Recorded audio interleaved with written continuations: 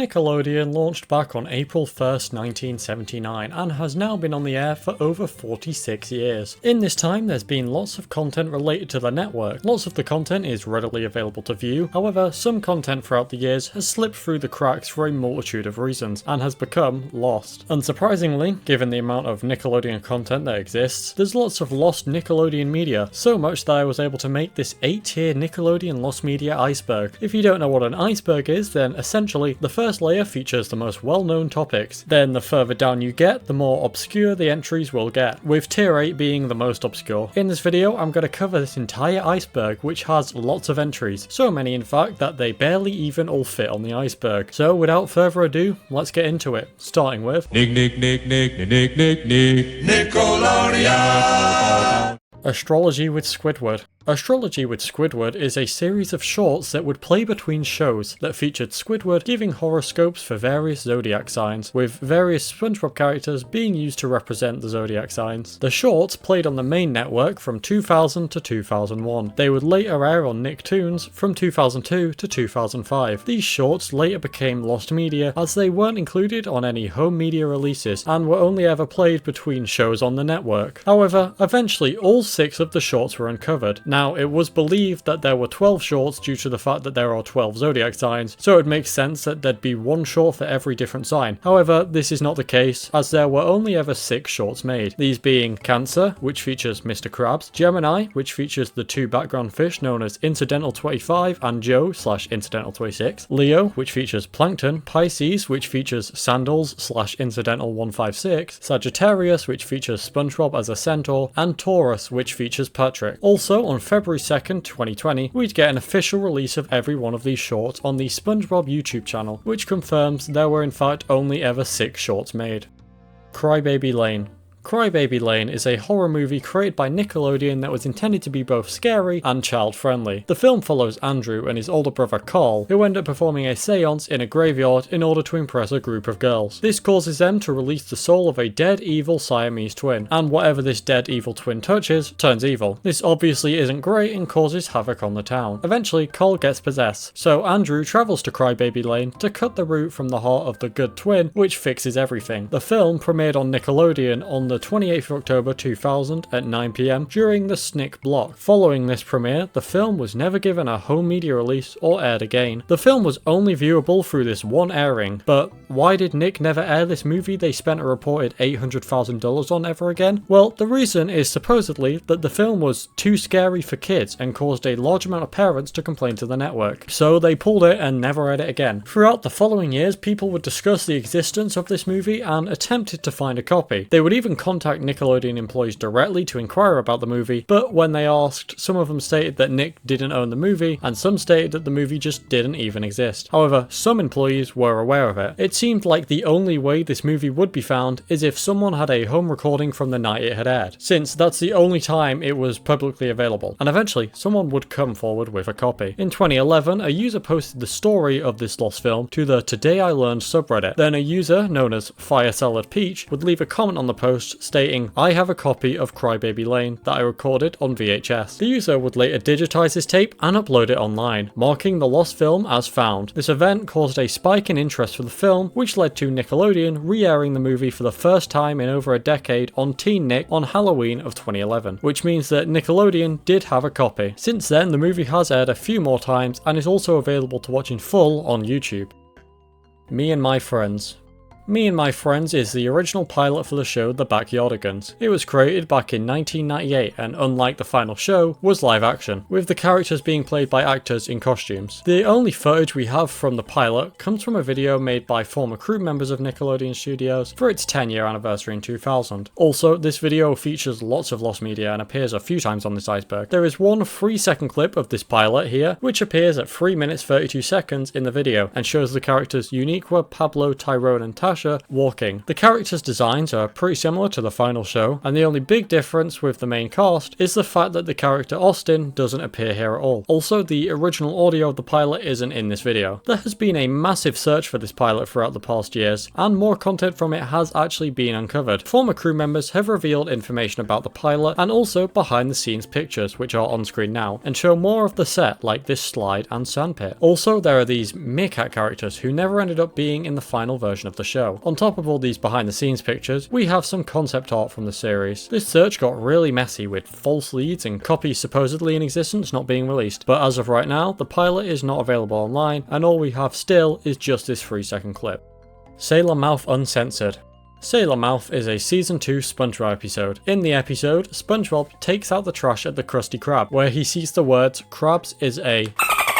The dolphin noises are implied to be swear words. SpongeBob doesn't know what the word is and asks Patrick what it means. Patrick then tells SpongeBob it's a sentence enhancer, which causes SpongeBob to start using the word, getting him into trouble. The swear words in the episode are obviously censored by dolphin noises in the final version. There was speculation as to whether or not the actors actually swore when recording the lines. However, at a 2016 Kineticon panel, Tom Kenny, the voice of SpongeBob, confirmed that they did actually swear. When we recorded that, that's the one where SpongeBob and Patrick learn a word that's written on the back of the wall, and then they just go around throwing it around. So we were supposed to be recording that, and swearing without really swearing is hard, because they would just say ad-lib almost swearing.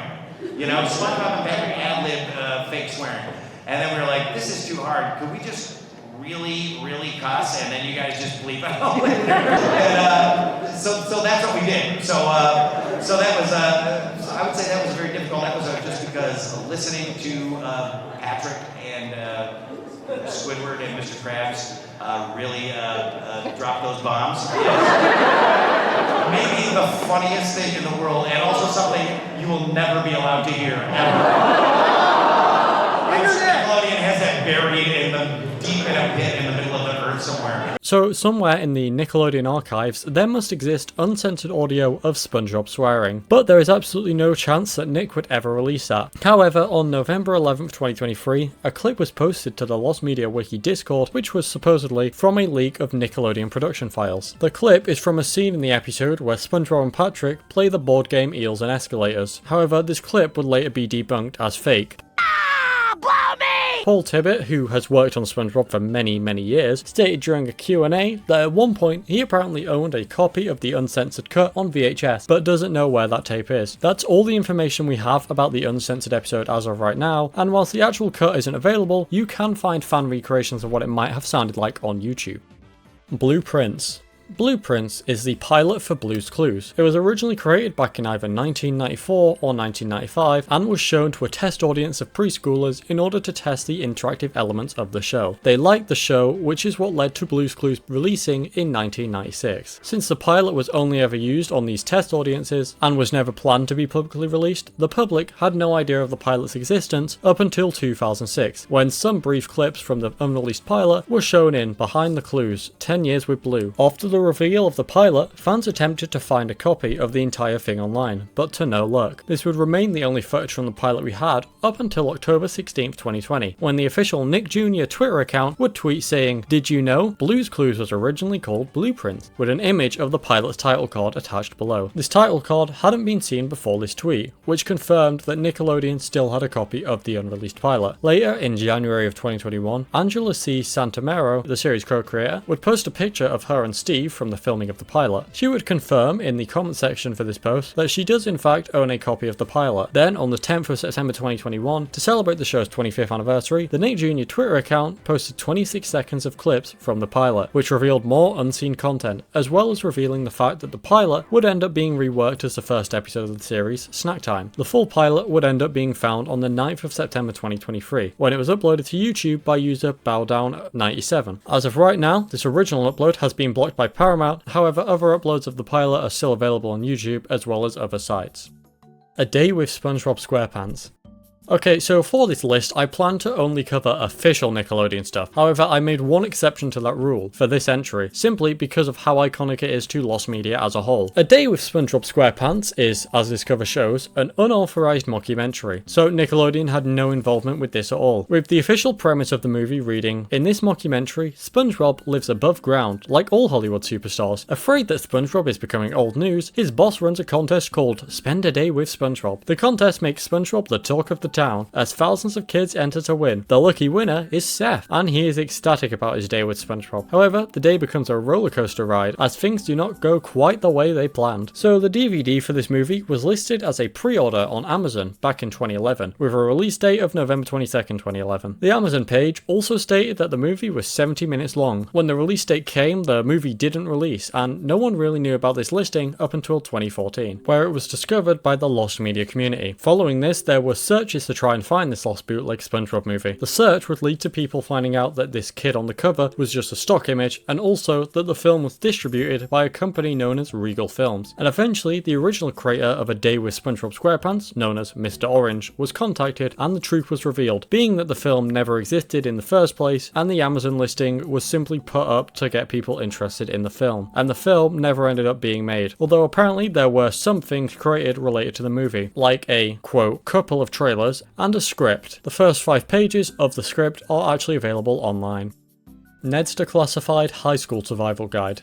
Ned's Declassified High School Survival Guide was a planned spin-off of the show Ned's Declassified School Survival Guide, which had ended back on June 8, 2007. A year after the original series had ended, Devin Werkheiser, who played the titular Ned in the series, signed on to a development contract to star in a spin-off of the series set in high school, given the unofficial title of Ned's Declassified High School Survival Guide. This show was never greenlit by Nickelodeon, and the only thing filmed was a pilot. This pilot is unreleased, and to this day, we don't have any clips, screenshots, or info on what it was about. All we know is that it exists and is lost. Gibby.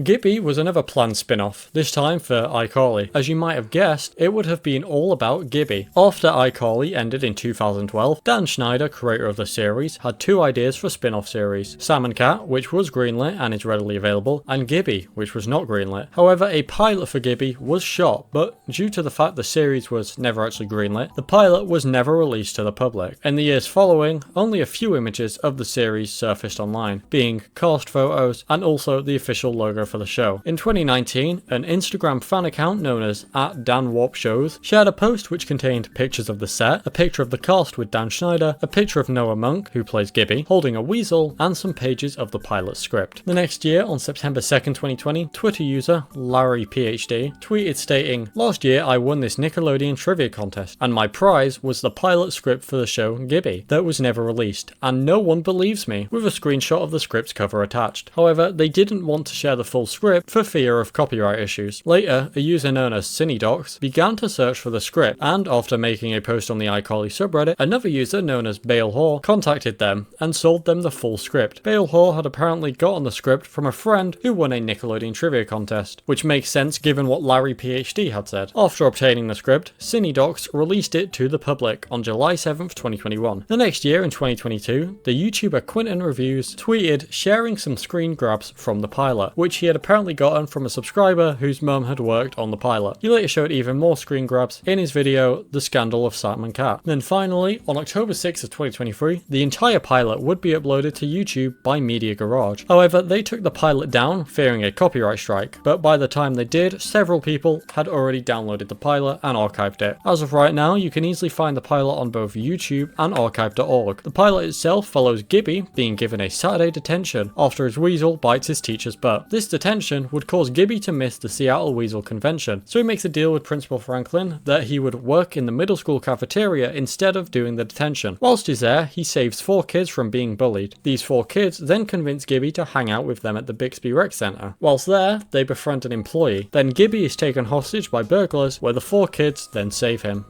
Lost Bumper / Screen Bugs.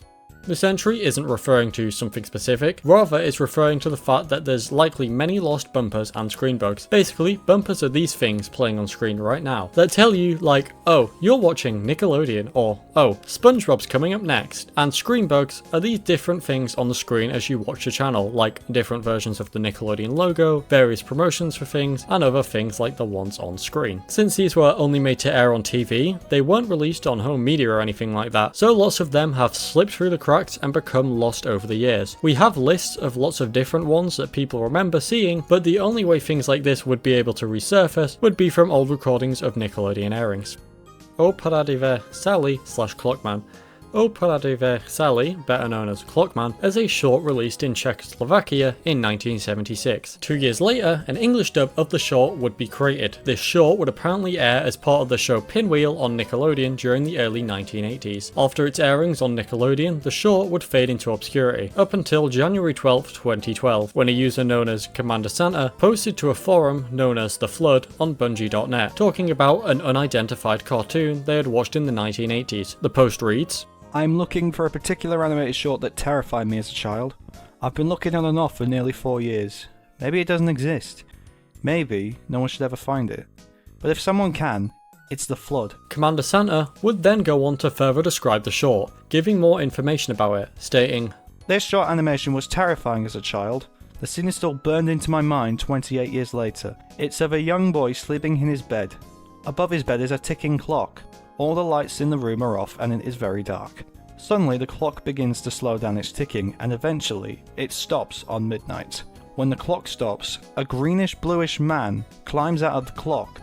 The boy wakes up just in time to see this man dressed in black grab him out of bed and kidnap him by carrying him through a window. The clockman takes the boy on some kind of terrifying adventure and brings him back to his bed before sunrise. This is also where the nickname for the short, Clockman, came from, as the actual name was unknown. Later, in 2016, a writer on Pinwheel called Michael Karp was contacted regarding the short. He then gave the contact information for Tippy Fortune, who was the executive producer of Pinwheel. After Tippy was contacted, she stated that most films featured on Pinwheel had been acquired from a company called Co Films. Later, on December 10, 2017, Lost Media Wiki user Nitrate Nerd was searching on WorldCat for the short. WorldCat is a worldwide library catalog.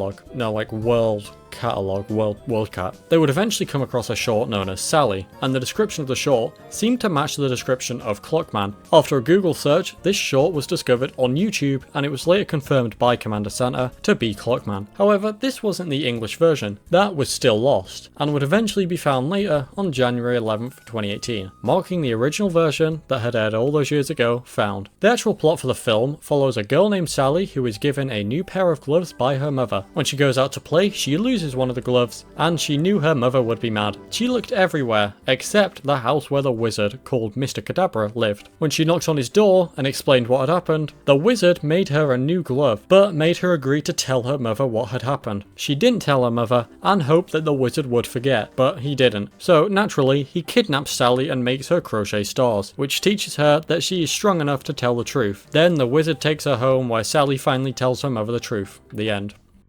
Pinwheel.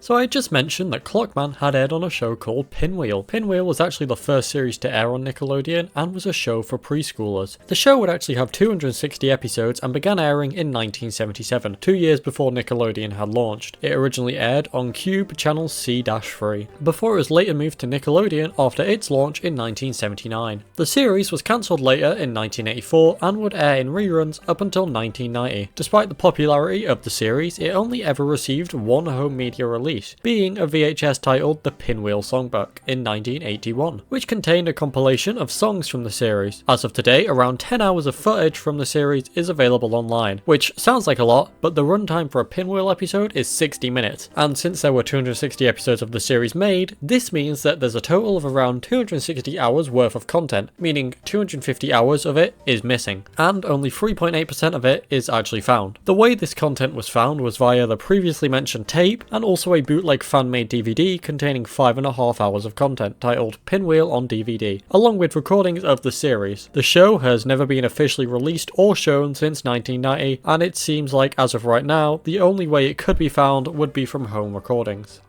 Just One Bite deleted scene. This is referring to a cutscene from the SpongeBob episode Just One Bite. In the scene, Squidward is trying to break into the Krusty Krab to eat Krabby Patties. When he steps in, he triggers the security system, which is a bucket of gasoline and a match, causing an explosion. Squidward then steps into the kitchen, where the same thing happens for a second time. Then finally, Squidward makes it to the patty vault. Now if you were to watch this episode today, you'll notice that this scene is missing. Instead, the current version shows Squidward looking through the glass doors, then shows a shot of the patty vault before we cut to the shot of Squidward walking up to it. There's also another edited version of the episode where the first explosion is retained, but the second one is cut. But the most common one today is the one that cuts both. So why did Nickelodeon cut the scene? The original theory was that it was cut due to the 9/11 attacks. However, this was debunked due to the fact that the episode had aired on October 5th, 2001, just under a month after the attacks, and in the original airing, the shot was still intact. The real reason would be later confirmed by Vincent Waller, who has been a crew member on SpongeBob for many years. Apparently, it was cut because Nickelodeon doesn't tolerate stunts involving igniting the gas. As of right now, this cut scene is available on YouTube in full. The scene is also still featured in Canadian, Bulgarian and Korean airings of the episode for whatever reason. It's also on the Video Now release of the episode and the Canadian Apple TV versions.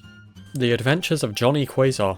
The Adventures of Johnny Quasar is a 40-second long demo that would end up becoming Jimmy Neutron. The short was created back in 1995 by John Davis and Keith Alcorn, and it was later shown at the 1995 SIGGRAPH conference, where it would go on to win 2 awards, being Best in Character Animation and Best in Show. A second demo of the same name was created later in 1997, which featured Johnny Quasar confronting aliens. This would then lead to the creation of a 13-minute pilot titled Runaway Rocket Boy, which is the first time Jimmy Neutron appeared under the name Jimmy Neutron. The name was apparently changed to avoid similarities to the characters Johnny Quest and Captain Quasar. Now, later, these shorts would become lost. 2 clips of the first short would be found, one being poor quality, only 3 seconds long, and not having the original audio. This clip was found on a VHS demo reel for the program Lightwave 3D. The second clip to be found was 8 seconds and did have audio. It was found via an archive from January 12, 1997 of the DNA Productions website. Along with this clip, several low quality images from the short were also available on DNA Productions website. Then finally, both the full shorts were uncovered on August 14th, 1997 by Johnny Quasar's voice actor Hilal Hourani. They were then uploaded to YouTube, where they can still be viewed today. Drake and Josh pilot. In 2002, a pilot was created for Drake and Josh. This pitch pilot shared the same plot as the actual first episode of the show, but with some slight differences, mainly the fact that Walter Nichols, the father, wasn't played by Jonathan Goldstein like he is in the final show. Instead here, he is portrayed by Stephen Furst. Since this pilot was never intended to be released to the public, it was very obscure, up until May 18th, 2009, when Dan Schneider posted a few short clips from the pilot. He would also tweet out a few images from the pilot. These posts would later be privatized. It was also discovered that a short clip of the pilot could be seen in a promo for the series. Later, on the 28th of November 2017, a Lost Media Wiki user known as AFX6010 found the video Dan Schneider had privatized and archived it. Then the video would be made public again on Dan's YouTube channel on April 16th, 2022. This video was then later privatized again. As of right now, the full pilot hasn't been released, and all we have is these short clips and the short clip from the promo. And that concludes layer 1 of the iceberg. This is going to take ages. On to layer 2, I guess.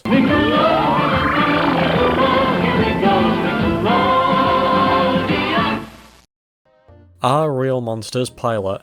Are Real Monsters is a Nickelodeon show that premiered in October of 1994. However, the year before the show would premiere, a pitch pilot was made, known just as Real Monsters. This pilot follows the same storyline as the actual first episode of the series, The Switching Hour. This pilot wasn't given an official release, and the only things available from it were 3 low-quality screenshots, and also a small clip that was included in a promo for the show. That was up until February 15th, 2025, when the full pilot was posted to the r/cartoon subreddit. However, this version of the pilot was cropped from 4:3 into 16:9, and also had a shitty AI upscale on it. But only 2 days later, the original pilot, in its original condition, would be uploaded onto the Internet Archive, marking it as found.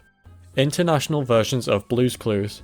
Blue's Clues was obviously a very popular show, and so like most shows, it has been dubbed into many different languages. However, interestingly, it wasn't only dubbed, as some countries actually received localized remakes of the show with entirely new hosts. In total, there are 5 different localized versions of Blue's Clues, being an Italian version, which went unreleased but was intended to air on a channel called Rai Uno in spring of 1999. There are no screenshots or videos or even any content related to this cancelled adaptation available. We don't even have a name, and it's unknown how far it got into production before being cancelled. Then there's another cancelled adaptation, this time being a Latin American Spanish adaptation, which would have been called Pistas de Azul. Interestingly, we know there was a pilot created for this version, as a 2-second clip of the pilot is viewable in the Best of NSF in Orlando, Florida video, which I mentioned earlier in the Me and My Friends segment. It's unknown when this pilot was created, and as of right now, this is the only content we have from the cancelled version. Then there's 3 versions that would actually be released. Firstly, there's a Korean version known as 수수께끼 블루, which would air on the channel KBS2. This show started on the 24th of July 2000 and would end on November 8th, 2001. In total, 35 episodes were created, but as of now, only 11 episodes have been fully found, with 5 being partially found. In this version, Steve is replaced by a host who is simply referred to as Uncle, and was played by a man named Hyun Sub Shim. Then there's a Portuguese adaptation called As Pistas da Blue, which was aired on the channel RTP2 in Portugal throughout the mid-2000s. This version sees Steve be replaced by a host known as Duarte, who was played by a man named Duarte Gomes. In total, there were 46 episodes made of this version, and most of them have actually been found. 40 of the episodes have been completely found, and 4 of them are partially found. Then the adaptation of the episode The Trying Game has a few images available, but is otherwise lost, and the only completely lost episode is the 2nd episode of the series. Then, most interestingly, there was a UK adaptation, which is still called Blue's Clues. This is interesting as the show was already in English. This version has Steve replaced with Kevin, played by Kevin Dwala. Interestingly, when Joe replaced Steve in the American version of Blue's Clues, the UK version has Kevin just change his shirt to match the one worn by Joe for some reason. This version of the series was aired on Nickelodeon, Nick Jr., then Channel 4 in the UK, and in total had 75 episodes with 6 seasons made from 1998 to 2003. The series aired in reruns up until 2014, then it fell into obscurity, becoming lost. In early 2021, 70 episodes from the series were archived by YouTube user Mr. Wimpy Kid 27. This left only 5 episodes missing until June 10th of 2022, when a Discord user known as the Tunes of Josh 61708 would share the missing episodes, which marked the entire series as found.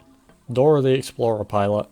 Dora the Explorer is a Nickelodeon show that ran from 2000 up until 2019, having a total of 177 episodes over its 19 years on air. Prior to the creation of the first season of the show, in the late 90s, there was a test pilot made for the series. The plot for this pilot appears to be the same as the episode Beaches. This pilot was never made publicly available and thus has become lost. On the 21st of August 2018, Lost Media Wiki Discord member Infinite Gates was able to uncover the last few minutes of the pilot from the Funline Animation website. Then on May 25th of 2023, more footage of the pilot was uncovered in a 10th anniversary video interview with the creators of the series. Later that same year, on June 28th, another interview containing more content from the pilot was found, this time being an NPR interview from 2008 with one of the creators of the show. There was actual audio from the pilot here, being an early version of the theme song, and also some opening lines. The kids were just so crazy about it. Splash! Sploosh! I'm pretending to swim.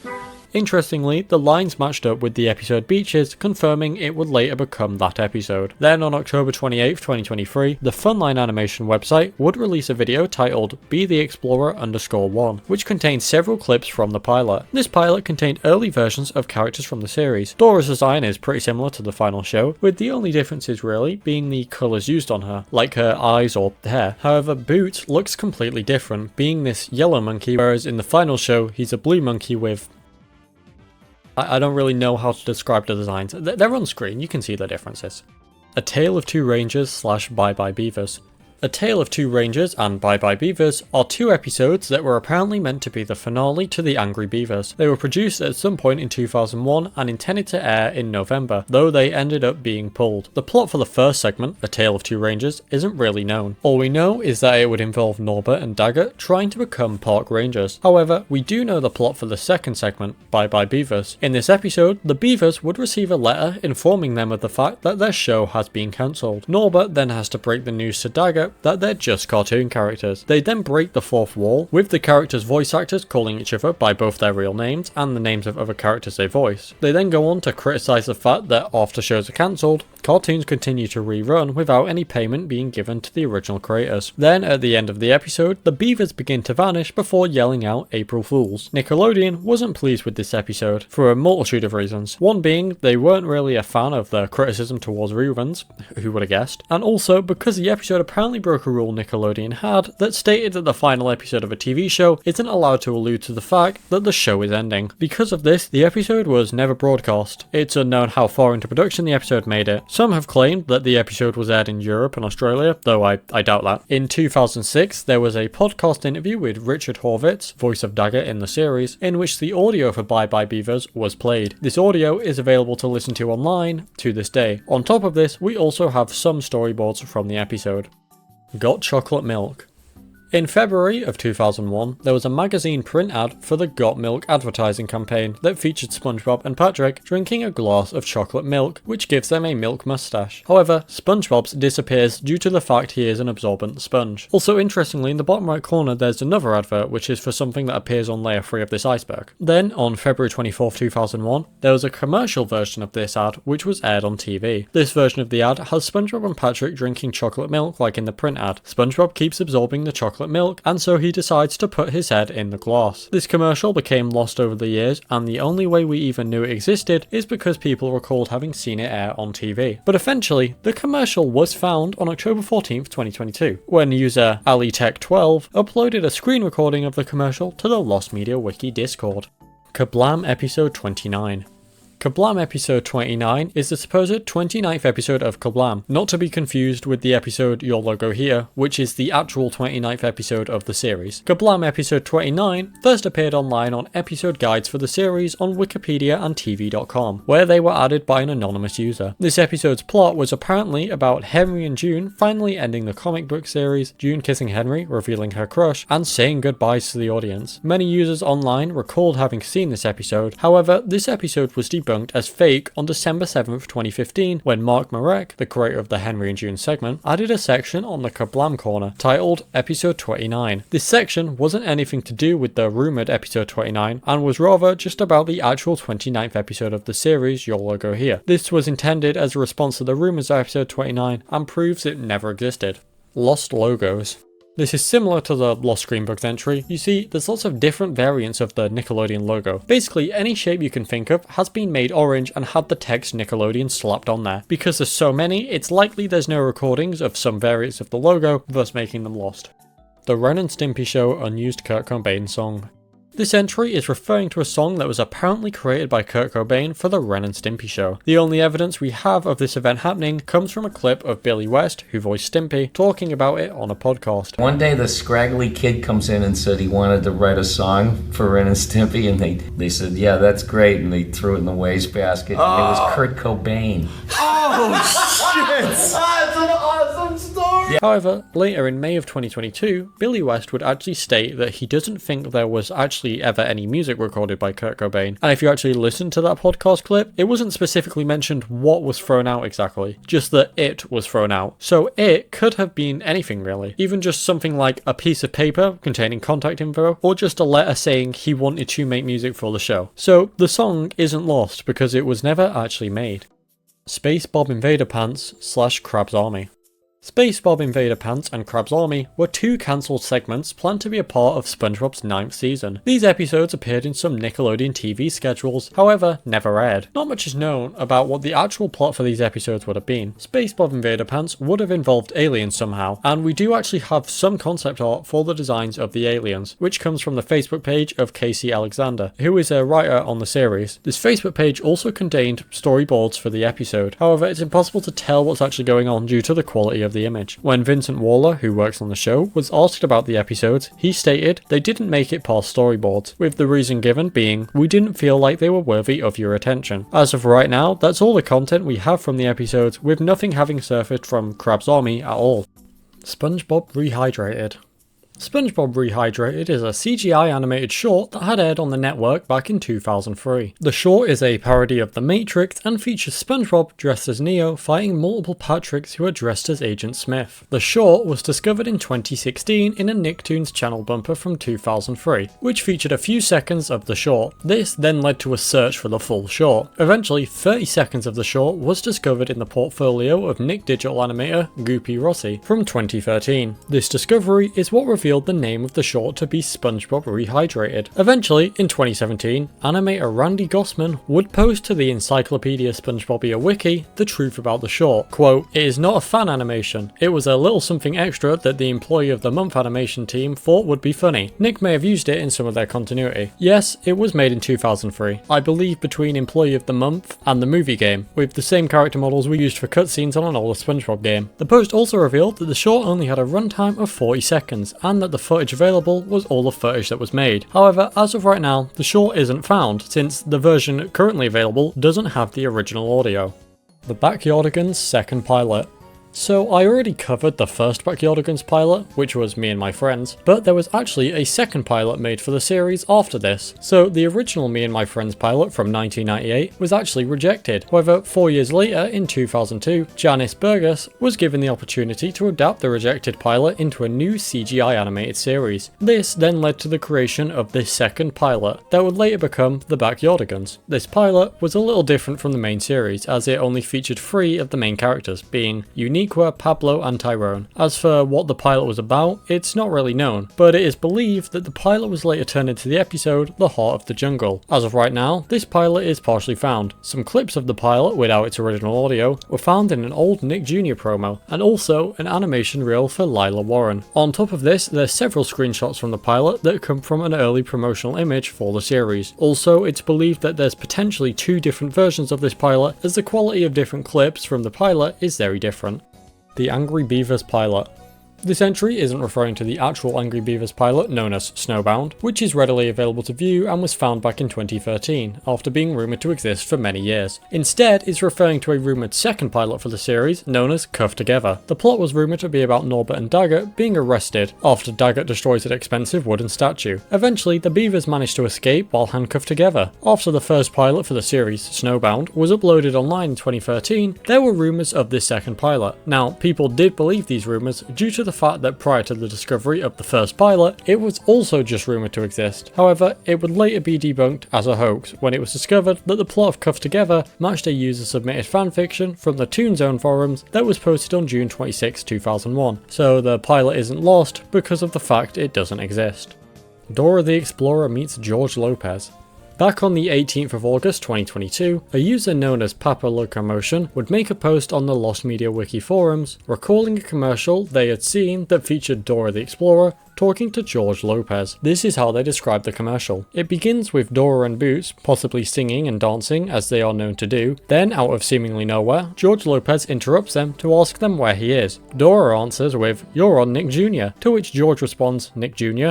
I'm supposed to be on Nick at Night." Afterwards, the duo helps Lopez find his way, to reveal that the whole thing was just a promo for his self-titled ABC sitcom that Nick at Night was airing in reruns at the time. At the time of this post, there was no videos or photos of this commercial online, and the only way we knew this commercial existed is because people recalled having seen it air. Following this post, there would be a search to try and find the commercial. The original poster had claimed to have looked through hundreds of commercial compilations, but was unable to locate the missing commercial. Eventually, the full commercial would be found on March 20th, 2023, when Twitter user Marbs was watching an old recording of the Backyardigans special Super Spy, and a commercial break came on. This commercial break featured the missing commercial, which was then archived online, marking it as found. Double Dare Lost Episodes. Double Dare was a Nickelodeon game show in which 2 teams had to compete to win various prizes by doing challenges and answering questions. It originally ran from 1986 up until 1993. It was briefly brought back in 2000. then again from 2018 to 2019. In total, there were 482 episodes of the show made. Of these 482 episodes, 463 are available, leaving 19 episodes lost. On top of these missing episodes, there is one that was filmed but would never make it to air. The episode featured a child who had brittle bones disease, but had made it on the show by lying on the application. During the filming of the episode, the kid broke his arm whilst doing the obstacle course. Mark Summers, who hosted the series, stated that the kid's bone went right through his skin and that he, being Mark, almost threw up and had to leave the set immediately. This episode was obviously never aired, though some claim to have seen it air on Nickelodeon. But like, no, you did not watch a kid break his arm with the bone piercing his skin on fucking Nickelodeon. That didn't air. This incident then led to the obstacle course being changed. Then there was another incident in which a kid slipped on a ladder and fell down the sewer chute. Mark thought the kid died, and after the show, the kid's father, who it turns out was an attorney, forced the staff to give his kid the prize, which was a big TV. Threatening to sue otherwise. They obliged and gave the kid the TV. After this incident, every application was checked in order to make sure the kid's parents weren't attorneys. As of right now, these episodes, along with the 19 others, are still lost. And that concludes the second layer of the iceberg. Only 6 more to go that do contain a lot more entries than these layers do, so let's get into layer 3. Nickelodeon. Our Real Monsters movie. The Our Real Monsters movie was a movie based off of the show Our Real Monsters, who would have guessed? The show had ended back in 1997, and it was rumoured that the year after, there was a movie in the works for the series that was cancelled for being too dark. It was later discovered that the earliest mention of this movie online came from a user posting on the Toon Zone forums, stating that they had read about this supposed Our Real Monsters movie on the site movietome.com, which is now defunct. Another bit of information on the film was found in a deleted section of the Our Real Monsters Wikipedia page that stated the film was cancelled because Viacom bought Paramount. The film wasn't dark, nor were we planning on making it in the first place. However, there was no source for this information, and anyone can edit a Wikipedia page, so it's likely fake. Another mention of the film was in a book from 2010 titled Cancelled Films Film Guide. However, it's likely that the information in this book was simply taken from the Wikipedia page that we already know is fake. When Klasky Chupo was contacted about the film in 2016, they stated that the film had never formally entered production. But then in 2023, El Supersonic Q, who I'm assuming you already know if you're watching this, but just in case is a Lost Media YouTuber, was contacted and received information that supposedly confirmed the existence of the film's screenplay. It was claimed that there were 4 scripts from a Nickelodeon and 20th Century Fox deal that were being privately traded around, with one of these scripts supposedly being for this Our Real Monsters movie, with the name for the movie being Our Real Monsters in the Big Scare. As of right now, no one has managed to get hold of this script to release it. All That lost episodes. All That was a sketch comedy series that had run from 1994 up until 2005. In its original run, it had 176 episodes created. Due to its popularity, it would later be brought back for a revival in 2019 that lasted until 2020 and had 35 episodes. Despite the show's popularity, the original run was never given an official release by Nickelodeon on DVD/VHS or on any digital storefronts. Some episodes are currently available on Paramount+, but not all of them. On top of this, when episodes were broadcast past 2011, they were edited from their original forms due to copyright issues. In particular, the music that was featured at the ends of episodes. The original show has also not been aired on the main network since November 4th of 2012, with the last time it aired anywhere being January 30th, 2020 on Teen Nick. However, many episodes were never even aired in the first place on Teen Nick. As of right now, the entire first season of the series has been found. 6 of the 21 season 2 episodes are partially found, with the rest being completely found. All of season 3 is found, and all of season 4 is found except for one episode being KC and JoJo, which is only partially found. Then all of season 5 has been found except the episode The Best of Josh Server, which has been completely lost, but would have been a collection of various skits that featured Josh Server. Then out of season 6's 19 episodes, 3 are completely lost and 1 is partially lost. All of season 7 is found. Season 8 has 1 lost episode and 1 partially lost episode. Season 9 has 4 missing out of 16, and Season 10 has 12 episodes, with 3 being lost and 1 being partially lost. Interestingly, out of these 12 episodes, 2 went unaired. 1 featuring Bow Wow, which has since been found, and 1 featuring Brie Larson, which is still lost as of right now. Then out of the series' 6 specials, only 1 is lost, being the Harry Bladder special from November 16th, 2002.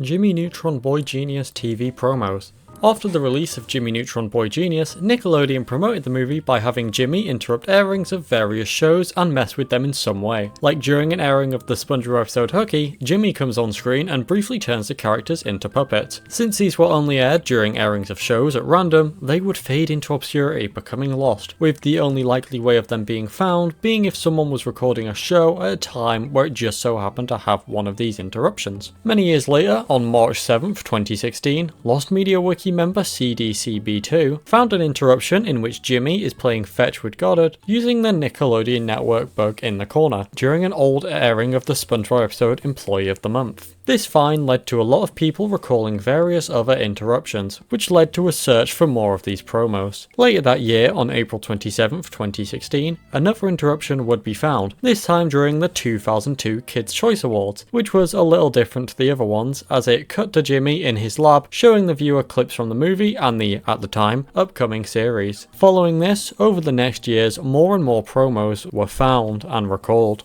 As of right now, there is 26 supposedly in existence, however 6 of these aren't confirmed to exist. Of the 20 we know exist, 4 are completely lost and 1 is partially lost, leaving 15 of the promos found.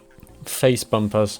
Face was the mascot for Nick Jr. between the years of 1994 to 2004. He would appear in between shows to do things like sing songs, tell jokes, and say what TV show was coming on next. Occasionally, Face would even interact with various Nick Jr. characters. Face was actually redesigned in 2003, just a year before he was replaced by Piper Possum as the Nick Jr. mascot. Since face bumpers were aired between shows for a decade, there were, unsurprisingly, a lot made. But also, since they were only aired in between shows, lots of them have become lost. Over the years, many face bumps have actually been found. Like, a lot. However, there is still some missing to this day that hopefully will turn up on someone's old VHS at some point.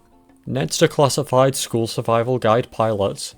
So, Ned's Declassified School Survival Guide premiered on Nickelodeon on September 12, 2004. However, prior to this final version of the series, it had 2 episodes created that were a little different to the final show. These episodes had Cookie replaced with a character named Buggy, who was played by Stephen Markarian. They made 2 episodes of the show that featured Buggy being the pilot and an episode titled Ned's Locker. The plots for these episodes are unknown, however, it's likely they were reworked into the series' first 2 episodes, First Day and Lockers, given the similarities between the names. Interestingly, the pilot was actually aired on Nickelodeon back on September 7th, 2003, though no recording of it has resurfaced since. Then the episode Ned's Locker was never aired. It was discovered that brief clips of the pilot could be seen in a compilation of Nickelodeon commercials posted on December 31st of 2020. The commercial break itself was recorded during December of 2003, and the clips can be seen in a commercial that was advertising new things coming to the network in 2004 for only around a second. It was also discovered that in the series finale, Guide to Field Trips, Permission Slips, Signs and Weasels, there was a montage of Ned and Mose's romantic moments, which actually contained 4 seconds worth of clips from the unaired episode Ned's Locker. As of right now, this is all the content we have from the episodes. Devin Werkheiser was actually asked about the pilot on Reddit, and sadly he stated that he doesn't have a copy. Rocket Beach. Rocket Beach is a pilot for the show Rocket Power. The pilot was created back in 1998. This pilot is slightly different to the final version of the show. Firstly, the name is Rocket Beach and not Rocket Power. The pilot also takes place in an area called Ocean Park, which in the final version was renamed to Ocean Shores. On top of this, the designs of the characters differ slightly from the show. This pilot was never publicly released and has since become lost, though some content from it has resurfaced in the years following its creation. On December 30th, 2009, a 24-second clip of the pilot was discovered on an older version of the Nickelodeon website from the late 1990s. The clip is pretty dogshit quality and only contains around 12 seconds of actual footage of the pilot. A few years later, on May 25th, 2016, Lost Media Wiki user Joey discovered a never before seen image of Twister from the pilot. Then on September 3rd of the same year, they would go on to also find a background used in the pilot. It would also be discovered that the full pilot is viewable in the Parley Center for Media in either New York City or Los Angeles. Following this piece of information, a camera recording of the pilot would be uploaded online by YouTube user Xander Perez on December 7th of 2022. This recording showed that the total length of the pilot was 4 minutes 35 seconds and also marked it as found, although the original version in its original quality has still not resurfaced. SpongeBob PSP commercial. On November 18th of 2009, a YouTube video was uploaded by a channel named Jantista999. The video itself was a commercial for the Think Happy Day marathon of SpongeBob episodes, which was a 24-hour marathon commissioned by Nickelodeon in North Europe in order to celebrate the series' 10th anniversary. The marathon spanned multiple Viacom-owned channels, one of which being Comedy Central Germany, which aired a marathon called Captain Secrets, where every episode aired was related to a rumour surrounding SpongeBob or other characters from the series. This video contained a commercial for this marathon which had aired on Comedy Central to promote the upcoming event. Also interestingly, one of the rumours was, is SpongeBob gay? And for this they included an image of SpongeBob and Patrick kissing, which was actually stolen fan art. This commercial isn't actually what we're going to be focusing on, however, as the commercial we're looking at appears briefly at the end of this video. It was probably intended to be cut from the video, but the commercial was poorly trimmed and the uploader left this in. What we can see appears to be SpongeBob playing Little Big Planet for the PSP. After this was discovered, a search began for the full commercial. It was likely that Jantista999 would have the full commercial, but they had been inactive since August 2010 and weren't able to be contacted. A user who had recalled seeing the commercial commented on the video stating, "I watched Comedy Central Germany on that very day, and from what I remember, the PSP commercial was just a short bumper with SpongeBob telling us, 'The Think Happy Day is brought to you by Little Big Planet.'" They were then asked in the replies if they remembered how long it was, to which they said it was around 5 seconds long.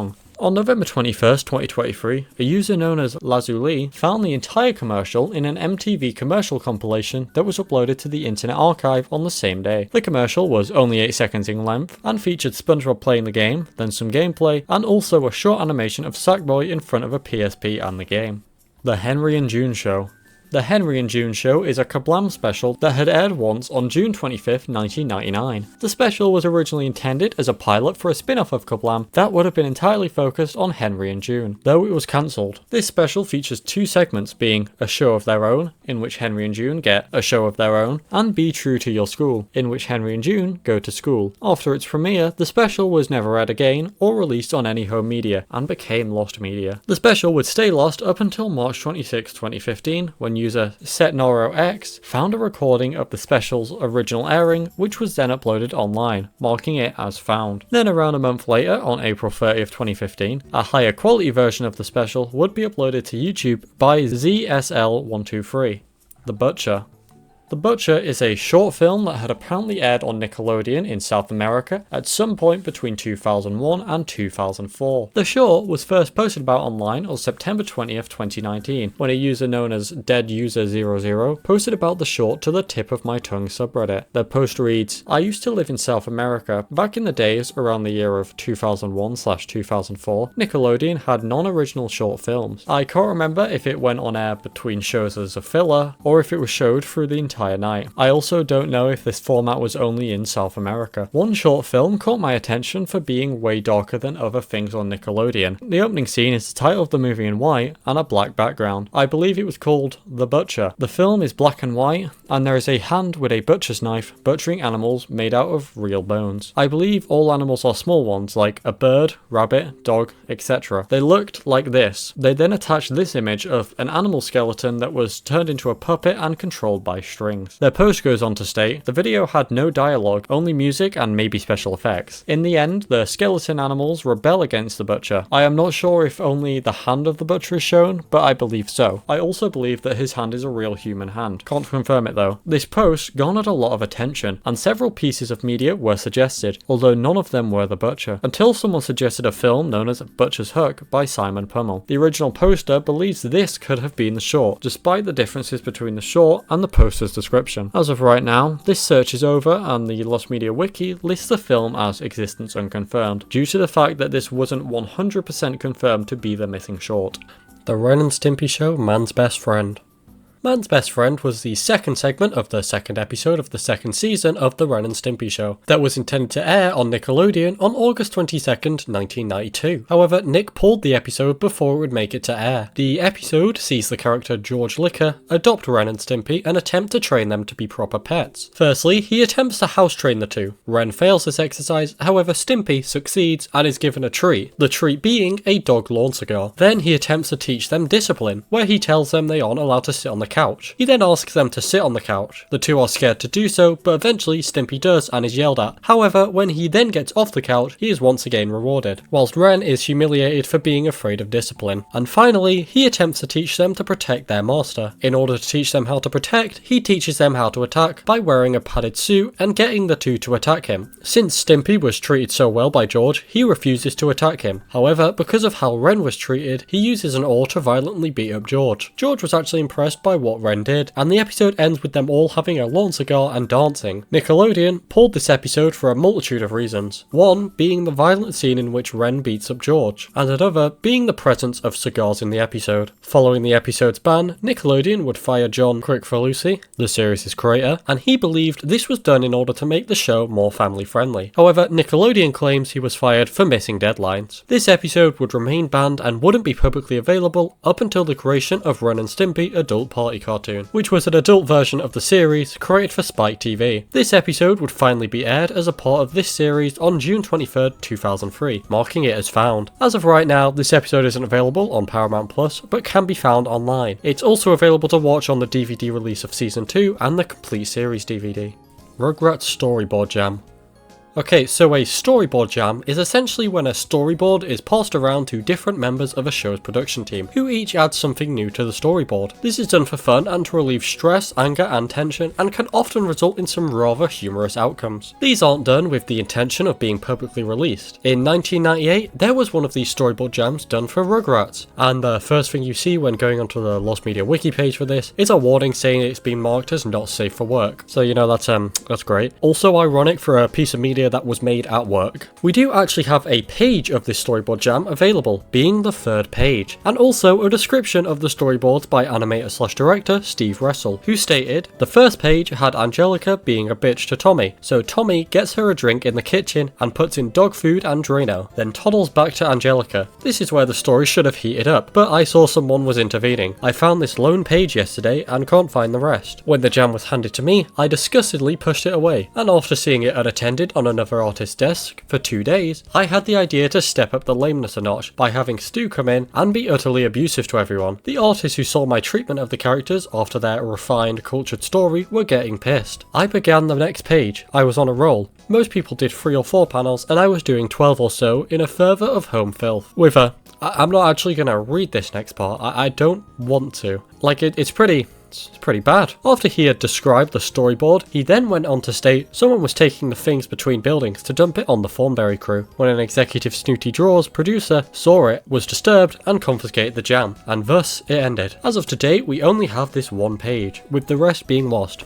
I'd prefer this to stay lost, honestly. Shanghaied alternate endings. Okay, so this is one that I had mentioned earlier in the Got Chocolate Milk segment. It's referring to alternate endings of the SpongeBob episode, Shanghaied. If you watch this episode today, it ends with the Flying Dutchman giving SpongeBob and Patrick 3 wishes. After Patrick wishes he knew this earlier and SpongeBob wishes Squidward was there, the final wish is given to SpongeBob, who wishes that the Flying Dutchman was a vegetarian so he wouldn't eat them. However, he turns them into fruits so he would be able to eat them, but they manage to escape. Although, if you watched the episode when it had originally aired, it went a little different. You see, it was initially promoted as You Wish, which would have been an event in which viewers could vote on who they wanted to receive this final wish, SpongeBob, Patrick or Squidward. The event was hosted by Patchy the Pirate, and he would announce that SpongeBob won the vote, and that ending was the one included in all future airings of the episode. This meant that the alternate endings went unaired. However, the Squidward and Patrick endings were included as a bonus feature on the Sea Stories DVD in 2002. But although all of the animated segments were found, the Patchy segments announcing Patrick and Squidward as the winners were still missing, as they weren't ever released anywhere by Nickelodeon. On September 18th, 2016, both the Lost Patchy segments were uploaded to YouTube by user DarkLucario3000. However, they were in Spanish. The videos have English subtitles, however the original English versions are still lost. These were found when all 3 segments were randomly aired on the Mexican TV channel Canal 5. Years later, on January 26, 2023, Twitter user LamelPizzo posted a recording of the English audio of the Squidward segment via the secondary audio track from another later airing of the episode on the same channel. Then finally, the Patrick Patchy segment was found on November 8th, 2023, when an anonymous Discord user who had access to SpongeBob production tapes posted a camera recording of the segment, which was then posted online by YouTuber Nautical Nonsense. Then finally, on August 30th, 2024, YouTuber Nautical Boys posted the original missing segments in their original quality in English, marking them as found. SpongeBob SquarePants Behind Closed Doors. SpongeBob SquarePants Behind Closed Doors, officially known as Behind Closed Doors, Horrible, Filthy, Vile, Disgusting, Inappropriate, Off-Model Drawings by the crew of a popular cartoon show, is a book containing, well, horrible, filthy, vile, disgusting, inappropriate, off-model drawings of various SpongeBob characters, which was created by Nickelodeon storyboard artists in the early 2000s. In 2012, this book would be publicly mentioned for the first time by storyboard artist Ken Osborne during an interview with Hogan's Alley, in which he stated, "At the end of the season, all the storyboard artists would do these hilarious, crude drawings of SpongeBob on post-it notes, just to make everyone else laugh, and these drawings would go on the back of the door, because if the door was open, no one would see them. Sam Henderson took all of these post-its and made them into a book and gave a copy to everybody. The name of the book was Behind Closed Doors." Okay, whilst editing this, I just realised how like sick of a name that is, because when something happens behind closed doors, it's like happening in secret, and this was. But also, the drawings were on the back of the doors, so you couldn't see them when they were open. So then you can only see them behind closed doors. So it's like, that's a sick name. He didn't want to put everyone's names in case it fell into the wrong hands, so he made anagrams of everyone's name and put them on the back of the book. They were hilarious. The anagram for me was Tech Bonuson. To this day, when I see Tom Kenny, he lights up and says Tech. Now, this book was shockingly not publicly released. However, in July of 2023, El Supersonic Q was contacted by an anonymous ex-Nickelodeon employee who sent him some pages of the book. That can be found online now. I'm not showing it, and you could probably guess what's like in these pictures, so yeah, let's move on. And that concludes the third layer of the iceberg. You're probably enjoying this, so consider subscribing. Anyway, time for layer 4.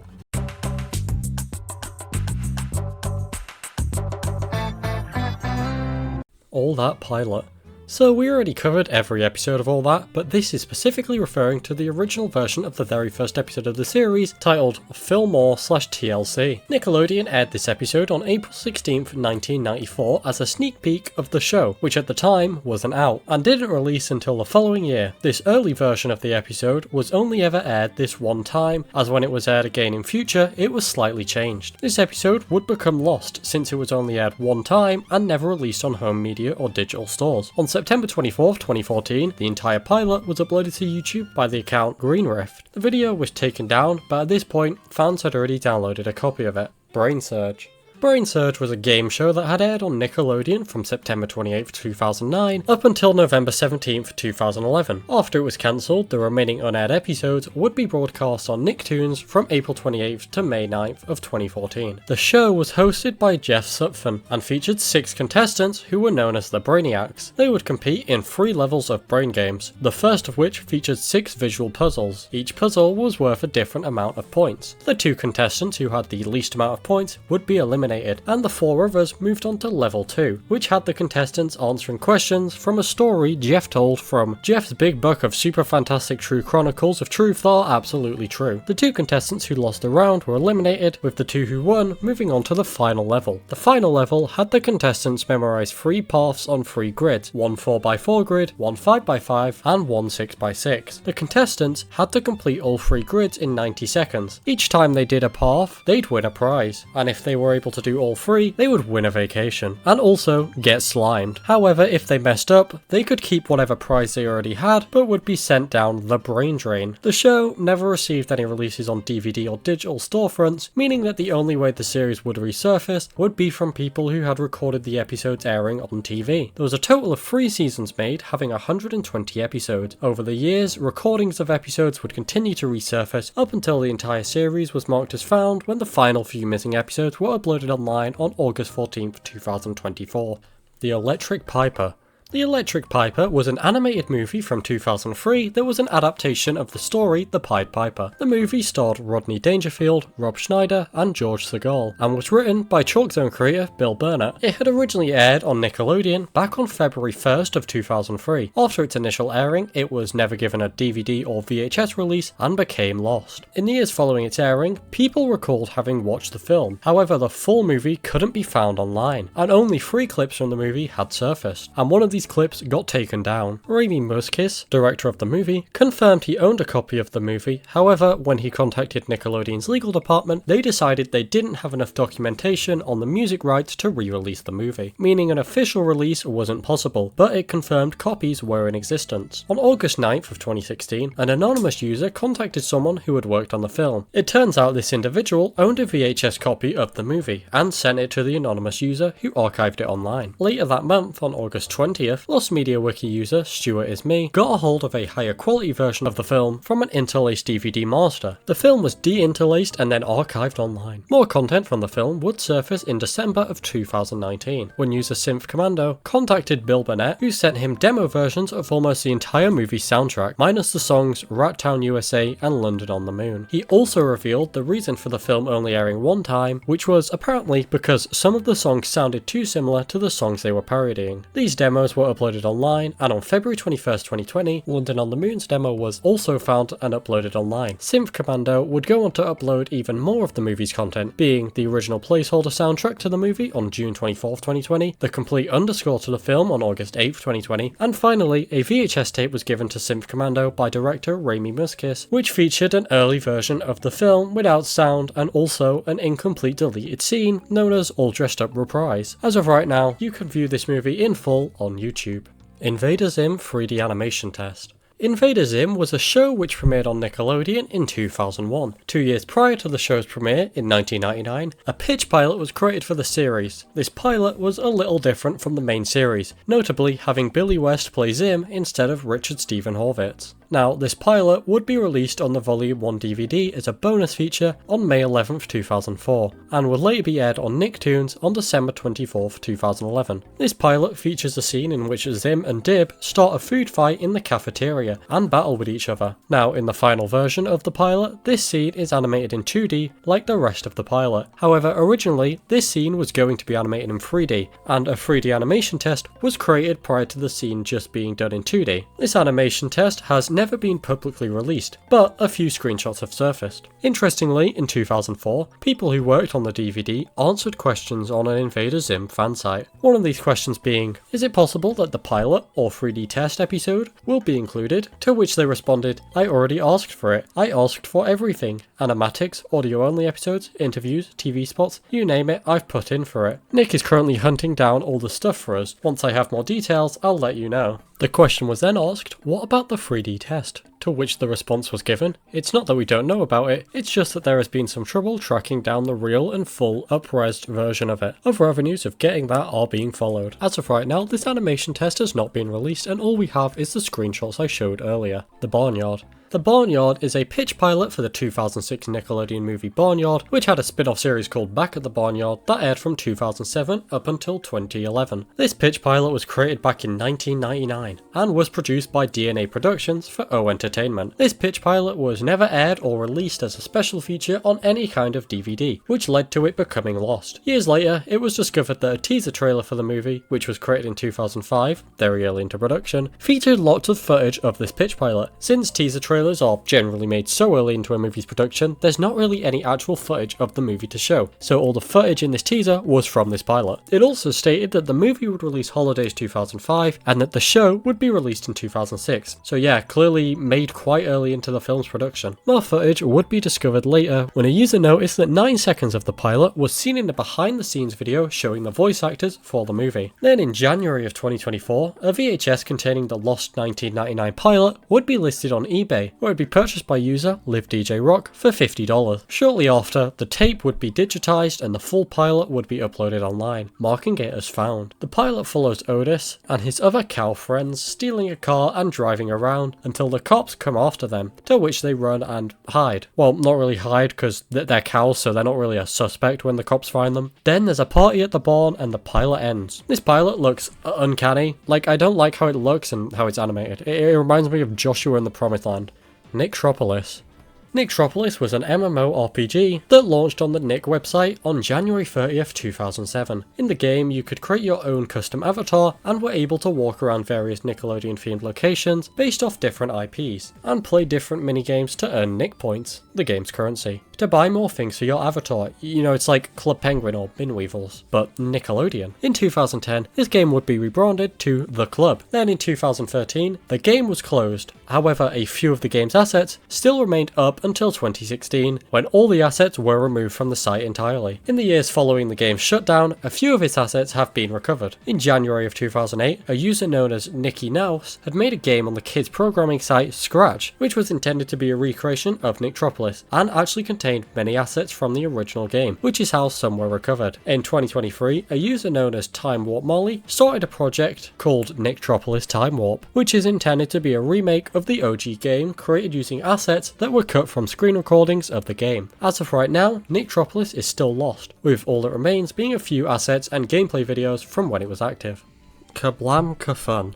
KaFun is the 11th episode of the 3rd season of KaBlam. In the episode, Henry and June find out about a Japanese knockoff of their show known as KaFun, which featured two characters known as Henmi and Jun. This episode had premiered back on March 12th of 1999 and had last aired in 2001. Now, this episode featured two noteworthy segments, being Untalkative Bunny and Pizza Rocket. These are noteworthy because Nickelodeon only owns the airing rights of the segments for reruns of KaBlam, meaning they don't own the rights to release it onto DVD or Paramount Plus. If you check Paramount Plus, the episode is missing. Nickelodeon would only be able to air the episode in KaBlam reruns, and the episode was last aired in 2001 and since then fell into obscurity, becoming lost. People attempted to find the episode, but to no luck, until December of 2015 when Mark Marek uploaded the episode to the KaBlam corner, marking it as found. Legends of the Hidden Temple Pit of Despair Incident. Legends of the Hidden Temple is a Nickelodeon game show that ran from 1993 up until 1995 and would be aired in reruns for many years following its cancellation. Luckily, no actual episodes of this series are lost, however, one would never make it to air. The host of the series, Kirk Fogg, spoke about the unaired episode on The Garage Show with Jeff Sutphen, where he stated there was a female contestant in the temple. The episode, season and team weren't specified. She had been having a meltdown in, ironically, the Pit of Despair. The cameras were still rolling, however she eventually vomited everywhere and they had to stop to re-record after everything was cleaned up. So this episode would obviously never make it to air. It's also unlikely, like really incredibly unbelievably unlikely, that Nickelodeon will ever release this footage. It's also unknown if the footage even still exists somewhere in the Nickelodeon archives or if it was destroyed. This is all the information we have regarding this event, and it's unknown what had actually caused this to happen.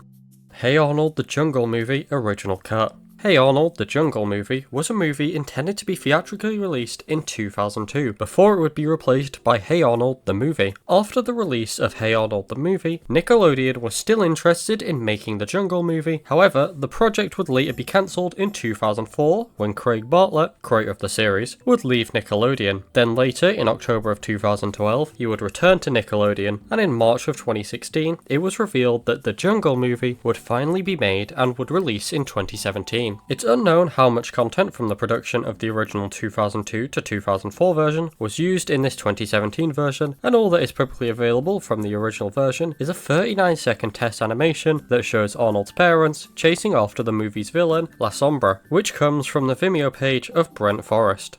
Mr. Meaty in Parker's Sight.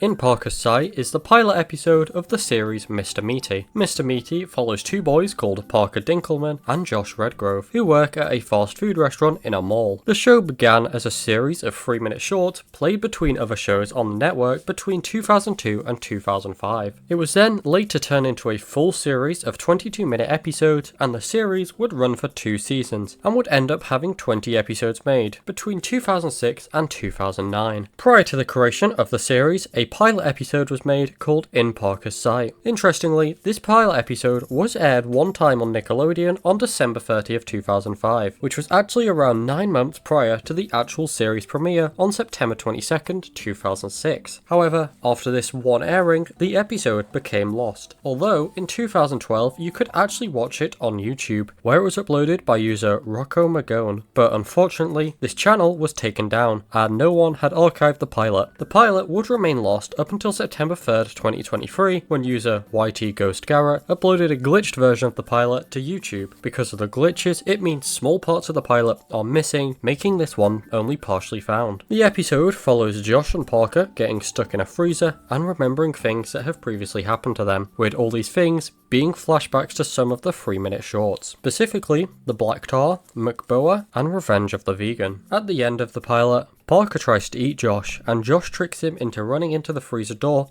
which opens it, freeing them. Nicktoon World News.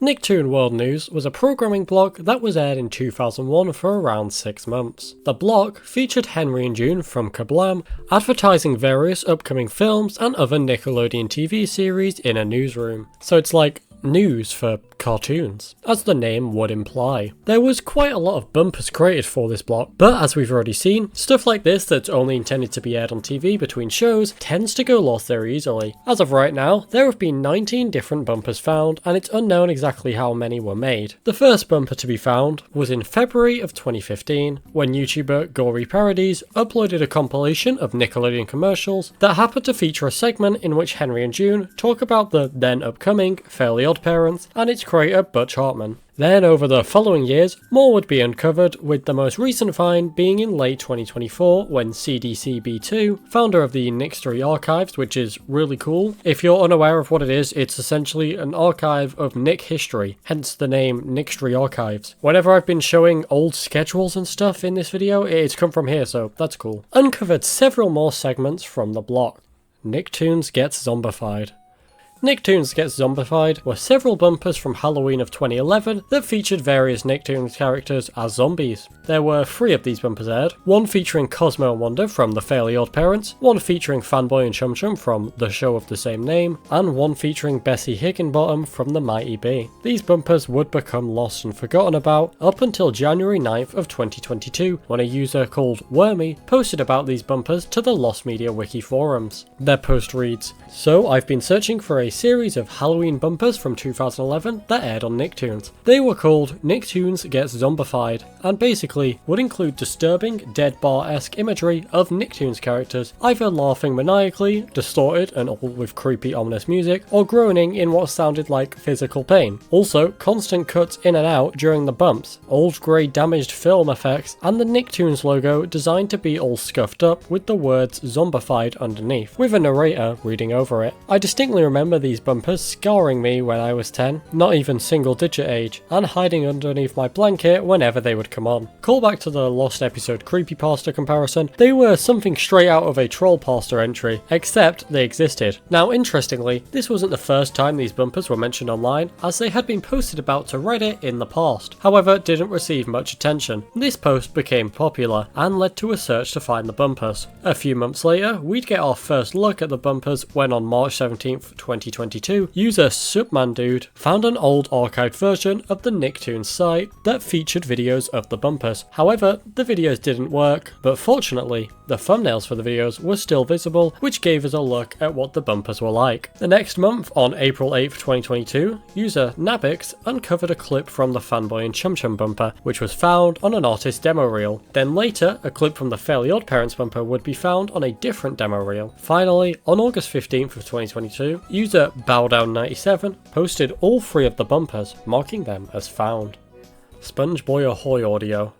So this is a fact that most people already likely know, but originally SpongeBob was going to be called SpongeBoy, with the show being called SpongeBoy Ahoy. But when the Nickelodeon legal department discovered the name SpongeBoy may have been copyrighted, it was changed to SpongeBob. This change had happened during the production of the 1997 pilot episode, and in an interview with Tom Kenny from The People Speak Radio on December 5th, 2006, he stated, "He was originally called SpongeBoy, was the name of the cartoon and the name of the character, and then after we had recorded the 7-minute pilot with SpongeBoy and everybody calling him SpongeBoy and him referring to himself as SpongeBoy, the legal department found out that there was some kind of a product, like a mop or something, called the SpongeBoy mop, and they had to change it, so SpongeBob was kind of Steve's kind of last-minute fix, and then he gave him the last name SquarePants, which he had no last name when he was SpongeBoy, and it actually turns out to be a much better title, I think. think. This means there was a version of the episode recorded where SpongeBob is called Sponge Boy, and this version is lost, with this clip being the only evidence that it even existed. Who knows if Nickelodeon still has this audio or not. Oh Yeah Cartoons, the Fairly OddParents episodes, lost Tara Strong dub. So, backstory here, the Fairly OddParents began as segments of the cartoon variety show Oh Yeah Cartoons, back in 1999. These segments would last for 7 minutes and in total 10 were made. These were popular, which led to the creation of the full series, which premiered in 2001. Now originally, in the Oh Yeah Cartoons versions of the episodes, Timmy Turner was voiced by Mary Kay Bergman, but she would tragically take her own life on November 11th, 1999, which led to Nickelodeon replacing her with Tara Strong in the final series.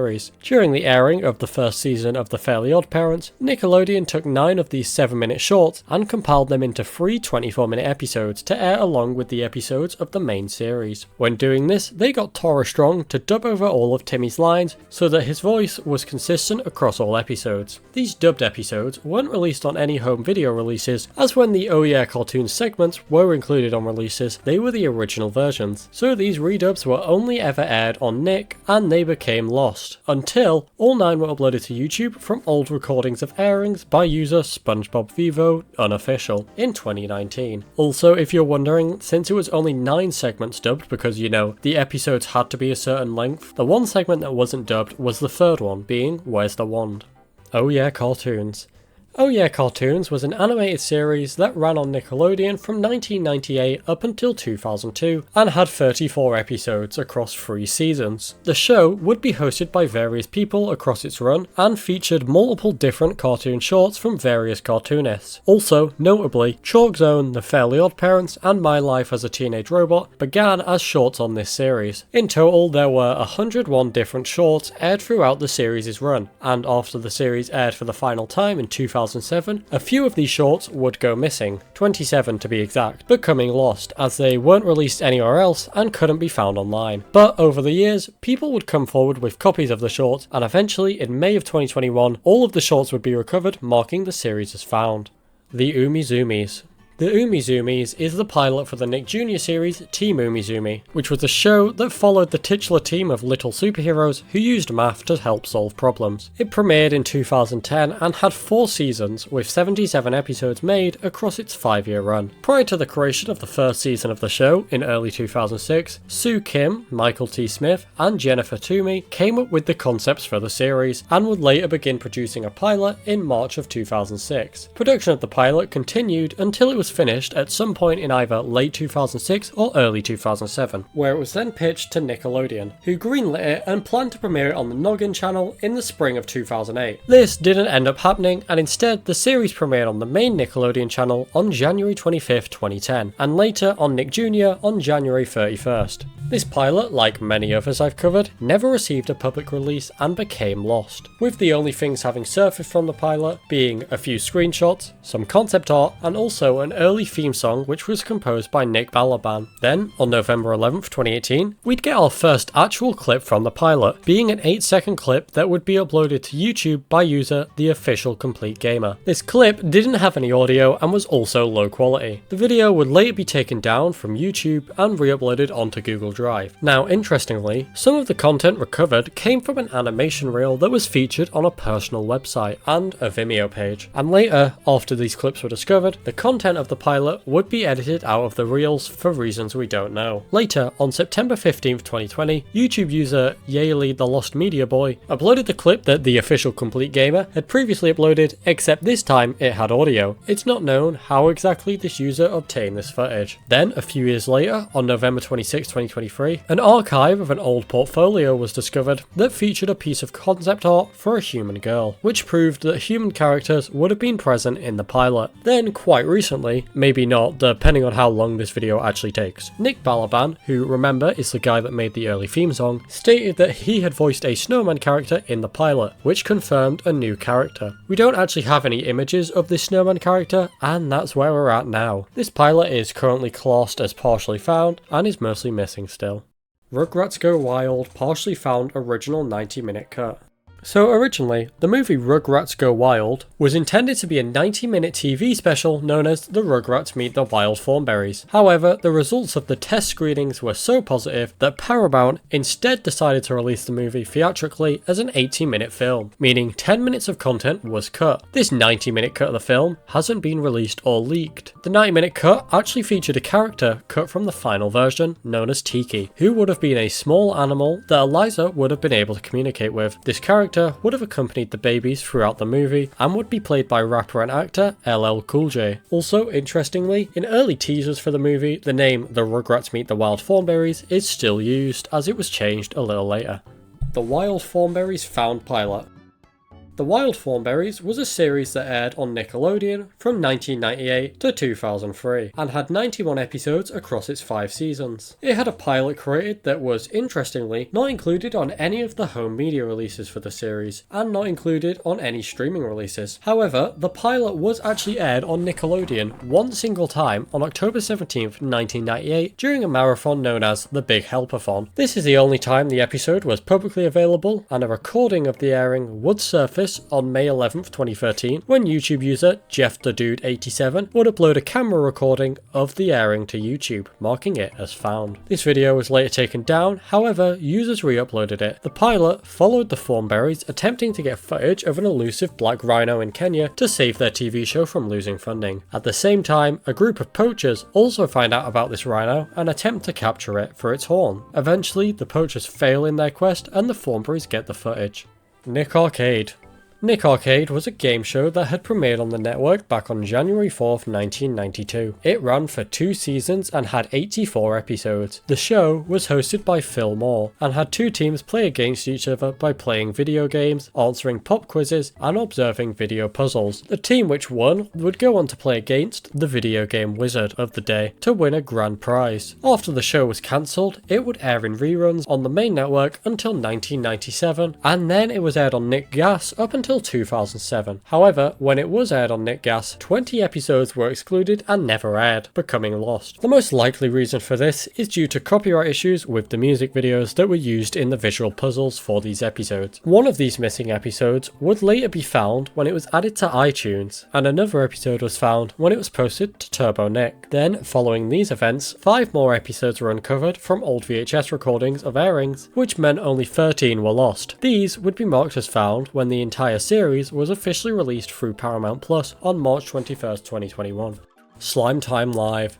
Slime Time Live was a programming blog/game show that was hosted by Dave Iser, Jessica Holmes, and Jonah Travak. The show was initially intended as a promotion for Double Dare 2000, but was so popular it continued to air after Double Dare 2000 was cancelled. It aired in between regular programming during its block, and featured children competing in games similar to the ones featured on Double Dare. The series was fairly popular, but it was only aired in this block, and as we've seen many times prior, things that are aired like this tend to go missing very easily. This series had 8 seasons and a total of 810 episodes created between 2000 and 2004. There was also Summer Slime Live, which was a summer version of the series, aired from August 4th, 2003 up until August 29th, and that had 20 episodes, making a total of 830 episodes, of which 30 have resurfaced in full from home recordings, being 10 from Summer Slime Live and 20 from Slime Time Live. Then there's 14 partially found, which are all from Slime Time Live. This means 786 are still lost to this day, with the only likely way of them resurfacing being from other home recordings. Nick News. Nick News, full name Nick News with Linda Ellaby, was a half-hour news program on Nickelodeon that was aired sporadically from 1992 to 2015 and had a total of 178 episodes. It would also receive a reboot in 2020. The show covered news events and also discussed issues in the world, which you could probably guess by the name, Nick News. It's basically the news but for kids. It wasn't very popular on the network and had pretty poor ratings. Who would have guessed that kids aren't a big fan of the news? shows. However, it was popular with schools and was sometimes aired by them in classrooms. It did receive some VHS releases, which in total had 6 episodes, and one DVD release, which featured the episode Under the Influence, Kids of Alcoholics. These home media releases are actually quite hard to come by. My game theory is that these would have been purchased by schools who played them rather than like kids. So lots of copies are probably rotting away in some school's storage room or something. Also, episodes that aren't present on any episode guides have surfaced, which would imply there might be more than 178 episodes. As of now, in total, 10 episodes have been found and 13 are partially found. Also, all the reboot is found. Double Dare Pilot. When Nickelodeon were making Double Dare, they had brainstormed many ideas and had created a concept of what the final show would be. To test this concept, they made a test pilot in 1986, which was intended to show what the series would be like and if the concept was entertaining, and nothing else. Because of this, it was made on a very, very small budget, as you can tell from the footage on screen. This test pilot was hosted by the show's producer, Jeffrey Darby, instead of Mark Summers, and the team's scores would be written on a whiteboard, unlike the final show, which was likely because of the budget. On top of this, some other differences were that a toss-up game was played instead of a physical challenge, and that the obstacle course was run by one person while the other held the flags instead of alternating between players. The pilot was obviously never released since it was only used for testing, but some clips have surfaced from it. They were first seen in the 1988 Double Dare documentary, Double Dare: The Inside Scoop, then later they would be aired in the Double Dare reunion special in November of 2016. Also, a Lost Media Wiki user known as Race Olympics contacted Jeffrey Darby to see if he had a copy of the test pilot, but sadly he didn't. As of right now, this is all the content we have from the pilot, and it's still partially lost. Hey Arnold pilot. The Hey Arnold pilot was created back in 1994, 2 years prior to the premiere of the series, and was just called Arnold. This pilot episode would later be turned into the season 1 episode, 24 Hours to Live. Interestingly, this pilot was publicly viewable briefly, as it was actually played in cinemas before the 1996 Nickelodeon movie, Harriet the Spy. However, this pilot wasn't included as a bonus feature on the home media releases of this movie, and became lost. The pilot would remain lost up until it would be uploaded to YouTube by user Sonic Guy 0, marking it as found. It would also later receive an official release when it was included in the 18-disc box set Hey Arnold: The Ultimate Collection. The Humpback Hop. The Humpback Hop is a background track created by Theo Mondel for the season 3 SpongeBob episode Party Pooper Pants. The track can be briefly heard during the scene where, after SpongeBob is locked out his house, he is looking at the party through his window. Now, lots of SpongeBob production music was officially released and can be easily listened to online, but strangely, this song was never featured on any of the series' official soundtracks and couldn't be found online, making it lost. This track was first posted about online to the SpongeBuddy Mania forums in September of 2013 by user TropicalNards112233, who stated, "You know the scene in SpongeBob's house party where everyone's dancing to that music? Here's a small clip. Does anyone know what it's called and where I can find a full version? I've been looking unsuccessfully for years." After this, the name of the song would be revealed by user SBL, who responded and stated, "The Humpback Hop, Theo Mondel. It's production music. He made some songs from the Yellow album, e.g. When Worlds Collide, Underwater Sun." This search never really took off, and the song fell back into obscurity for many years, up until user MusicMasterYT made a post about this mysterious song to the Lost Media Wiki forums. This post is what started the big search for the song, which led to new information about it, like how Theo Mondel didn't have the master of the song, and that it was apparently included on a demo CD he had given to Steven Hillenberg during production of the episode. Eventually, the full song would be uncovered on April 29th, 2023 by YouTube user SpongeDivers Music, who has uploaded hundreds of high-quality SpongeBob production tracks over the years. You can currently listen to the track on YouTube, and it has been marked as found. And that concludes the 4th layer of the iceberg. I don't have anything to say really. Anyway, layer 5 time. Aren't you glad you watching Nick? Aren't you glad you watching Nick? Figure It Out pilot.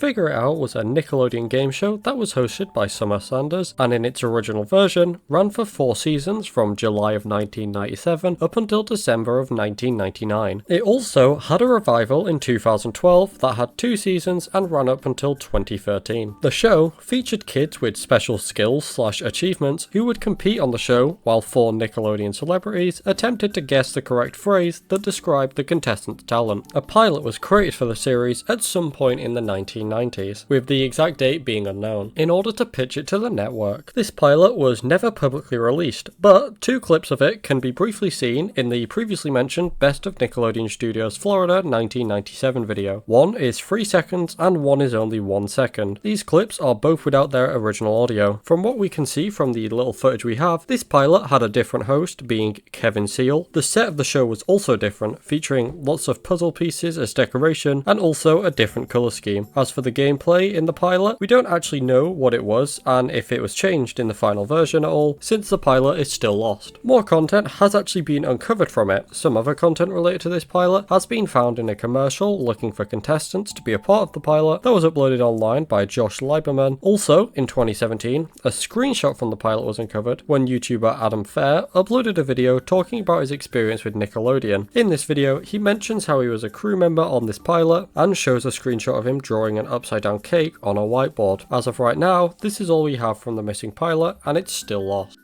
Gordon Blair.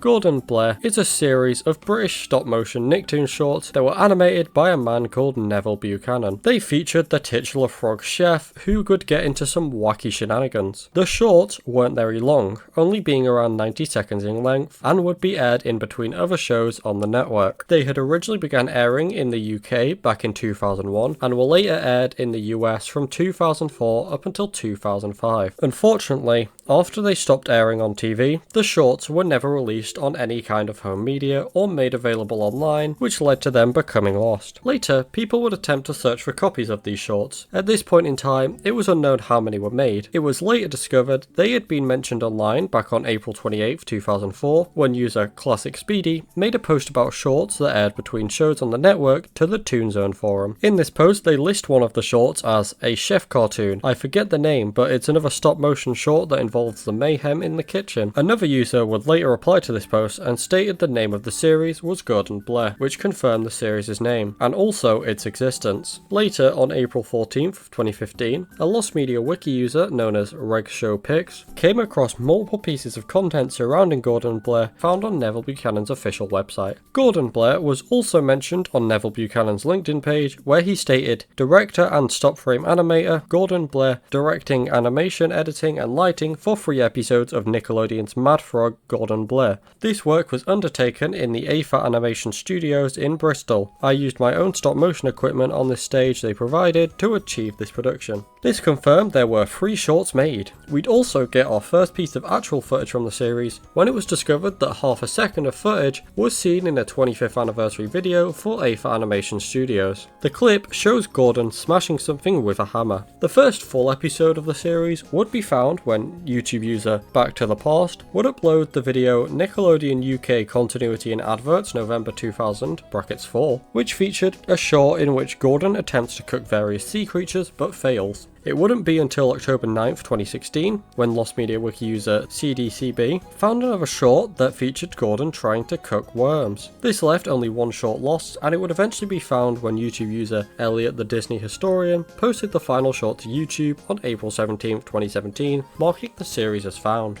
Bad Seeds. Bad Seeds is a pilot created back in 2013 for the Nickelodeon series Harvey Beaks, which aired from 2015 up until 2017. This pilot is an earlier version of the series' first episode, Pichu. The pilot was actually once viewable on YouTube and Vimeo, however it was taken down by Paramount and it wasn't archived properly. All that was available from this pilot was a few screenshots, lots of which able to be seen on CH Greenblatt's Tumblr blog. But eventually, in 2016, the pilot would be leaked online by an anonymous user via a mega link. This link no longer works, however numerous re-uploads of the pilot exist online.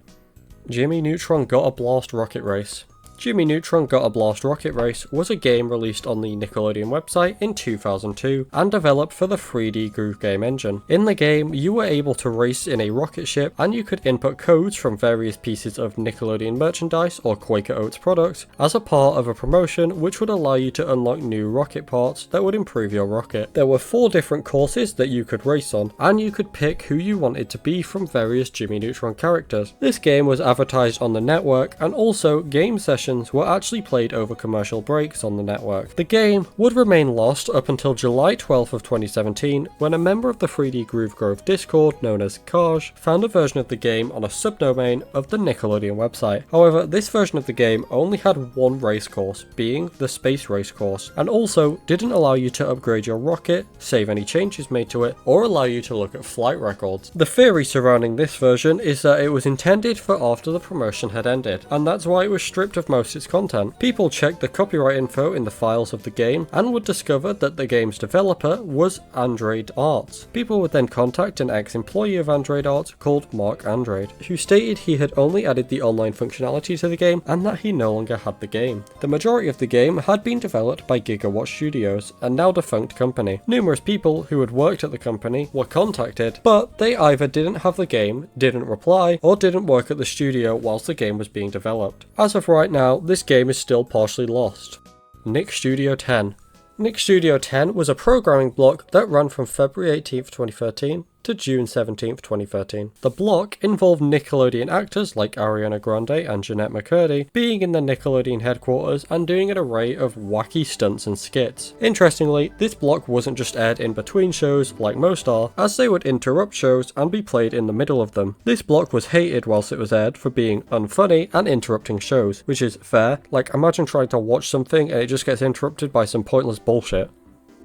I put an ad there, so there's a 1 in 5 chance one just played for you. It currently sits at a 1.1 out of 10 on IMDb, which I think makes it the worst Nickelodeon thing ever, hence why it only lasted 4 months. Because of the hate for this block and the short lifespan, not a lot of content from it is publicly available, with the footage available online having mostly been uploaded during or just after the block's run, and since then, there has been very little content uploaded from the block. It remains as partially lost today. Nickelodeon Splat.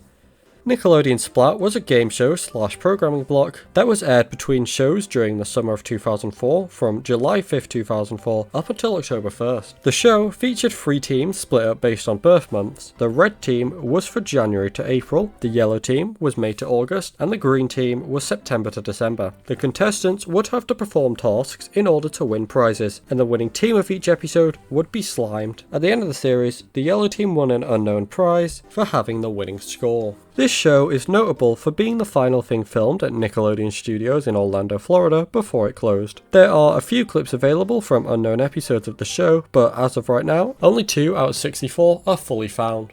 Nickelodeon Worldwide Day of Play broadcasts. The Nickelodeon Worldwide Day of Play was essentially an event in which Nickelodeon would stop broadcasting any programs in order to tell kids to go play outside. This would last for 3 hours and was done once a year from 2004 up until 2019. Kind of. At some point they did just stop not airing programs and just aired programs whilst it was happening. Then it would go on a hiatus up until 2023 when it returned. Because, you know, encouraging kids to go outside in 2020 to like 2021 was probably not the best idea. This event was done across every Nickelodeon channel and isn't remembered fondly due to the fact that, well, people wanted to watch TV but were instead told no, go outside, which sucks because outside is boring and it doesn't have SpongeBob. But also, it didn't take into account things like weather conditions, so if it was raining outside, you couldn't go outside or watch Nickelodeon inside. So just watch Cartoon Network, I guess. Anyway, because these were just literally 3 hours of this,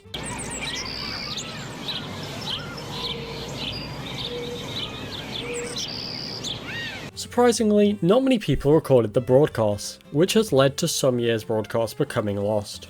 The Hopkins. From March to June of 2005, a competition was held by Nickelodeon in Australia known as Search for the Nicktoon Family, where families would enter for the chance to have a Nicktoon created starring them. Out of the around 5,000 entries, the winner chosen was the Hopkins family from Ferntree Gully, Victoria. Following this, a series of 5 1-minute long episodes were made by Studio Moshi, starring the family as the characters, being Matthew, Jessica, Daniel and Tom, and their parents, Jaquie and named Tommy Hopkins. The series would then later premiere on Nickelodeon Australia on December 16th of 2005. Because the series was only ever aired on TV on Nick Australia and was never released anywhere else, it fell into obscurity, becoming lost, with all that remained being the logo for the series and a piece of promo art found on an archive of the Nick Australia website. People would eventually uncover this obscure series and began digging for more information on it. It was later discovered that the series used both 2D and 3D animation, as it was stated on the portfolio of Ian Keat-Ong, who had worked on the series. It would also be uncovered that Luke, last name on screen because I'll mispronounce it, was a composer and, interestingly, a voice actor for the series. It's unknown who he voiced exactly, however this suggests the Hopkins didn't voice themselves in the show. Following this, by using Inspect Element on an archived page of the Nick Australia site for the series, a description for some kind of wrestling episode was discovered, which reads, "Our Nicktoon family, the Hopkins, is always up to something. This family always seems to make normal routines abnormal. For instance, take breakfast time in the Hopkins home. At the breakfast table there is a giant golden luxury chair. The first thing on everyone's mind is how to get this amazingly comfortable chair before any other Hopkins family member can sit in it. So how better to sort it out than by wrestling for it? Lucky the Hopkins breakfast table converts into a wrestling ring, so every morning it's a sit-down smackdown. Creative, a bit silly, but never boring. The Hopkins are true Nick heads." We would finally get our first look at the actual series on August 15th, 2024, when a few seconds worth of footage was found on the show reel for Stephanie Howell. We'd get even more content from this series when on the same day, Lost Media Wiki Discord member, The Toons of Josh, posted numerous screenshots from episodes. Interestingly, 3 of these were title cards, which gave us the names of 3 episodes, being Bath Mat, Flea Wheeling, and Cake on the Brain. So, we now have information on 4 episodes, being these 3 and the wrestling one from earlier. However, this is where the search is at now, as no new content has been uncovered since, meaning this one is partially lost. You Pick Friday. You Pick Friday was a programming block that ran on Nickelodeon from November 5th, 1999 to October 27th, 2000. It was hosted by Henry and June of KaBlam and was aired on Fridays between 7 PM and 9 PM. The block allowed people to vote from 3 different shows by calling in or going on nick.com for which one they wanted to air. Whichever show received the most votes would be aired and announced by Henry and June. A few clips of this block can be found online, but many airings are missing. Also, interestingly, this concept was revived as You Pick Live in 2002, which was the same idea but with a different name and look, and also didn't feature Henry and June. The Proud Family Nickelodeon pilot. So, as many of you are likely aware, The Proud Family was a Disney Channel series that had 3 seasons and aired from 2001 up until 2005. Now, you may be confused. Why is this on the Nickelodeon Lost Media Iceberg? Well, this is because the show was originally pitched to Nickelodeon back in 1998, but Nick decided to pass on the series, and later, Disney Channel greenlit it. Now, a pilot was created to pitch it to Nickelodeon back in 1998, but was obviously never released. We do actually have a little footage from this unreleased pilot, as it can be seen in early promos for the show, but that's it. From what we can see in these short clips, the animation was a little different and the designs were changed slightly in the final show. You know, it's typical pilot stuff. It's also believed this episode is an early version of the episode Rumors. As of right now, this is all the content we have and the pilot is partially found. KaBlam Just Chillin'. Just Chillin' is the final episode of KaBlam, like the actual real final episode of KaBlam. It's the 11th episode of the 4th season of the show, and it premiered on May 27th, 2000, and was rerun up until 2001. The episode was never included on any kind of home media, and no recordings of this episode could be found online after it had stopped airing, which, like many other KaBlam episodes, led to it being lost. The only footage of this finale that was available online was one of the shorts in the episode, that being Race Rabbit, which had been uploaded to YouTube in 2014 by user Hag. However, it is dubbed in Japanese. But eventually, the full English episode would be uploaded online by an anonymous user on April 14th, 2016, marking it as found. This episode revolves around Henry and June thinking KaBlam could be cancelled by the network at any moment, and so they decide to do anything it takes to give their audience as much action as possible. This causes the show to go very over budget, which reduces the show to have to be done with stick puppetry.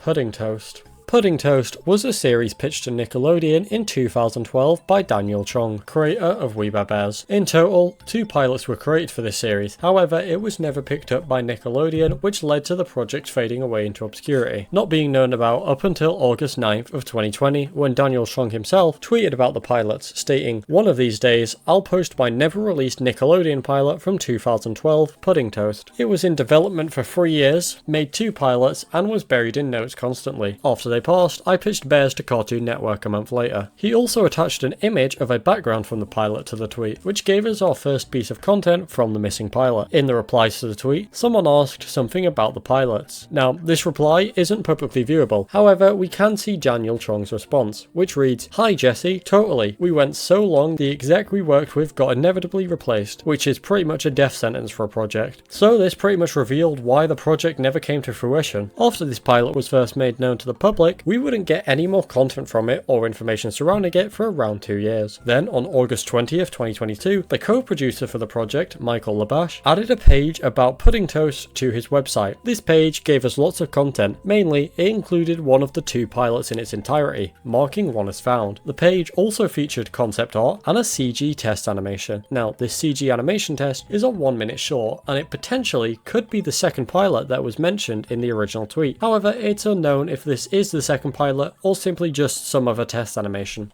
SpongeBob SquarePants 4D Ride Pre-Show.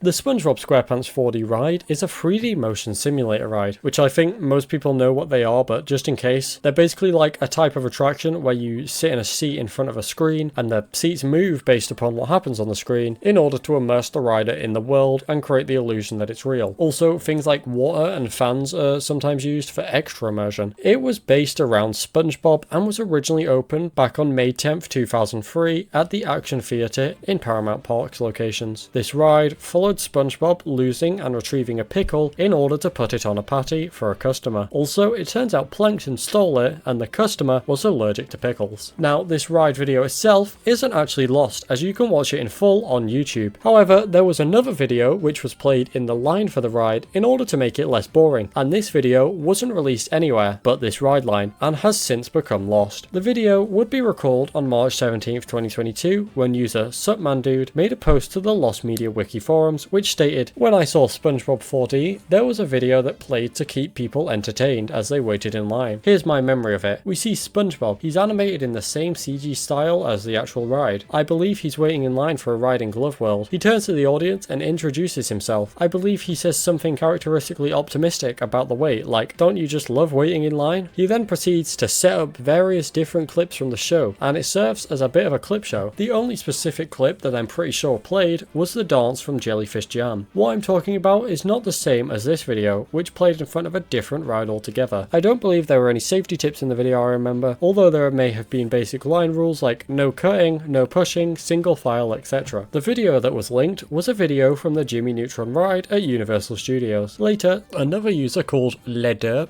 would find 3 old low-quality YouTube uploads from the ride line, which featured content from the video. The first 2 videos only contained audio. Okay, well you can actually technically see some of the footage of the ride line video in the second video, but it's like only a couple pixels and the video's low quality anyway, and it's only on screen for a few seconds. The audio could be heard playing in the background. You can actually hear audio from parts of the show,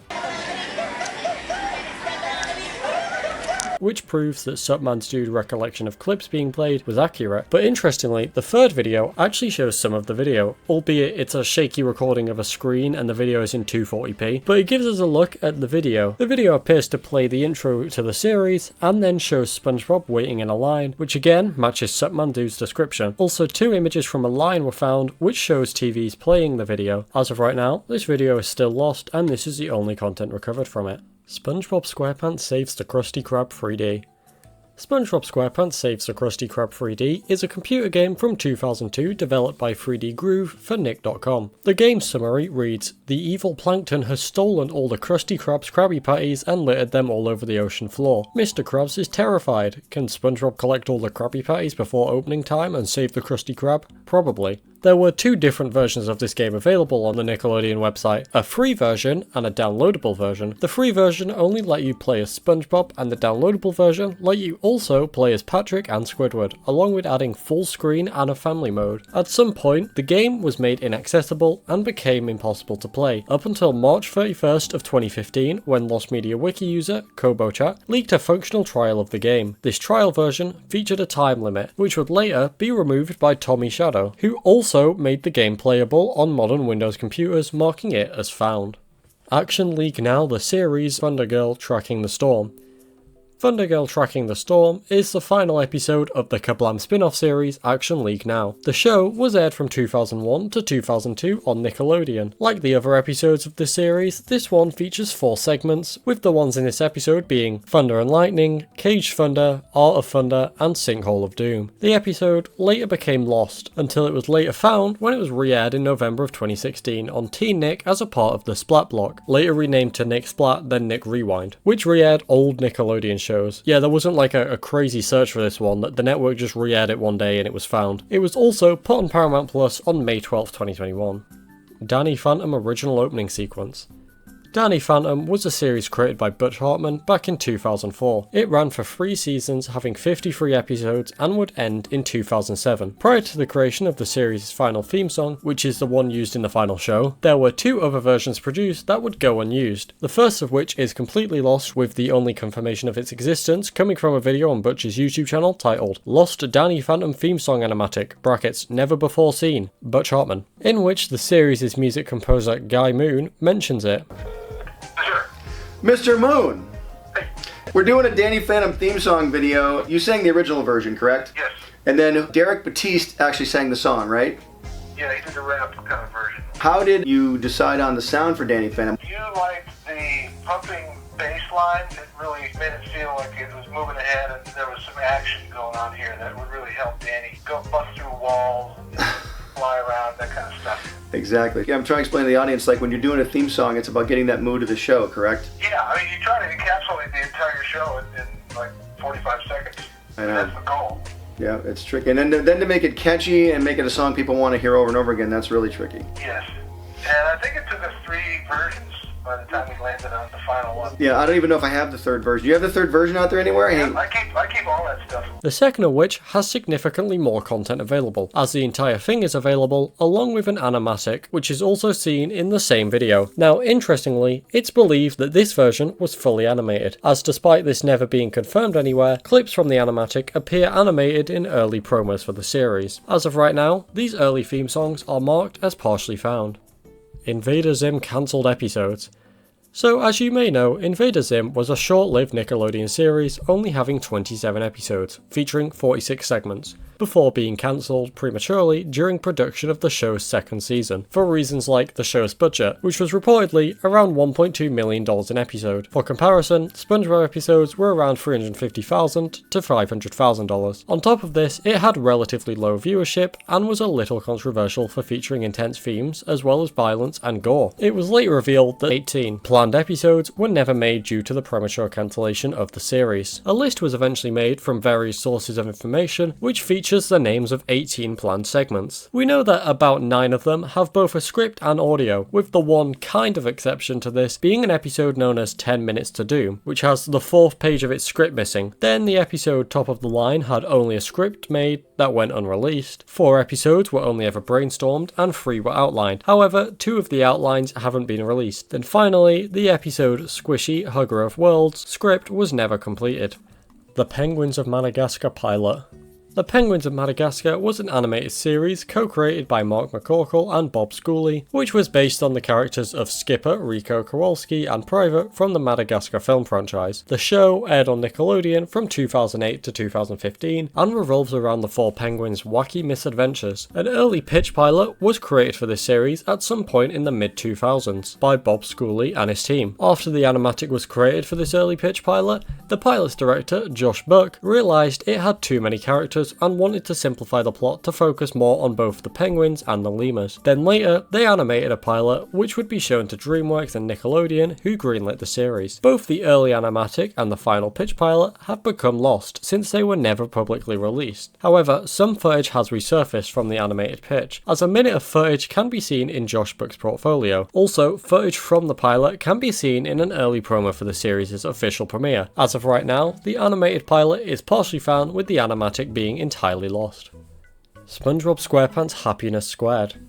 SpongeBob SquarePants Happiness Squared is a lost early build for the game SpongeBob SquarePants True 4 Square, which was developed by Heavy Iron Studios in the late 2000s. This early build of the game wouldn't be publicly known about until game developer Rob Roto uploaded a short teaser that he had created for the game to his YouTube account on January 28, 2010. From what we can see in this trailer, the game looks like it would have been heavily based off of one of the previous SpongeBob games, SpongeBob SquarePants Battle for Bikini Bottom, which was also developed by Heavy Iron Studios. The footage seen in this teaser is noticeably different to the final game. From what we can see, the happiness points, which are the game's currency, have a different design here, being yellow squares with SpongeBob's face on them, and pink stars with Patrick's face, whereas in the final game, they are gold circles with SpongeBob's face on them. Also, the enemies in the early build are fish with hammers instead of robots like in the final game. On top of this, it appears SpongeBob's spin attack was replaced with him spinning with 2 spatulas. This teaser also stated the game would be released in the fall of 2009 to Wii, PS2, PSP and DS. However, the final game wasn't released on the PS2 and was also released on the Xbox 360. Also, in a 2009 demo reel for Heavy Iron Studios, footage of the game is shown briefly along with the early cover art. This also appears to be later into development, as although the name Happiness Squared is still used, we can see the enemies have been replaced with robots, the spin attack from the final game is here, and also the happiness points from the final game can be seen briefly. It was later revealed by a developer that the game was changed from Happiness Squared to True 4 Square in order to tie into the special of the same name and promote that. As of right now, no early builds of this Happiness Squared game have been released, marking it as lost.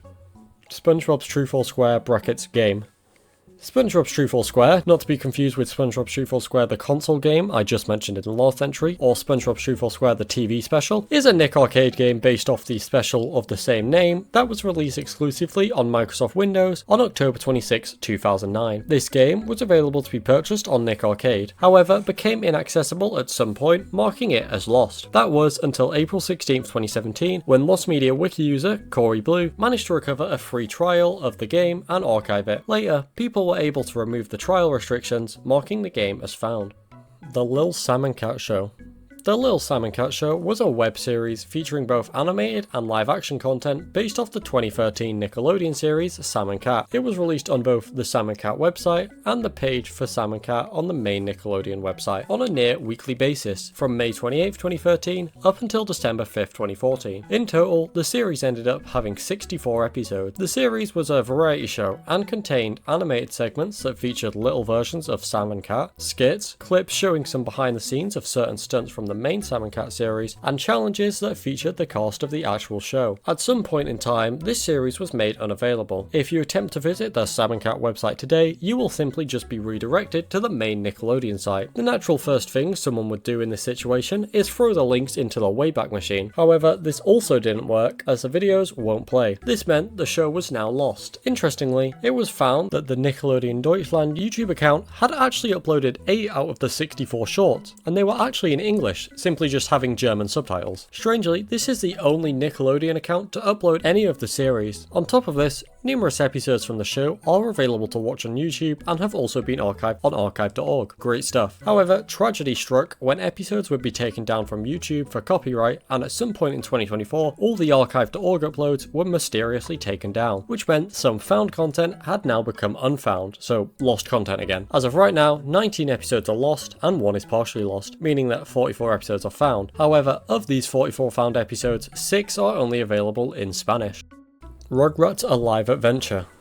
Rugrats: A Live Adventure was a live musical based off the Nickelodeon show Rugrats. The show premiered in Los Angeles on February 10th, 1998 and toured up until 2000. The musical was seemingly popular and there were many performances of it. However, after it stopped being performed, no English recordings of it have resurfaced, though we do have some content from it. Firstly, the entire soundtrack to the musical is readily available to listen to online on places like YouTube, since a CD was sold that featured all the songs. On top of this, we do actually have some footage of the musical, as there are 2 videos from the Nicktoons YouTube channel which feature various random clips of the performance, which would suggest Nickelodeon potentially has a copy of this lost musical somewhere, and most interestingly, there was a professionally shot version of this musical in Spanish that was aired on the Mexican Televisa network in 1999. This broadcast has been found and is available on YouTube. As of right now, this is all the content we have from the musical, with a full English performance still being lost.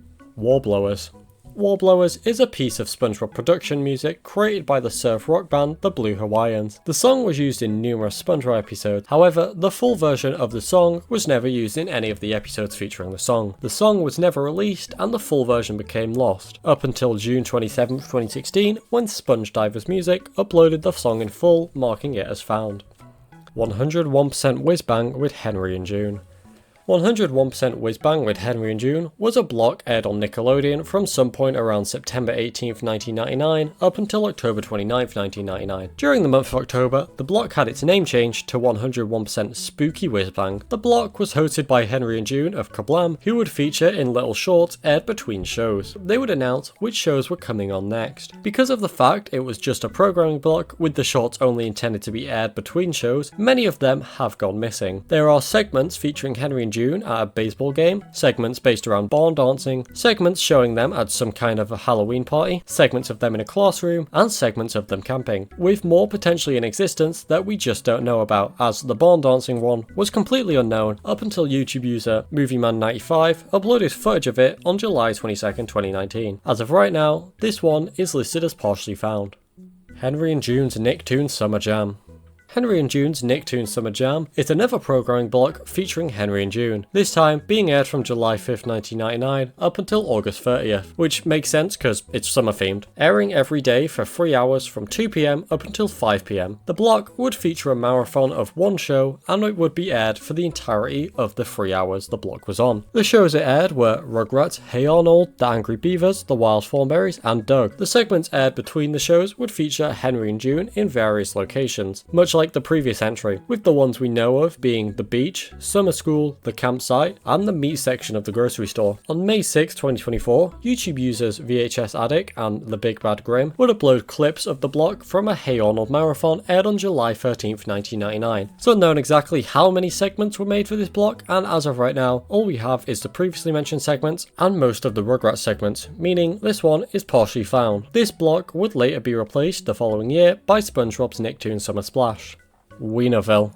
Wienerville was a variety series / puppet show created and presented by Mark Wiener that ran from July 11th, 1993 up until June 30th, 1997 and had 2 seasons with a total of 68 episodes. The series was based around a fictional town known as Wienerville, which featured many recurring characters, with the majority of the characters being played by Mark Wiener himself. The show would also feature classic cartoons such as Mr. Magoo, Popeye the Sailor, Betty Boop and The Alvin Show, which took up the majority of the runtime, and also a segment known as Playland, which was similar to Double Dare and would feature audience members becoming puppets and competing in games, with the winning contestant being given the golden hot dog and also getting slimed, whilst the losing contestant would get the silver hot dog. This show was popular, so you're probably questioning why it only had 2 seasons. Well, the main reason was due to copyright issues with the cartoons aired during the show, which has led to no home media releases of the series and also only 4 episodes being aired since 1997. Thus, the only way episodes of the series could resurface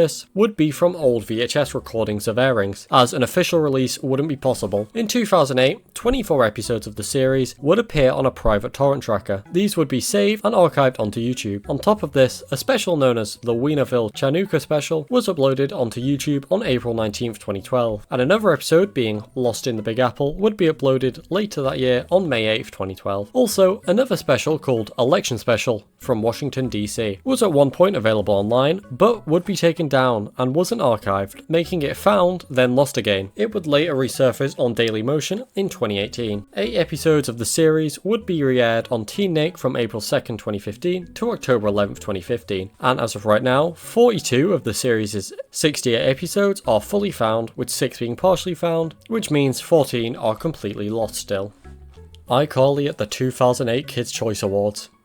iCarly at the 2008 Kids' Choice Awards was a short web series of 12 episodes made to promote the 2008 Kids' Choice Awards. It revolved around Carly, Sam and Freddie attending the awards show because Spencer had built a sculpture for the show, being a Nickelodeon blimp made out of hot dog wieners. While the three ran the show and played viewer footage, Spencer would get into some wacky hijinks. This series was available to view on the iCarly website until March of 2018, when Dan Schneider terminated his contract and left Nickelodeon, which led to the sites featured in his series just redirecting to the main Nickelodeon site, thus shutting down iCarly.com and making these shorts lost. At the time of the shutdown, 4 of the shorts had been uploaded onto YouTube, but the remaining 8 became lost. They remained lost up until June 13th, 2021, when YouTuber Quinton Reviews got in contact with Lost Media Wiki user Race Olympics, who claimed to have all the episodes of the series. Following this, all 12 were uploaded to Vimeo and later archived on archive.org, marking them as found. Also interestingly, all the shorts had been uploaded on YouTube by an account called Nice Kid back in May of 2018. So,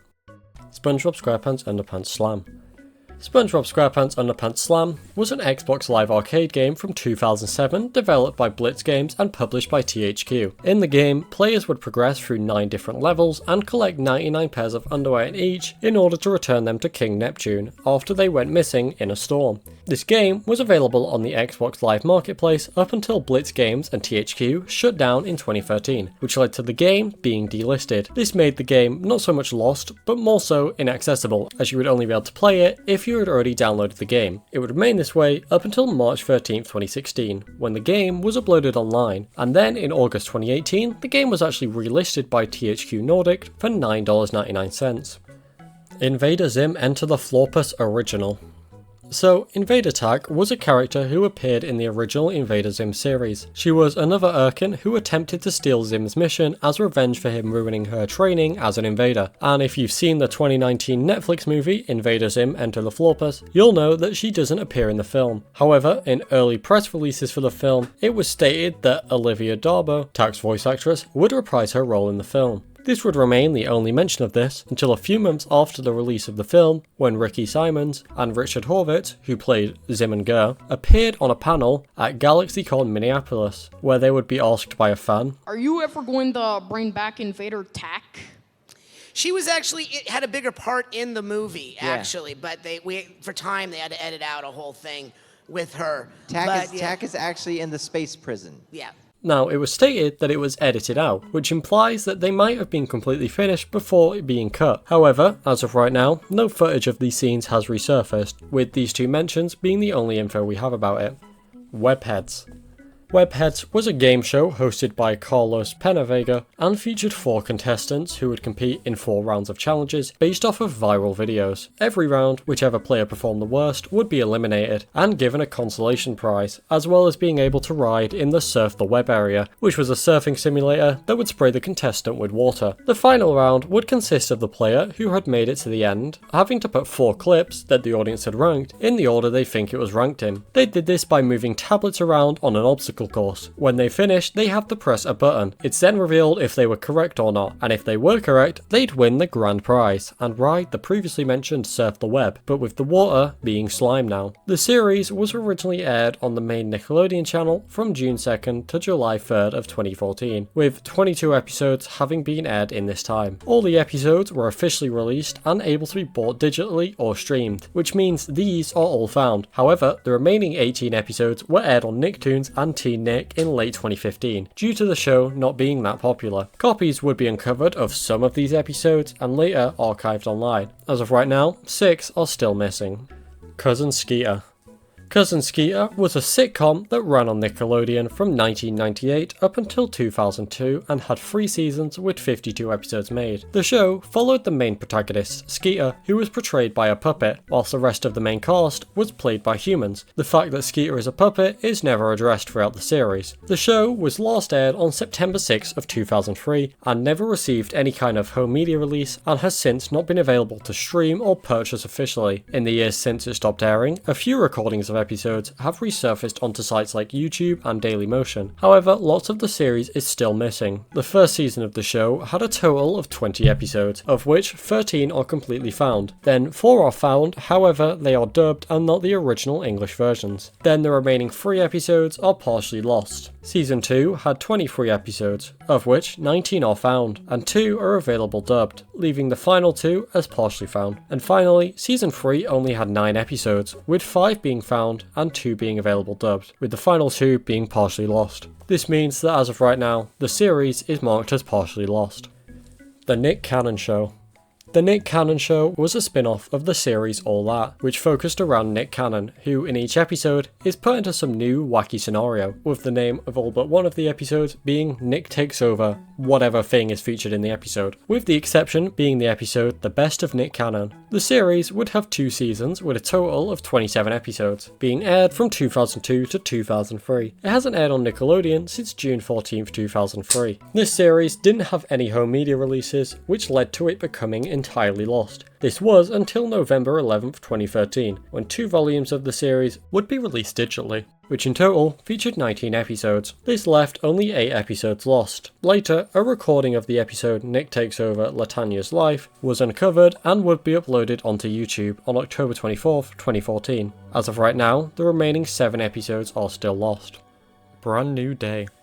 Brand New Day is the name for the pilot of the series Big Time Rush, which was a show that focused on the lives of 4 hockey players who were chosen to form a boy band. The series itself ran from 2009 to 2013 and had 4 seasons with 74 episodes. The pilot for the series was created at some point in 2007 or 2008 and was filmed in Los Angeles, California. The plot for this pilot was similar to the plot of the series' actual first episode, Big Time Audition, but with a few differences. Notably, the character Kendall Knight was originally called Kurt and was played by Kurt Hansen instead of Kendall Schmidt like in the final show. Also, Katie Knight was a teenager in this version and wasn't played by Kiara Bravo, and Jennifer Knight was played by an unknown actress. After the pilot was used to pitch the series to Nickelodeon, it wouldn't be released publicly and became lost, with the only things resurfacing from it being 4 scenes that were leaked online in 2011, along with numerous behind the scenes photos and a photo of the cover for the script. As of right now, this pilot is partially lost. Camp Nick. Camp Nick is an unreleased pilot for a game show that was kind of never made. I say kind of never made as Nick did make a game show called Camp Nick in 2019. However, this pilot was created back in 1994 and it's unknown if it had anything to do with the 2019 Camp Nick. This pilot was filmed at Nickelodeon Studios in Orlando, Florida, which led to 2 clips of it being included in the Best of Nickelodeon Studios Florida video. The first of these clips is around 2 seconds long and shows what we can assume is 2 teams, a red team and a blue team, carrying some kind of big cylindrical object as a part of some sort of challenge. The second clip appears to be from the start of the pilot, as we see the host in front of the 2 teams and he appears to be introducing the show. Both these clips don't have their original audio and are also the only content that has resurfaced from the pilot. As of right now, it's unknown why this wasn't greenlit or how long the full pilot is. Tuned In. Tuned In was a game show pilot taped at Nickelodeon Studios in Orlando, Florida in 1998. The show was never greenlit and Nickelodeon would abandon the trademark in 2001. All that has resurfaced is a 2-second clip without the original audio found once again in the Best of Nickelodeon Studios Florida video. From what we can see, the series would have, interestingly, been hosted by this cartoon animal as opposed to an actual person. However, we don't know what the actual premise of the series would be, although, like Camp Nick, pandemic, Nickelodeon would actually make a show called Tuned In, which started in 2021 and ended in 2022, having 2 seasons and 36 episodes. The premise of this show is likely the same as the premise of this abandoned project from 1998. The 2021 show Tuned In features contestants being tested on their Nickelodeon cartoon knowledge. As of right now, this original pilot is missing, with the footage shown being the only footage available. Family Double Dare. Family Double Dare was a spin-off of the game show Double Dare, which, as you might have guessed, featured families. This entry isn't referring to this Family Double Dare, however, as it's actually referring to an Australian adaptation of the series, which began airing on March 13th, 1989 on the channel Network 10. Unlike the original version, this adaptation was poorly received by audiences, which led to it being cancelled after only 3 episodes. It last aired on August 7th, 1989. No episodes of this show have resurfaced, and it's unknown if it was ever rerun. Though, given the fact audiences didn't like it and it only had 3 episodes, it's highly unlikely. We do have some content from the series, however. Firstly, an ad was discovered promoting the show in a newspaper, and also one promo photo was found. On top of this, there is some actual footage of the series, being 2 promos for the show, and also, interestingly, a promo for the 4th unreleased episode. Now, it's been stated that there are supposedly 10 episodes that were filmed, meaning that on top of the 3 aired, there's 7 more missing. Finally, we have a 21-second clip from an episode that can be seen in a special titled 10 Seriously 40, which was created to celebrate Network 10's 40th anniversary. This is all the content we have from the show, and it's still lost to this day. The Thundermans pilot. The Thundermans was a Nickelodeon series that began airing on October 14th, 2013 and aired its final episode on May 25th, 2018. The series followed a family of superheroes who attempt to live normal lives in the town of Hiddenville. It starred Kira Kasarin as Phoebe, Jack Griffo as Max, Addison Reich as Nora, Diego Velasquez as Billy, Chris Tallman as Hank, and Rosa Bozzi as Barbund. The show's original run featured 4 seasons having 98 episodes, and a spin-off was actually created in 2025 known as The Thundermans Undercover. In August 2012, just over a year before the original series would premiere, Nickelodeon announced the series, and the pilot would be shot in October of 2012. The pilot was never included as a part of the series and never received any kind of release. The script for it would end up surfacing, and it would be uploaded online by JArchive123 on April 19, 2021. It was later discovered that animator Ryan Daly had uploaded 2 animations from the pilot, one showing Billy's super speed and another showing the freeze helmet. These 2 clips were without any audio. Then finally, the entire pilot would be uploaded onto YouTube by Andrew Wara on October 4th of 2024, marking it as found. This pilot was a little different from the final series, as you may expect. It takes place in an entirely different house. Also, 2 of Phoebe's powers were changed in the final show. Freeze helmet, which was changed to freeze breath, and magnetism was swapped out for telekinesis.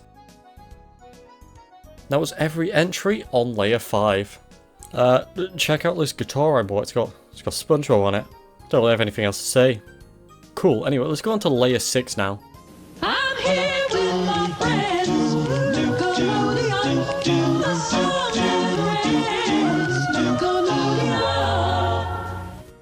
Generation Gap.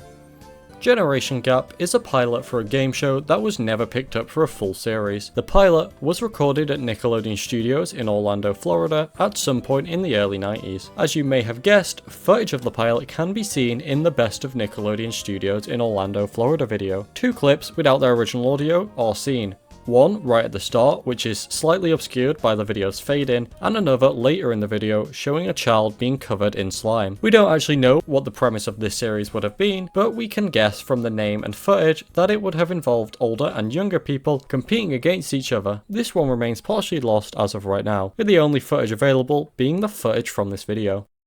I Don't Think So. I Don't Think So is also a game show that had a pilot created but was never greenlit, and was also filmed at Nickelodeon Studios in Orlando, Florida, and also has 2 clips without their original audio in the Best of Nickelodeon Studios in Orlando, Florida video. This one would feature 2 families who would compete against each other in wacky, crazy physical challenges. The only footage we have from the pilot is once again in this video, although interestingly, a draft script for this one was actually sold on eBay in October 2013 for only $21. However, it hasn't been made available online. Innie and Outie. Innie and Outie is a short film which is listed on the tape Nickelodeon Creative Lab comp reel. It was created and aired back in 1996, and it potentially appeared in the Nickelodeon's Short Films by Short People series, a series dedicated to showing short films that were created by children, and was potentially aired at some point in the years following 1996. The tape features a short description of the short, which reads, about two friends whose faces form a belly button as they go to a movie for the afternoon. No copies of this short could be found online, and it was therefore lost. It was later confirmed that the Parley Center for Media in California had a copy of the Nick's Creative Lab comp reel, which would have contained the short. A screening of it was organised to take place on February 17th, though nothing ever came of it. Eventually, on November 11th, 2016, a commercial compilation was uploaded to YouTube by Miss Lucy 2007 titled Nickelodeon Commercials 5/10/1998 Part 1 of 2 that happened to feature the short, marking it as found. The short was around 3 minutes in length and featured faces drawn on bellies as the main characters. The short sees our two main characters going to see a movie, like the original description had stated. It would also be officially released when the Nick Rewind YouTube channel uploaded it in full on the 25th of August 2017. Just for Kicks. Just for Kicks was a comedy/drama series that focused on four girls, Alexa, Winifred, Lauren, and Vida, who played on a football team. It began airing on the Teen Nick block on April 9th, 2006 and had one season with 13 episodes. It was very unpopular and poorly reviewed, which led to it being forgotten about, with its last episode airing on August 13th, 2006, which was also the last time it ever even aired. Following the cancellation of the series, it wouldn't be given any kind of home media release or listed on any digital storefronts or streaming services, which led to every episode becoming lost, and the series fading away into obscurity. The only surviving footage from the series was a trailer that featured various clips from the show that was previously available on Viacom's website. This would remain the only footage from the series until we'd get our first clip of the actual show on September 14th, 2011, when Craig Robert Young, who played a character called Coach Leslie Moore in the series, uploaded a 1-minute 50-second clip of the series to his Dailymotion page. More footage would be uncovered on May 8th, 2014, when a promo was uncovered advertising a new episode of the series played during the credits of a Fairly OddParents episode. This, and also some various promotional images, was the only remaining content from the series up until the entire thing was uploaded to YouTube by user The Super Metroid 2 on May 2nd, 2016, marking the whole series as found. Kappa Mikey Pitch Pilot. Kappa Mikey was an animated series that aired from 2006 to 2008, having 2 seasons with 52 episodes. The series follows an American actor named Mikey Simon, who travels to Japan to star in a tokusatsu show, which is a term used to refer to shows that use large amounts of special effects. Originally, this series was intended to air on the channel Noggin during a block called The N, which was targeted towards teenagers. The first mention of this show was in an article from May of 2002, which mentions this fact. Following this, a pilot was created for the series, which would be finished in 2004. After the MTV Network's executives, who own both Noggin and Nickelodeon, saw this pilot, they decided the series would be better if it was targeted towards a younger audience. This pilot was targeted at a slightly older audience and wasn't released as a part of the final series, making it lost. It would remain this way up until the full thing was uploaded online by the series' executive producer, Sergei Aniskov. But then, shockingly, a second unknown pilot that had been aired on Nicktoons was uploaded to YouTube by user Team Not Crash, that was later confirmed to be real by the show's creator. Morph Sports. Morph Sports is a game show pilot for a series that was never greenlit. It was hosted by David Sidoni and filmed at Nickelodeon Studios in Orlando, Florida at some point in 1995 or 1996. Due to this series never being greenlit, the pilot faded away into obscurity, becoming lost, with even the premise being unknown. The only surviving footage comes from the Best of Nickelodeon Studios in Orlando, Florida video. Imagine the amount of lost content we just have no idea about if this video was never made. Jesus. 3 clips of the pilot can be seen here without any audio, which helps to give us some kind of idea about what the show was about. Our first clip shows David Sidoni running around barrels. Then our second clip shows a contestant riding something. I don't know what this is, really. into some giant bowling pins. So basically playing giant bowling. And finally, we see some contestants playing basketball with a giant ball and hoop. So from this footage, the premise of the show is presumed to be that contestants would compete in giant versions of various sports, and as of right now, it is still partially lost. SpongeBob Kids' Choice Awards Blimp Bumper.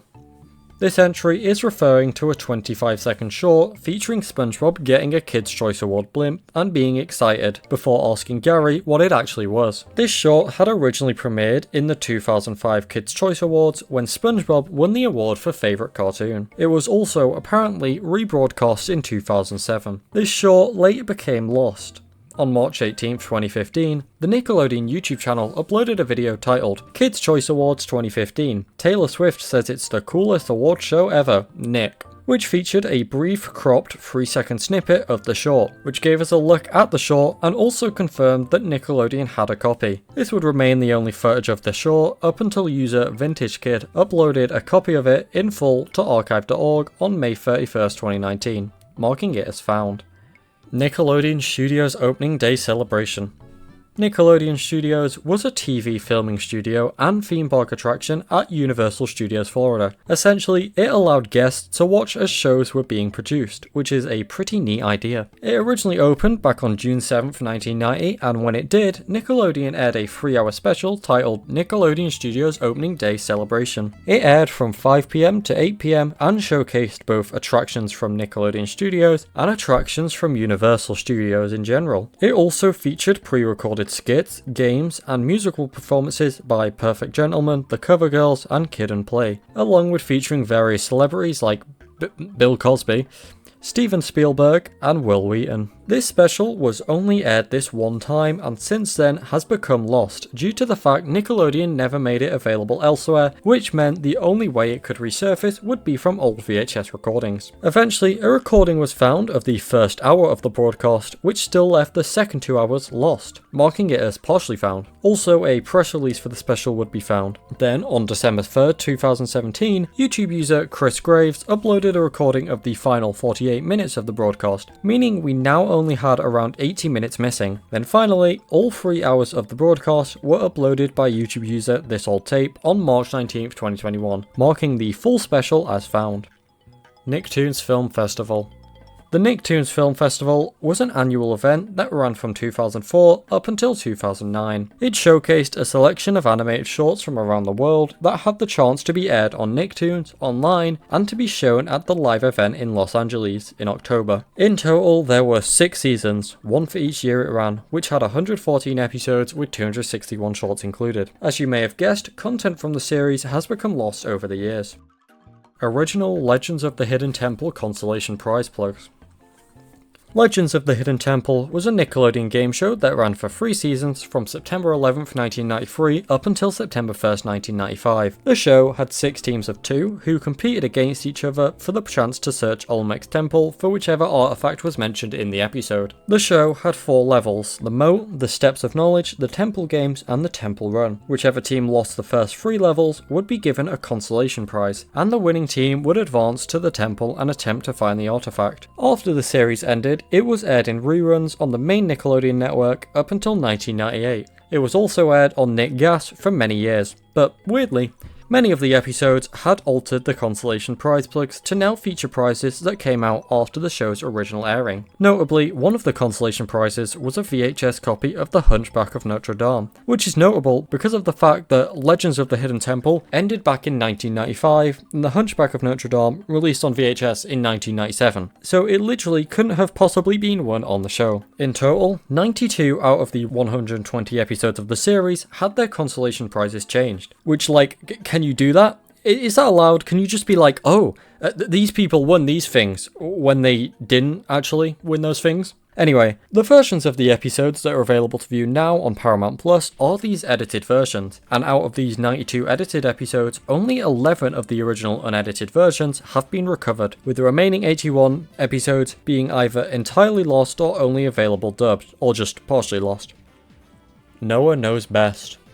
No One Knows Best was a sitcom aired on Nickelodeon as a part of the Snick Block from 2000 to 2001. It was very short-lived, only having 13 episodes and also an unreleased pilot created. The show revolved around Noah Besnick as he goes through life in New York City. The show wasn't very popular, which led to it being cancelled after only 8 episodes had aired, which left the remaining 5 episodes unaired. The show was also re-aired in reruns on Noggin during the N Block from 2002 to 2003. As you probably guessed by the show's unpopularity, it didn't receive any home media releases, meaning once it stopped airing, it was inaccessible and became lost. Now, the show was also aired internationally. In the UK, 12 of the 13 episodes were aired, and also the series was dubbed into Russian on the Russian channel THT, where it was slightly more popular, leading to all 13 episodes being aired. So, as of right now, all 13 episodes are available dubbed into Russian, as they were uploaded onto Dailymotion, and as for the English versions, the first 4 episodes are found. The 5th episode, titled Three's Company, aka Keep the Change, is only partially found, then the 6th and 7th episodes are found, and the 8th is entirely lost. As for the 5 ones not aired in the US, all of them are found except the last one, The Tutor, because that was never aired even in the UK, meaning the English version is entirely unreleased. Then there's the pilot, which is partially found because of the fact that it was filmed at Nickelodeon Studios in Orlando, Florida, and so a brief clip of it can be seen in the Best of Nickelodeon Studios in Orlando, Florida video. As of right now, this series is partially lost. Prometheus and Bob pitch pilot. Prometheus and Bob was a stop-motion animated sketch that aired from 1996 to 2000 and was created by Coach Zellers. It was featured as a segment of KaBlam, and the show followed an alien named Prometheus who attempted to teach various things to a caveman named Bob. The show's origins come from when Coach Zellers created a commercial that needed a prehistoric set. After the commercial was done, he still had the set and used it in order to make a short that featured the duo, which would end up becoming the pitch pilot for the series. This pitch pilot wasn't ever released due to it being significantly darker than the final version. However, we do have both a plot and a still from the pilot, which comes from a post made on a Facebook page called Cult Popture back on April 14th, 2019. It states, "This is a still from the unaired Prometheus and Bob pilot, where Prometheus teaches Bob how to use fire, and then Bob cooks Prometheus alive." So you can probably see why it wasn't included for being darker. As of right now, this is all we know about the pilot, and it's still lost to this day. Prometheus and Bob movie. So, on the topic of Prometheus and Bob, in 1998, during the production of the 3rd season of KaBlam, a live-action film adaptation of Prometheus and Bob was announced by Nickelodeon Movies. The film was to be directed by Harold Zwart, produced by Amy Heckerling and Twink Kaplan, and star both David Spade and Chris Farley. This film would never end up being finished. However, a script is confirmed to exist for the film that has never been released, though Zeller has stated that some elements of the script were used in the 2010 Jack Black film Gulliver's Travels. Robot and Monster scrapped episodes.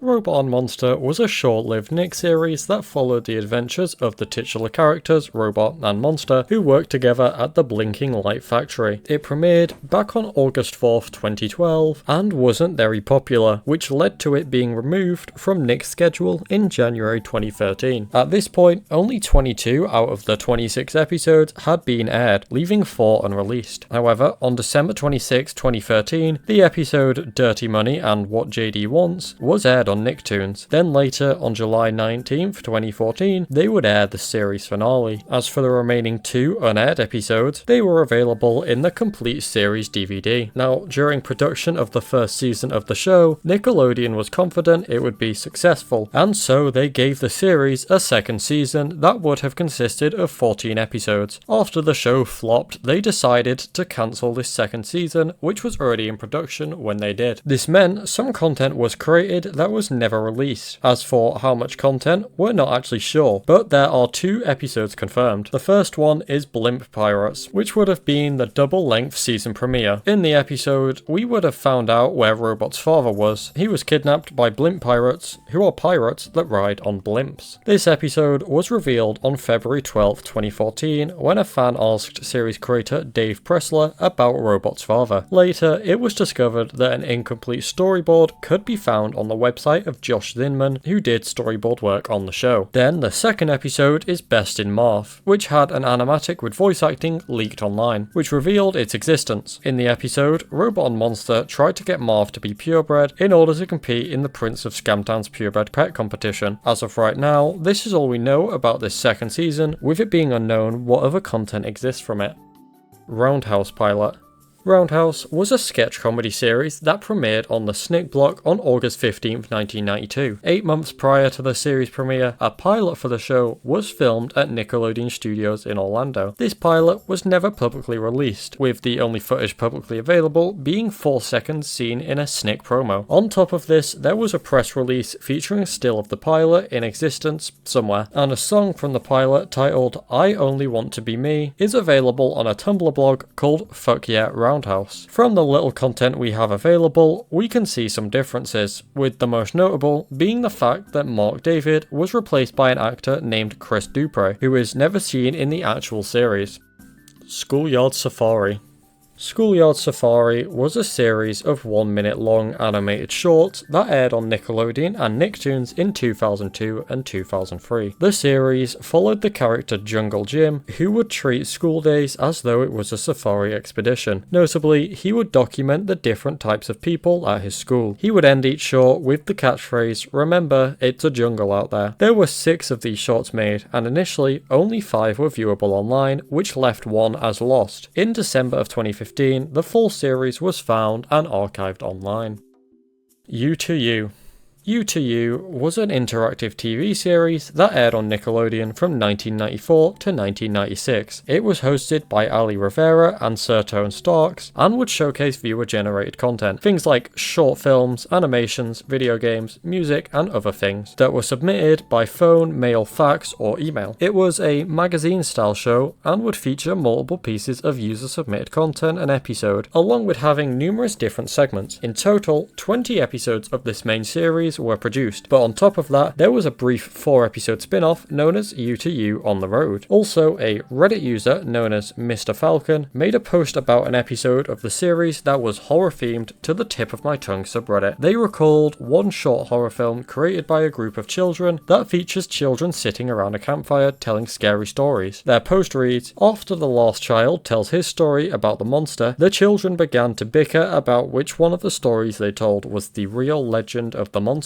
Suddenly, a deep voice off to the side of the children interrupts them and says, 'You want to know the real story of the monster?' or something to that effect. The camera pans, showing the shocked faces of the children briefly before cutting to the left of the screen. There, on a log, seated next to one of the children, was a hairy brown creature. It was very small, no bigger than a foot tall, and seemed to consist of nothing but a head with limbs attached. For some reason, the sight of that creature's face immediately paralyzed me. It had a red human nose and large white eyes, with small black pupils. It also had a huge smile full of large white human teeth. I remember its smiling face very clearly. I honestly don't remember if the creature's face was claymation or puppetry or just actual human features laid on the screen, but something about it horrified me. As of right now, 3 clips of the show are online and 6 full episodes can be found, marking it as partially found.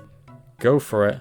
Go For It is a game show pilot for a series that was never greenlit. It was filmed at Nickelodeon Studios at Universal Studios in Orlando, Florida, at some point in the early 90s. And I know what you're thinking, but surprisingly, no footage of this pilot is featured in the Best of Nickelodeon Studios video. In fact, there's no footage of this pilot anywhere. However, we do have a plot being children contestants playing on an overscaled game board, with the kids being the play pieces, with intellectual and physical games being played as well. On top of this, people would uncover an image of the set on the website of Diane Stapleton, who was the production designer on the pilot. On April 2nd, 2023, 3 new photos were found by YouTuber Fairly Lost Media, who was given them by Diane Stapleton. As of right now, this is all the content we have from the pilot, and it's still lost. React to That. React to That was a series based off of the Fine Brothers React series of videos on YouTube. I'm sure most people are aware of what that is, but just in case, basically they'd get like a certain group of people, like kids or old people, to react to something. The show featured reactors from both the Kids React and Teens React YouTube series. The premise of the series was basically people would watch the most epicest, viralest clips and react to them. They would also do challenges based off the epic viral clips they watched. So that's That's something, I guess. To say the show was unpopular would be an understatement. It currently sits on a 2.8 out of 10 on IMDb and ran on the network from December 15th, 2014 up until January 2nd, 2015, lasting a whopping 18 days. 13 episodes of the series were created, however, due to it being taken off the network so fast, only 12 were ever aired. The series was actually so bad, Nick didn't even bother airing the episodes on Nicktoons. It would be forgotten about and became very obscure in the following years due to its unpopularity and short lifespan. On May 5th, 2021, a user named LittleLion72 made a post on the Lost Media subreddit talking about the series and how they couldn't find much content from it online. Specifically, they could only find a single 3-minute clip on YouTube. Another user called xrobert1016 would respond to this post with a link to every episode in a Google Drive. Great, the series was found. However, if you click on this link, it's now dead, meaning it's lost again. On top of this, another user linked a video that the Fine Brothers made on their channel to promote the series, and this link is also dead, so...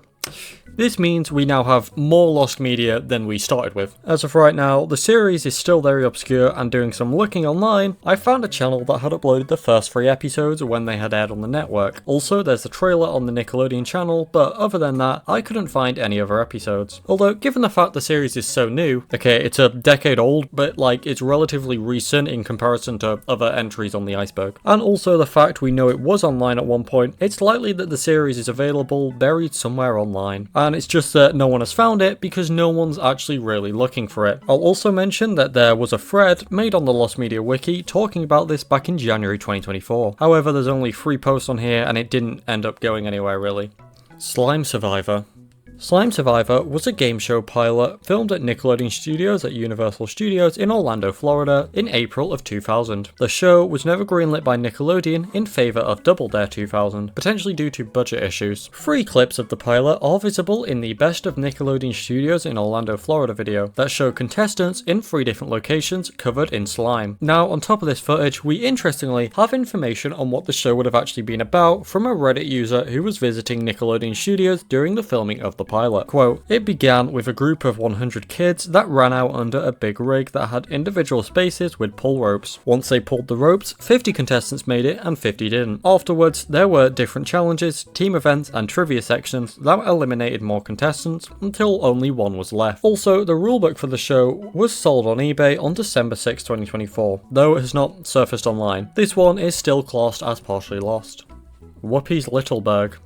Whoopi's Littleberg was a children's live-action / puppetry series that had originally aired on Nick Jr. from January 18th to June 7th of 2004. It was created by Johnny Bell and Robert Skull, and the series focuses on the titular town of Littleberg, known as the preschool capital of the world, for the fact that preschoolers run a majority of the town. The main protagonist, a young piglet named Spencer, has just moved to the town with his family and interacts with its friendly citizens while learning important life lessons. The series only had 3 half-hour episodes that all aired on the same day, that were only ever aired on TV and never released elsewhere, so have since fallen into obscurity. On top of these 3 episodes, a pilot was also made that went unreleased. The first episode of the series, called Welcome to Littleberg, is completely found as it was uploaded to YouTube by user Kale Reviews and Stuff. As for the second episode, Tardar Day, it's mostly found as 24 minutes of it was uploaded to YouTube on July 13th, 2019 by user Evans Media Archive. There's just a bit at the start missing. Then the final episode, But I Still Like You, is just entirely lost with nothing having resurfaced from it, and the pilot is also entirely lost. On top of the content of the actual series, we have other content surrounding it. Songs from the series were once available on the Nick Jr. website, but at some point were taken down. However, a backup of the files was found and the songs were recovered. Wow Wow Whoopsie Early Test. Wow Wow Whoopsie was an animated series created by Bob Boyle that ran on Nick Jr. from 2006 to 2014. The show followed the characters Whoopsie, Widget, Walden and Daisy, who go on many wacky adventures in the town of Wuzzleberg. In 2005, 1 year prior to the series' premiere, a test animation was created that was an early version of the series' actual first episode, A Tale of Tales. The art style in this early test was slightly different to the one in the final show, and Whoopsie had a different voice. Also, the theme song is slightly different. This pilot was never released, making it lost, but some content has resurfaced from it. In an early promo for the series, some footage of it can be seen, along with the audio of the early theme song, but this is all we have, and the pilot is partially lost to this day. You Do Too. You Do Too was a live-action puppet series that released on Nick Jr. UK in the early 2000s. The show was hosted by Wendy Turner Webster, along with two puppets called Stamper and Frankie. Each episode of the show was themed around what kids in the UK wanted to see based off letters sent to the show's host. After it ended, at some point in the early 2000s, reruns continued airing on the network up until 2010. It was never released on any digital stores or any kind of physical media, and after the point where it stopped airing, barely any footage or information about the series resurfaced anywhere online, and the show fell into obscurity, becoming lost. The only piece of footage of the show available was from a video uploaded to YouTube back in 2009, titled Nick Jr. Adverts 2002, which, as the title suggests, features Nick Jr. UK ads from 2002. This video features both a brief 11-second clip stating that the show was coming up next, as well as the full intro for the series. It's unknown exactly how many episodes of the series were made, as no list of episodes have resurfaced. We'd get our first actual episodes of the series in 2018, when 16 episodes of the series were uploaded online by a Daily Motion user known as PowerSpy1. Since then, nothing else has been found, and it's still unknown how many more missing episodes there are. Double Dare Australia. Okay, so I previously talked about Family Double Dare Australia, and I mentioned how that was a flop, only airing 3 episodes. Well, that was a spin-off of the Australian version of Double Dare, simply known as Double Dare. It ran on the Australian channel Network 10 from March 13th, 1989 up until 1992, and unlike Family Double Dare, it was more successful and ended up having over 700 episodes made. After it stopped airing, it wasn't released elsewhere, and only a few full episodes have resurfaced, along with various clips. It was also rumoured that the master tapes of the episodes were destroyed at some point, however there's no evidence backing this up, and also one of the episodes that was uploaded on YouTube has been taken down by Paramount Global, so it's probably listed in some copyright detection system, meaning it's likely Paramount still has copies of the episodes. Nick Arcade Consolation Prize Plugs.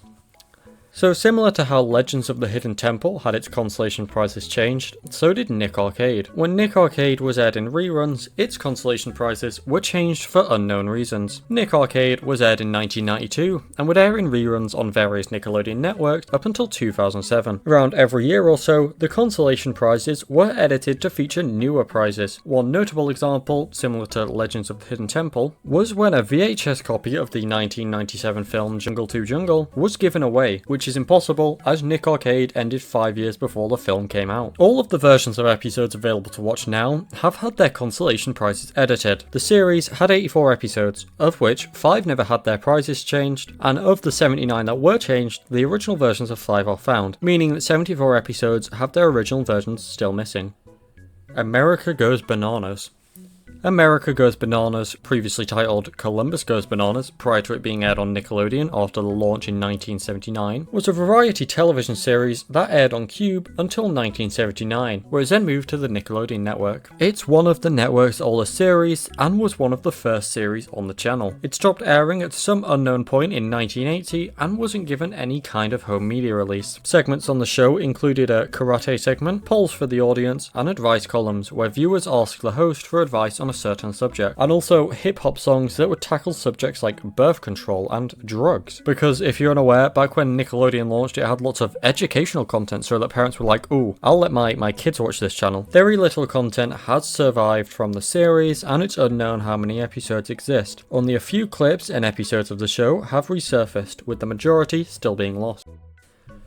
By the Way was a series created by Nickelodeon in 1979. The show is one of the oldest shows to be aired on the channel, and released back when it launched. It only lasted for 1 year, with it coming to an end in 1980. The show was hosted by a character named Josie, who would perform skits in a forest or mountain setting. It also featured various acquired animated and live-action shorts similar to Pinwheel. At the end of the episode, Josie would ask the viewers to write in ideas that she would share in the next episode. This series was very short-lived and obscure. It's unknown how many episodes it had, but it only lasted a year. It had no home media releases, and there was previously no footage available, and very little information surrounding it. A print article on the Union Times newspaper in Warsaw, Indiana, from October 12, 1979, was found that vaguely describes the premise of the show, stating, "By the Way is a freewheeling, wide-ranging program for children ages 7 to 12, structured to make kids aware of the ever-changing issues to be dealt with along the path of life. Through animated and live-action films, films and a character created especially for the show named Josie. By the Way explores children and the world around them. It looks at their problems and adventures, the real world and the fantasy world, what came before and what is yet to come. Also discovered was a time spreadsheet that listed the show airing between 8 and 9 PM EST. Then 10 minutes of footage from the show was uploaded online on December 26, 2018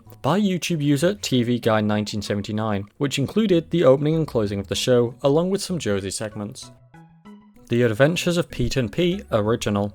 The Adventures of Pete and Pete was a series about two brothers, both named Pete. It began as a series of 1-minute shorts in 1989 that were shown in between normal programs on the network. Due to the popularity of the shorts, 5 half-hour specials were made between 1991 and 1993, and following that, a regular series featuring 24-minute episodes was made that ran for 3 seasons from 1993 to 1996, then airing in reruns on the main network up until 2004. Now, the 5 specials were similar to actual episodes of the show, but weren't formatted the same. The show was 24 minutes in length, whereas the specials weren't. On top of this, the series had the theme song Hey Sandy by Polaris, whereas the specials had an intro where the character Ellen would describe the plot. After the series released, the specials were re-edited to match the series' format, which led to the intros being cut and replaced with the show's intro, along with some scenes being cut in order to make the special the same length as normal episodes. Every release of these specials following the edits has always been the edited version, making the original versions lost.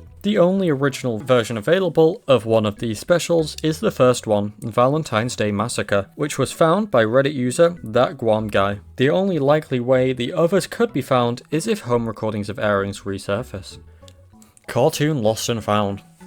Cartoon Lost and Found was a late-night television special aired on Nickelodeon during the Nick at Night block in 1990. It starred Adam West as a man who worked at an office where the remains of old film reels were stored, being a literal cartoon lost and found, each reel being one part of what remained of some old cartoon from the 1950s and 1960s. Various other characters would come and go as the special continued, with the basic premise and structure revolving around Adam West assembling the remains of these old cartoons and playing them. Full episodes of cartoons were never shown, instead just clips. The special was never released anywhere besides its TV airing, causing it to become lost. The only content that could be found of the special online was a clip uploaded to YouTube on January 19th, 2015 by the channel Matthew Hassan, along with 2 clips of promos advertising the special. No other footage of the special would resurface up until an anonymous user randomly uploaded the entire special on archive.org, marking it as found. Who Knew? Who Knew was a game show pilot filmed at Nickelodeon Studios in Orlando, Florida in 1998. The series was never greenlit and the pilot would go unreleased. The only footage publicly available from the pilot is a 3-second clip featured in the Best of Nickelodeon Studios video. The clip shows 2 people, presumably contestants, hitting a lil jig. Don't know anything about the premise of the show, and the footage we have doesn't really help in giving any info about the plot. Adventures in Wonder Park. Adventures in Wonder Park is an unreleased series based off the 2019 film Wonder Park. The series was announced and produced alongside the movie and later promoted on the Blu-ray of the movie. It was intended to release in February of 2020, and as of 2025, a whole 5 years later, the show has yet to be officially released and has been seemingly forgotten about, likely never going to be released, potentially due to the movie's financial and critical failure. However, some content has been found from it. Firstly, the names of 44 different episodes were discovered on the United States Copyright Office website, and in 2023, some production material of the show was leaked online. As of right now, out of the 44 known episodes, 15 are found, 13 have only storyboards available, 3 scripts are available, and the remaining are entirely missing. It's so odd that Nick couldn't even be asked to dump this onto Nicktoons or whack it on Paramount Plus or anything. It just didn't get released. Against the Odds. Against the Odds was a children's documentary series that aired from July 4th, 1982 to January 18th, 1988. The show profiled stories of people who innovated and broke through barriers in history. Each episode would usually feature 2 inspirational historical figures who broke through barriers in a similar field and worked against the odds. The series wasn't popular, with people complaining about how the show didn't really fit on Nickelodeon with all its other fun kids shows. Notably, there was an episode featuring Napoleon and Hitler. who, to be clear, was shown in a bad light. This one wasn't one of the inspirational stories, which upset the Anti-Defamation League as they weren't happy with the show talking about Hitler as it was a kids show. The series never received any kind of home media release, and like many early Nick shows, faded into obscurity and became lost. As of right now, only 4 episodes have resurfaced in full, with 1 being partially lost, leaving a whopping 44 episodes completely lost as of right now. An Offbeat Valentine. An Offbeat Valentine's is a half-hour 1999 TV special based off of the KaBlam segment, The Offbeats. The Offbeats follows a group of misfits named The Offbeats, who have to deal with their rival clique, The Populars, who you probably guess who they are based off their name. This special was Valentine's Day themed, and depicts many instances of romance. In one instance, the characters Tommy and Beth of The Populars develop a crush on each other, and in another, the character September reminisces about February, who is also a character. It premiered on February 12th, 1999, and like lots of previously mentioned KaBlam content, it went missing and became lost. There was no content available from the special up until a 15-second promo that advertised that the special would be airing on Friday was discovered, featuring a few clips of it, and later, music from the special was uploaded by the show's creator, Mo Willems, on his website. He also later uploaded the entire script for the special, but it was later removed. Then finally, the full thing was found when it was uploaded on a private website, and later sent to Lost Media Wiki founder Daike by an anonymous user. As of right now, you can watch the full thing on YouTube. Friday Night Nicktoons. Friday Night Nicktoons was a programming block intended to rival with Cartoon Network's Cartoon Fridays. It began airing on January 5th, 2001, and originally aired from 8 to 10 PM, before changing to 7 to 10 PM. It stopped airing on December 17th, 2004, when it was replaced by Primetime Nicktoons. The block featured many bumpers featuring various popular characters from many different Nicktoons. They all took place in the Nicktoons Animation Studio in Hollywood, which was a CGI building based off the real Nicktoons Animation Studio in Hollywood. This building is where all the characters are, and we get to see them all interact, which is neat. Also, they show some shows being filmed at this studio, which is cool. Anyway, of course, many bumpers have gone missing because of the fact they were only ever aired on TV. It's unknown exactly how many were made, but doing some quick math, there was 207 Fridays in the time the block was aired, so presumably a lot. Lucky for us though, lots of bumpers have actually resurfaced since the block was popular, and so recordings of it exist. It's currently marked as partially found, and there's likely many more bumpers missing, which personally I'd like to see found because this block is cool. And that concludes Layer 6. Out of curiosity, I want to know if the people still watching watched this all in one sitting or watched it in multiple sittings. So comment down below, and a month from now, I'll make it into a nice looking pie chart, then I'll post it on my YouTube post tab. Anyway, time for Layer 7, which is by far the biggest layer. It's so big in fact that the text is cut off here because it didn't fit.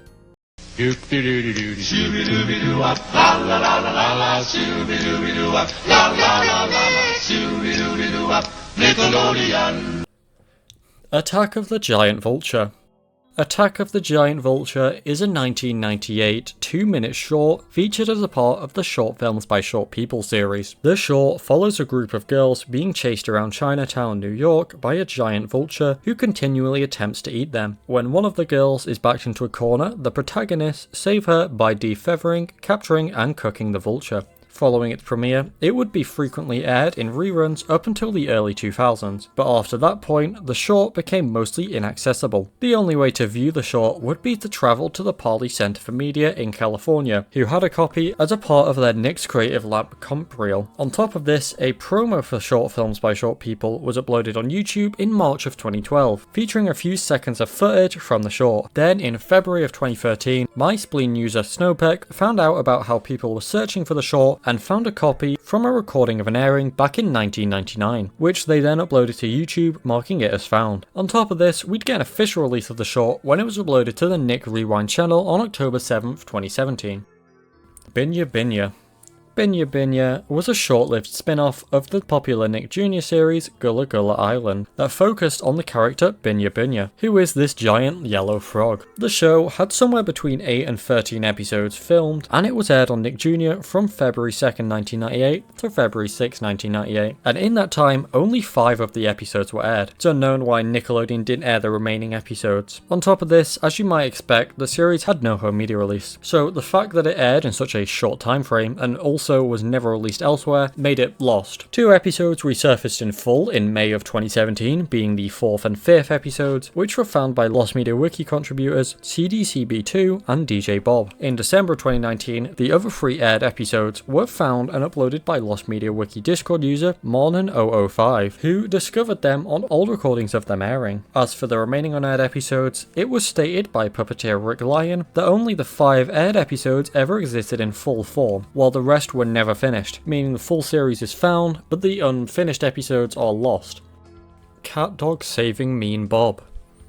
Cat Dog Saving Mean Bob was a cancelled game intended to be released on the PC and PlayStation 1 based on the show Cat Dog. The game would have been developed by Nowhere and published by Hasbro Interactive. The game was most likely scrapped after the sale of Hasbro Interactive to the French company Infogrames in January of 2001. It appears it was somewhat far along in production as there was a blockbuster page created for the game. On top of this, there was promotion of the game in PSX Nation in March 1999 and in Billboard magazine in February 2000. There's no other information about the game, and it's unknown if anyone involved in the game's production owns a prototype or if the game was ever even completed. Cat Scratch Pitch. Cat Scratch was an animated series created by Doug TenNapel that premiered on the network back on July 9th, 2005. It only ran for 1 season that consisted of 20 episodes, airing its last episode on February 10th, 2007. The show follows 3 cats, Mr. Blake, Gordon, and Waffle, who are brothers. Their owner dies one day, which leads to them inheriting a large amount of fortune along with a giant mansion and a butler named Hovis. In 2004, Doug TenNapel produced a short 90-second pitch pilot for the series that saw the cats going to the toy store. This pilot was never released anywhere, marking it as lost. A trailer for the pilot would be uploaded onto the Slappy Pictures website on May 10th, 2006, and also Doug TenNapel's YouTube channel on November 12th, 2009. The pilot would eventually be found when Doug TenNapel uploaded the entire thing to Vimeo, also on November 12th, 2009. Eddie Retractorhead. Eddie Retractorhead is a series of 10 1-minute shorts produced by Cosgrove Hall. It follows a blob of mucus named Eddie Retractorhead, who was created by falling from space and landing on a tractor and a pie. Eddie lives in an inflatable pie house at Area 52 with his friend, an orange blob named Blam Blob, where they go on many wacky adventures while meeting other characters along the way. These shorts were aired on Nickelodeon in the UK between other shows in 2009. After they stopped airing them, they became inaccessible. In the years following, an archive of a website for the series was discovered, which gave us the titles of the 10 shorts. Also discovered was 3 actual episodes of the show, being Trailer, Space Day, and Explodities, which had actually previously been available for over a decade. In 2019, the 2 episodes House and Speed Photo were uploaded by one of the series' editors, Tracy Cleland, to Vimeo and their resume. Then later in 2022, the YouTuber Lucas's Archive uploaded a VHS recording of the short Olympics from an airing on Nicktoons. So, as of right now, this leaves only 4 of the shorts still lost, marking the series as partially found. Game Farm.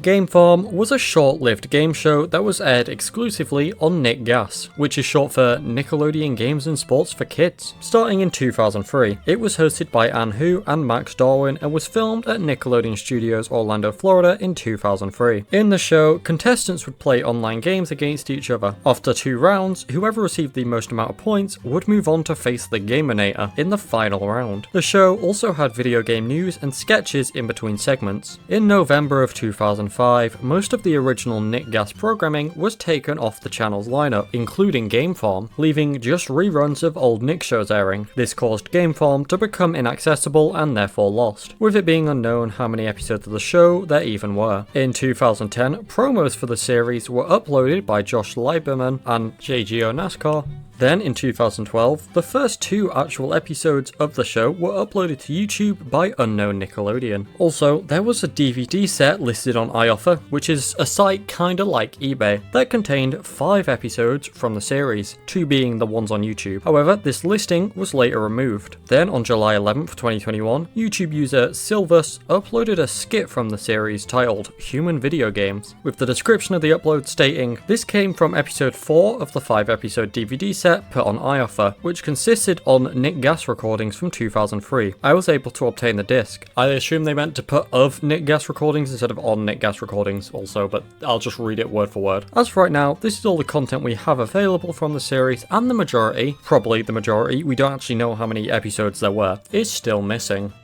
Loretta the Letter Lady.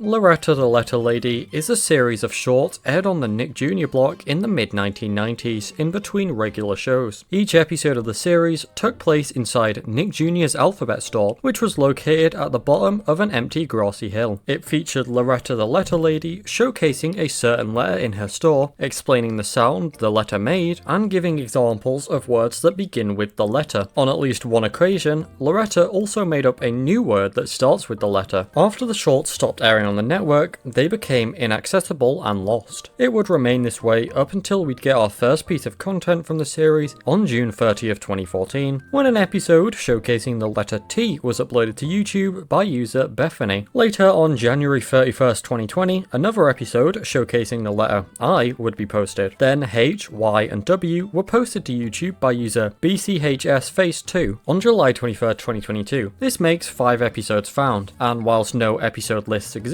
we can assume that there was one for each letter of the alphabet, which would mean there are 26 episodes, of which 21 are lost. Okay, update, whilst editing this I found out that there was a channel that has uploaded A and F, which means there's actually 19 missing right now, so that's neat. Making Fiends promotional clips.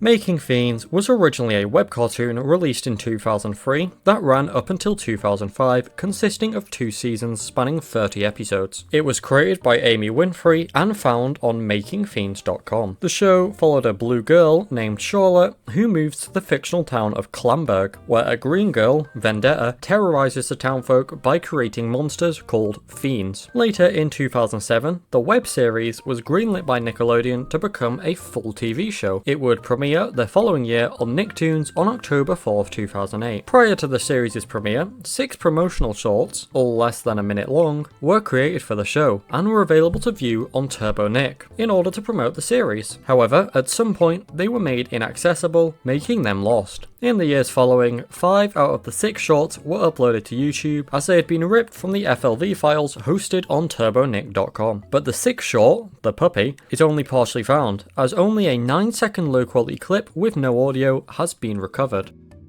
Meet the Moors.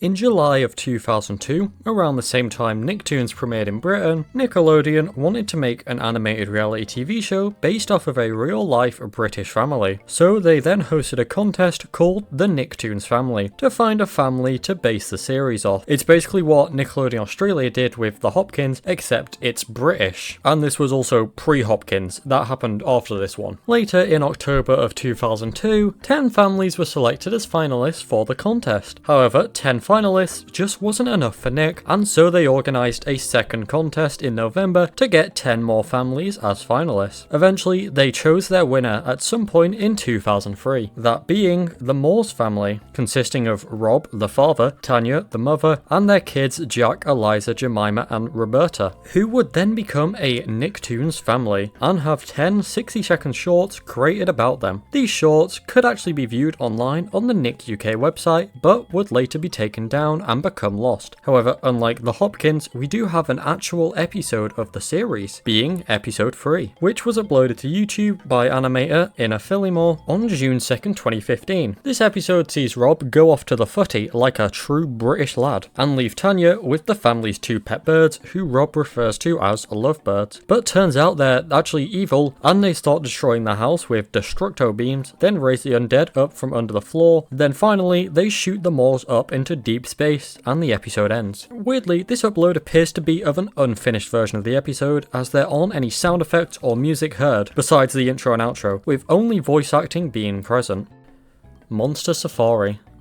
Monster Safari was originally created as a short film for a series aired on Nicktoons in late 2007, consisting of shorts called Shorts in a Bunch, and later the decision was made to expand it into a feature-length project. It was going to be a stop-motion film directed by Mark Caballero and Seamus Walsh, and produced by Chris Finnegan. The script was written for the film in 2009 by Matt Chapman and Craig Zobel, and the film was also announced in 2009, but after this, nothing else was mentioned about the film, and it was basically cancelled. In 2011, co-writer Matt Chapman stated that he was unaware of the movie's status and explained that he and Craig Zobel hadn't heard anything since they had written their initial draft years earlier. Many years later, in September 2013, Craig Zobel would also state that he was unaware of any plans to produce the movie, also stating, "But if Screen Novelties ever do it, it'll be freaking awesome." At this point, the full original short wasn't available online, as Shorts in a Bunch was a short-lived series only airing for 3 months on Nicktoons. All that was available was a few clips on Screen Novelties' website, up until YouTube user John Brimgus uploaded Shorts in a Bunch episode 13 to YouTube, which featured the full original short, marking that as found. As of right now, any material relating to the feature-length film is lost as it was never released.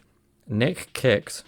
Nick Kicks is a very obscure Nickelodeon UK series that ran from 2016 to 2017 and had an unknown number of seasons and over 100 episodes. It featured highlights of Football League matches filmed, edited and delivered by ITN Productions. There's many clips of it on the Nickelodeon UK YouTube channel, which shows what the series was like. It seems to feature many football related challenges and football related content. It's basically a show about football. The show was produced with the production company ITN Productions, who have an article on their website from January 12, 2016 titled "Nickelodeon Launches Football League Children's Football Highlights Show Produced with ITN Productions," which gives us some more info on the series. Quote, "Nickelodeon UK and Ireland announces a long-term partnership with the Football League to produce Nick Kicks, a live-action football program covering all 72 clubs of the Football League. Launching on Nicktoons at 8 AM on Saturday 6th of February 2016, the 22-minute program will run for 18 episodes ending on 4th June. In addition to covering the remainder of the 2015/16 season, the series will air across the entirety of the 2016/17 and 2017/18 seasons. In total, Nickelodeon UK and Ireland has committed to producing over 100 episodes of the series across the 3 seasons. So presumably each season, as in football season, would be an individual season of the show, meaning there's over 122-minute episodes and 3 seasons according to this article. No full episodes of this series have resurfaced anywhere online since the series ended, and it was never given any kind of release elsewhere. All that remains is many short clips from the series, lots of which on the Nickelodeon UK YouTube channel. The Weasel Patrol. Okay, so back in 1989, Nickelodeon decided to create their very own original animated shows branded as Nicktoons. This is the origin of the Nicktoons brand, which is cool. To accomplish this, they commissioned 8 different pilots for series and would pick 4 of the best ones to become a full series that were then planned to premiere in August of 1991. Also, they ended up only going with 3 of the pilots: Doug, Rugrats and Ren and Stimpy. One of these pilots that was never picked up for a full series was known as the Weasel Patrol, which consisted of 7 weasels who fought crime. They were lousy crime fighters despite their claims to the contrary, and only ever won due to random circumstances that worked to their advantage. The pilot was based on an adult-oriented comic book of the same name, so to make the show more kid-friendly, the plot for the pilot was created by mixing together several issues of the comic without the adult elements. The plot of the pilot involved the Weasel Patrol trying to keep top-secret hot chili peppers from a duo of smugglers. The peppers were intended to be used for rocket fuel, and an alien creature was also involved. Both the Weasel Patrol and the smugglers were incompetent, and the Weasel Patrol only won accidentally, and in the most confusing way possible. The pilot was shown to test audiences who responded overwhelmingly negatively to it. Notably, a 9-year-old boy said he'd rather watch a blank television screen than the pilot. It was apparently convoluted and confusing, probably because it was thrown together from multiple different stories. The pilot would never be shown outside of this test audience, and also a presentation given by Linda Simensky in 1995 at the Society for Animation Studies conference in Greensboro, North Carolina, where she showed all the Nicktoons pilots. We'd actually see footage of the pilot on March 7th, 2023, when 40 seconds of it were uploaded onto Instagram by Tony Trishka, who supposedly played the banjo for the pilot. As of right now, this is all the publicly available content from the pilot, and it's marked as partially found. Nickelodeon Japan shut down. Nickelodeon Japan Nickelodeon. was, well, Nickelodeon in Japan. It aired Japanese dubs of Nickelodeon shows and launched in November of 1998. It would later shut down on September 30th, 2009 due to declining viewership, which was on the same day that Nickelodeon internationally changed its logo and branding from the Splat branding to the cleaner 2010s branding. This entry is referring to footage of the channel being shut down. There are 3 different videos currently available of the channel shutdown at various points, 2 of which are confirmed real, with the final one being unknown. The first video was originally uploaded on September 29th, 2009 to the Japanese video sharing site Nico Video by user A58RG. It's the Nickelodeon shutdown for the cable provider Hikari One. It shows a SpongeBob bumper that then cuts to color bars as the channel goes off air. The second video, the unconfirmed one, comes from an unknown provider and shows a Nickelodeon channel ID that then cuts to black and plays a loud continuous beep. Interestingly, the screen bug remains in the top right of the screen. It then cuts to colour bars with the screen bug still being in the corner before cutting to static. The third and final one comes from the provider Sky Perfect TV and shows the credits for the short Bull and Red before then showing a bumper that cuts off partway through and displays the message, このチャンネルはありません. which translates to "This channel is not available." Blood and Guts. On December 24th, 2018, a Reddit user known as Scootle made a post to the Lost Films subreddit in which they write about a short they had discovered, stating, "I'm new to Reddit, I honestly have no clue how it works. I came here because I know some people on Reddit are interested in this sort of thing, so I literally just made this account just then." So, basically, there was like this short or bumper on Nickelodeon called Blood and Guts. I remember 3 characters, a red blob called Blood, a blue monster wearing a nappy/diaper called Guts, and some rat or mouse. I can't remember its name. I remember telling everyone in school about it and how for some reason no one else remembers it, and for some reason no one believed me. That is until literally yesterday when I managed to find an episode of it online. It's extremely bizarre as it was only uploaded a few months ago, 2018, and the channel that uploaded it doesn't normally upload that kind of content. I'm curious to know where they got that episode and why they have only just uploaded it a few months ago. I remember that episode too. It can't be fake. It was uploaded seemingly out of nowhere by a channel called Vortex 360. This is only one episode though. I do remember a second one, I think with a chandelier in it. If anyone has any information about this whole thing, please clear it up for me. It's literally been haunting me for years, Lamau. Thanks. Brackets. BTW, it's extremely bizarre, lol. Interestingly, a now deleted user would reply to this comment 5 years later, stating, "Guys, I know I'm 5 years late, but I am here to say more Blood and Guts info has been found. This video. Go to 4337 and there's Blood and Guts, I'm not joking." The video they linked was an episode of the show known as Ross Lee's Ghoulies, that according to the description of the video is an obscure Saturday morning show. And after I did some more digging, this appears to be the case, as I found numerous episodes uploaded onto YouTube that featured Blood and Guts segments. One of these uploads also briefly shows that it was airing on Saturday at 10 AM, so Saturday morning. SpongeBob's Nicktoons Summer Splash. SpongeBob's Nicktoons Summer Splash was a programming block that ran from July 3rd, 2000 to September 1st, 2000, and then again from June 18th, 2001 to August 31st, 2001. It would run in the afternoon for 3 hours, changed to 6 hours during the last week of the block airing, and featured the SpongeBob cast hosting interstitials throughout programming, with SpongeBob and Patrick as the hosts, Sandy as control, and Squidward as a co-host. They would air a marathon of a show, the shows being Rugrats, Rocket Power, The Wild Thornberrys, Hey Arnold, or Rocko's Modern Life, which would be replaced by CatDog a week into the block. The block would be replaced the following year by Nicktoons Summer Beach House, which ran from 2002 to 2003. In the summer of 2003, the block was brought back on Nicktoons and also extended to 12 hours. The block, in its early broadcasts, was notable for having poor quality animation. As you've probably guessed, since it was a block only aired on TV, it became lost after it stopped airing. But lucky for us, most of the bumpers have resurfaced through home recordings of airings. However, it's known that some are still missing. Exactly how many bumpers were made is unknown though. Nickelodeon Launchbox. Nickelodeon Launchbox is an educational television series that was produced by Nickelodeon in collaboration with NASA and the Astronauts Memorial Foundation. It was meant to teach kids about cool space stuff, and as part of the Cable in the Classroom service, which was a division of the National Cable and Telecommunications Association that assisted the cable television industry in providing educational content to schools. The show was intended to be recorded by teachers and later shown in the classroom, so every episode included a segment for teachers before and after, Calendar, where lesson ideas and other aids were discussed. The show began airing in May of 1991 and ended in March of 1994, with reruns continuing up until September of 2000. In the time the show aired, it only had 9 episodes, all of which became lost after the reruns of the show stopped, as it was never given any home media releases. The first episode to be recovered of the show was the 7th one, The Inner Planets, which was uploaded online. It wouldn't be until July 7th of 2022 when another episode would be found, being episode 3, Space Training, which was uploaded to the University of Georgia database. The following year, on May 25th, 2023, 4 more episodes would be recovered when they were uploaded to YouTube by user Greg Stevens. So, as of right now, this leaves 3 episodes missing. Nickelodeon Magazine's Big 10 Birthday Bash.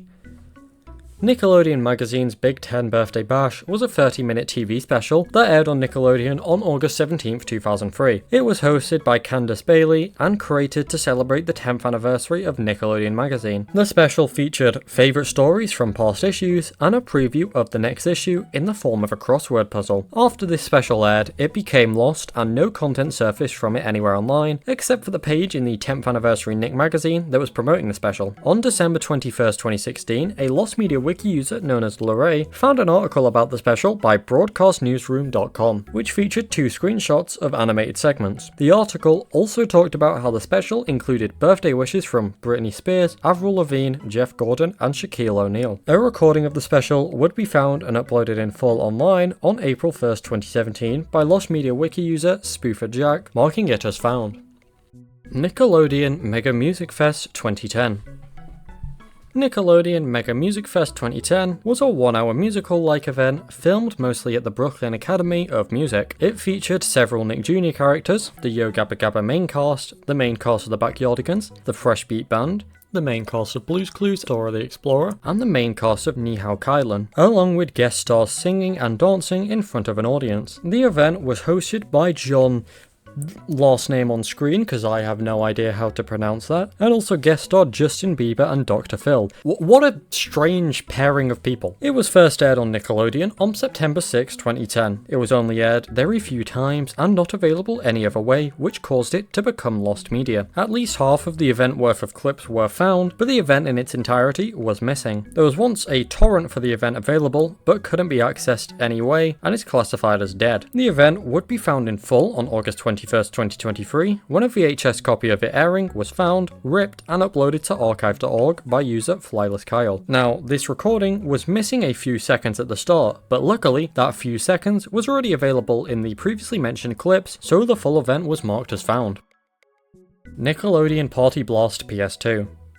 This entry is referring to a cancelled PS2 port of the game Nickelodeon Party Blast, which was never released. No content has surfaced from this version, nor has any info, other than it existed at one point and was cancelled at one point. All we have is that info and this low quality image of the cover art. Nick Kit Uber Hotmix Lossless Desktop.m4v. Nick Kit Uber Hotmix Lossless Desktop.m4v is a video that was uploaded to YouTube in 2010. It's unknown when the video itself was made, however. The video is interesting, as it appears to be a presentation created by Nickelodeon's former creative director, Aaron McDaniel, showcasing a variety of works and projects created, even including footage of unreleased pilots. This was likely never meant to be publicly released, and was probably meant for internal use only. So how did it get on YouTube? Well, I mean, my personal game theory is that it was uploaded by an employee so they could show it to people more conveniently, which isn't an uncommon thing. Lots of people do this. I typed the word presentation into the search bar and sorted by uploaded in the last hour, and instantly found this video of a security program roadmap presentation intended for upper management of some company. So yeah, lots of people do this. It just so happens that this person was an employee for Nickelodeon, and they either accidentally didn't set it to private/unlisted, or just set it to public assuming no one would find it or really care. Looking at the title, it's seemingly just the name of the file, since if you drag a file into YouTube's uploader, it will just set the file name as a title by default. It even has the file type being M4v. So let's analyze the file name NickKit Uber Hotmix Lossless Desktop.m4v. The first part, NickKit, is actually 2 words being Nick Kit, a term used to refer to presentations created at Nickelodeon for internal use only. I have no idea what Uber Hotmix means. And then lossless is probably referring to lossless compression, which is a type of compression that decreases a file size but doesn't noticeably decrease decrease the quality. Then desktop is probably because it was on someone's desktop. Watching the video makes it very clear it's intended for internal use only, as it just talks about new business ventures for the company. It also then shows a compilation of footage from various Nick projects, which is where the previously mentioned unreleased content is seen. Now, why is this on the Lost Media Iceberg? Well, in 2019, the account that had uploaded the video was deleted, and therefore the video was also deleted, which made it lost. But the video would be found and uploaded online again in March of 2025. However, this version has the majority of the compilation of footage sound like this.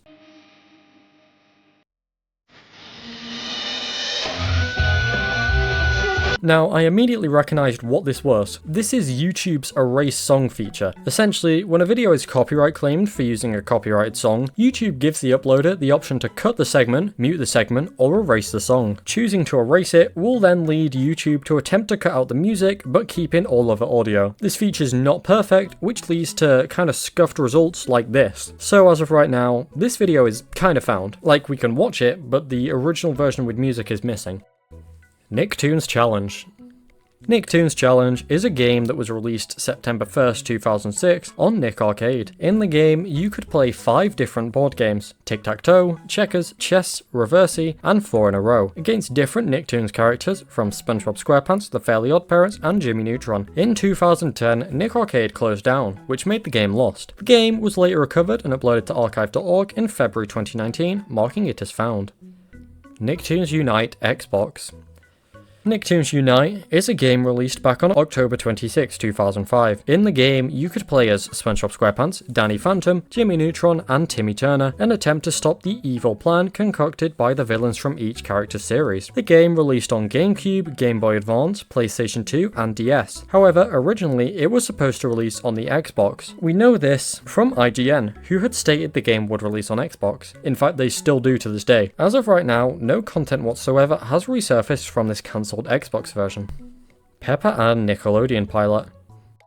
Peppa Ann was a Disney series created by Sue Rose that ran from September 13th, 1997 up until November 30th, 2001. The series follows the life of the titular Peppa Ann, who attends Hazelnut Middle School. Prior to Disney picking up the series, it was in development at Nickelodeon, and an animated pitch reel was produced. But during the development process, Linda Simensky, a Nickelodeon executive who had brought Peppa Ann creator Sue Rose to Nickelodeon, and was also the main supporter of the project, left for Cartoon Network. This led to Nickelodeon eventually passing on the project, and the Nickelodeon pilot for the series has gone missing, with the only available content from it being a few clips in an early promo for the series, making this one partially found.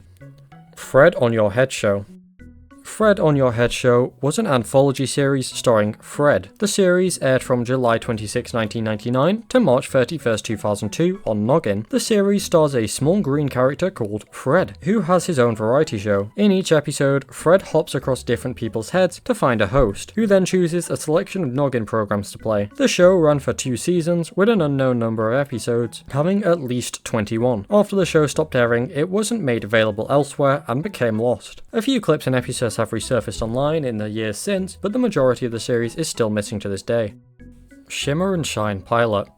Shimmer and Shine was a Nick Jr. series that follows the adventures of 2 twin genies called Shimmer and Shine, who unintentionally create chaos while attempting to grant wishes for their human best friend, Leah. It ran from August 24th, 2015 up until February 7th, 2020, having 4 seasons with 86 total episodes. 2 years prior to the series' premiere in 2013, a pilot was created for the series. The show's creator, I cannot pronounce that, I'm so sorry, I'm going to put that on screen, talked about this pilot in an interview from 2017, stating, "So by December of 2012, I turned in my pitch and Nickelodeon called me and said, okay, stop thinking about the next steps. I thought I was going to have a couple months off, but by April 2013, they said, okay, we're picking you for pilot. So then we had to find writers and storyboard artists and basically take this whole thing into production. And normally, the process is that you make a pilot, you get it animated, you get it back, you test the heck out of it, and then based on that, they will either pick the show up for a series or not. We got picked up for the series before we had even shipped the pilot, so we were still in the works of figuring everything out, and they gave us a writing pickup. So, by August 2013, we had a writing pickup,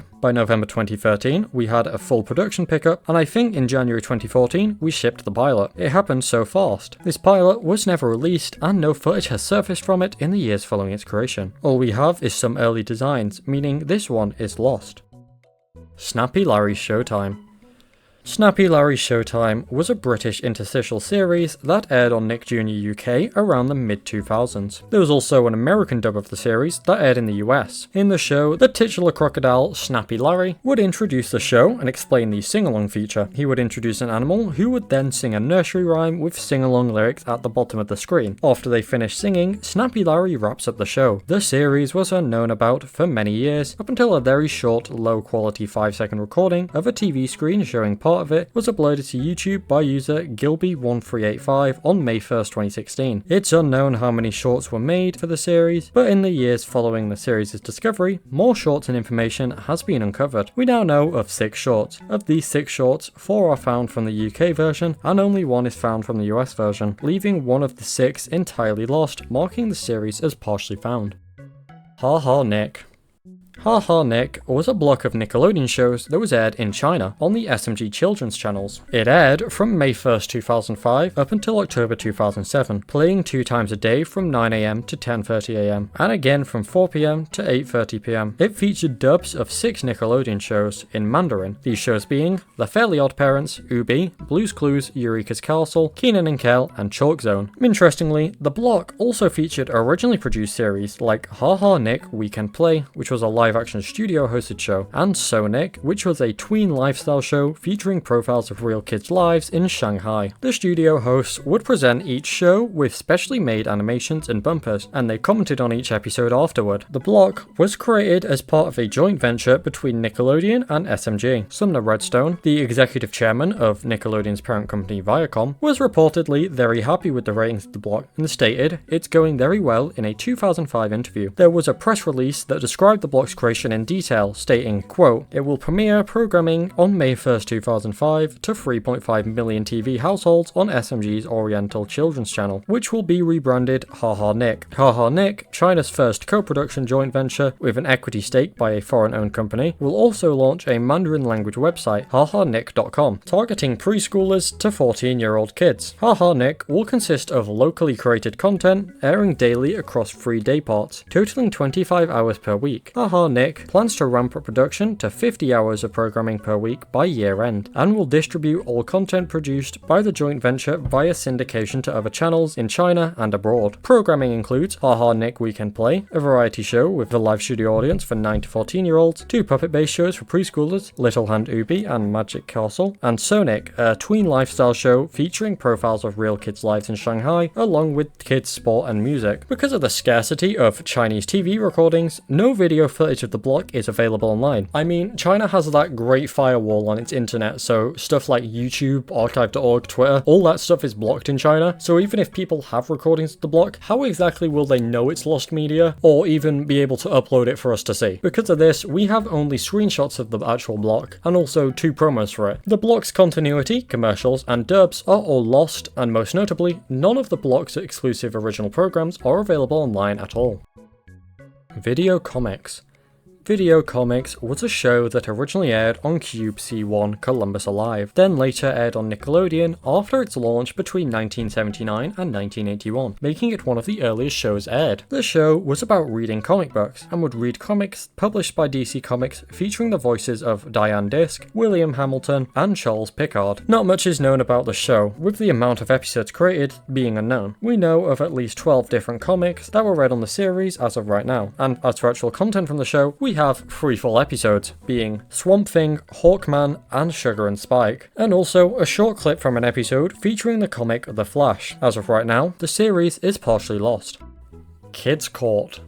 Kids Court was a non-traditional court TV series targeted at kids that aired on Nickelodeon from September 10th, 1988 to 1989, having 1 season of 26 episodes. It would air in reruns up until August 1st, 1993. It was also part of the previously talked about Cable in the Classroom program. The show profiled kids acting out problems with friends and family sent into the show within a courtroom setting. Like an actual court, the show would have 2 kids act as the plaintiff and defendant, with a child audience acting as a jury and giving commentary on the matter. The kids would talk about and act out these problems in various forms, like a court artist drawing artwork based on aspects of the case, or the plaintiff and defendant physically acting out parts of the case. Once all of the evidence is presented, a robot known as the judge-o-meter judges both sides of the jury by how much louder one side of the jury is. This determines the outcome of the case. On top of this, the show also features segments intended to teach kids about the American judicial system. These segments include Gavel Busters, which featured facts and trivia about the judicial system, You Be the Judge, which was about determining an outcome to a criminal case, and Kids Court Reporter, which featured a news story involving a specific topic that aimed to be debatable towards kids. The show never received any kind of home media release, and also suffered from poor time scheduling, which led to lots of the show's original run falling into obscurity and becoming lost, with only a single full episode and a few clips having resurfaced in the years following. On top of the 26 episodes from the show, there were also 3 pilots made for it between 1985 and 1988, which were never released and have since become lost. And on top of these 3 pilots, there were 2 repilots created in 1991 to pitch a second revision of the show to Nickelodeon. This second revision of the show was never picked up, but the 2 pilots were uploaded to Vimeo on September 4th, 2011 by Fred Siebert. Then there was also Kids Court UK, which started back on September 1st, 1993 when Nickelodeon launched in the UK, and ended on January 29th, 1994, having a very short 4-month run. The only things that have resurfaced from the UK version are 2 promos.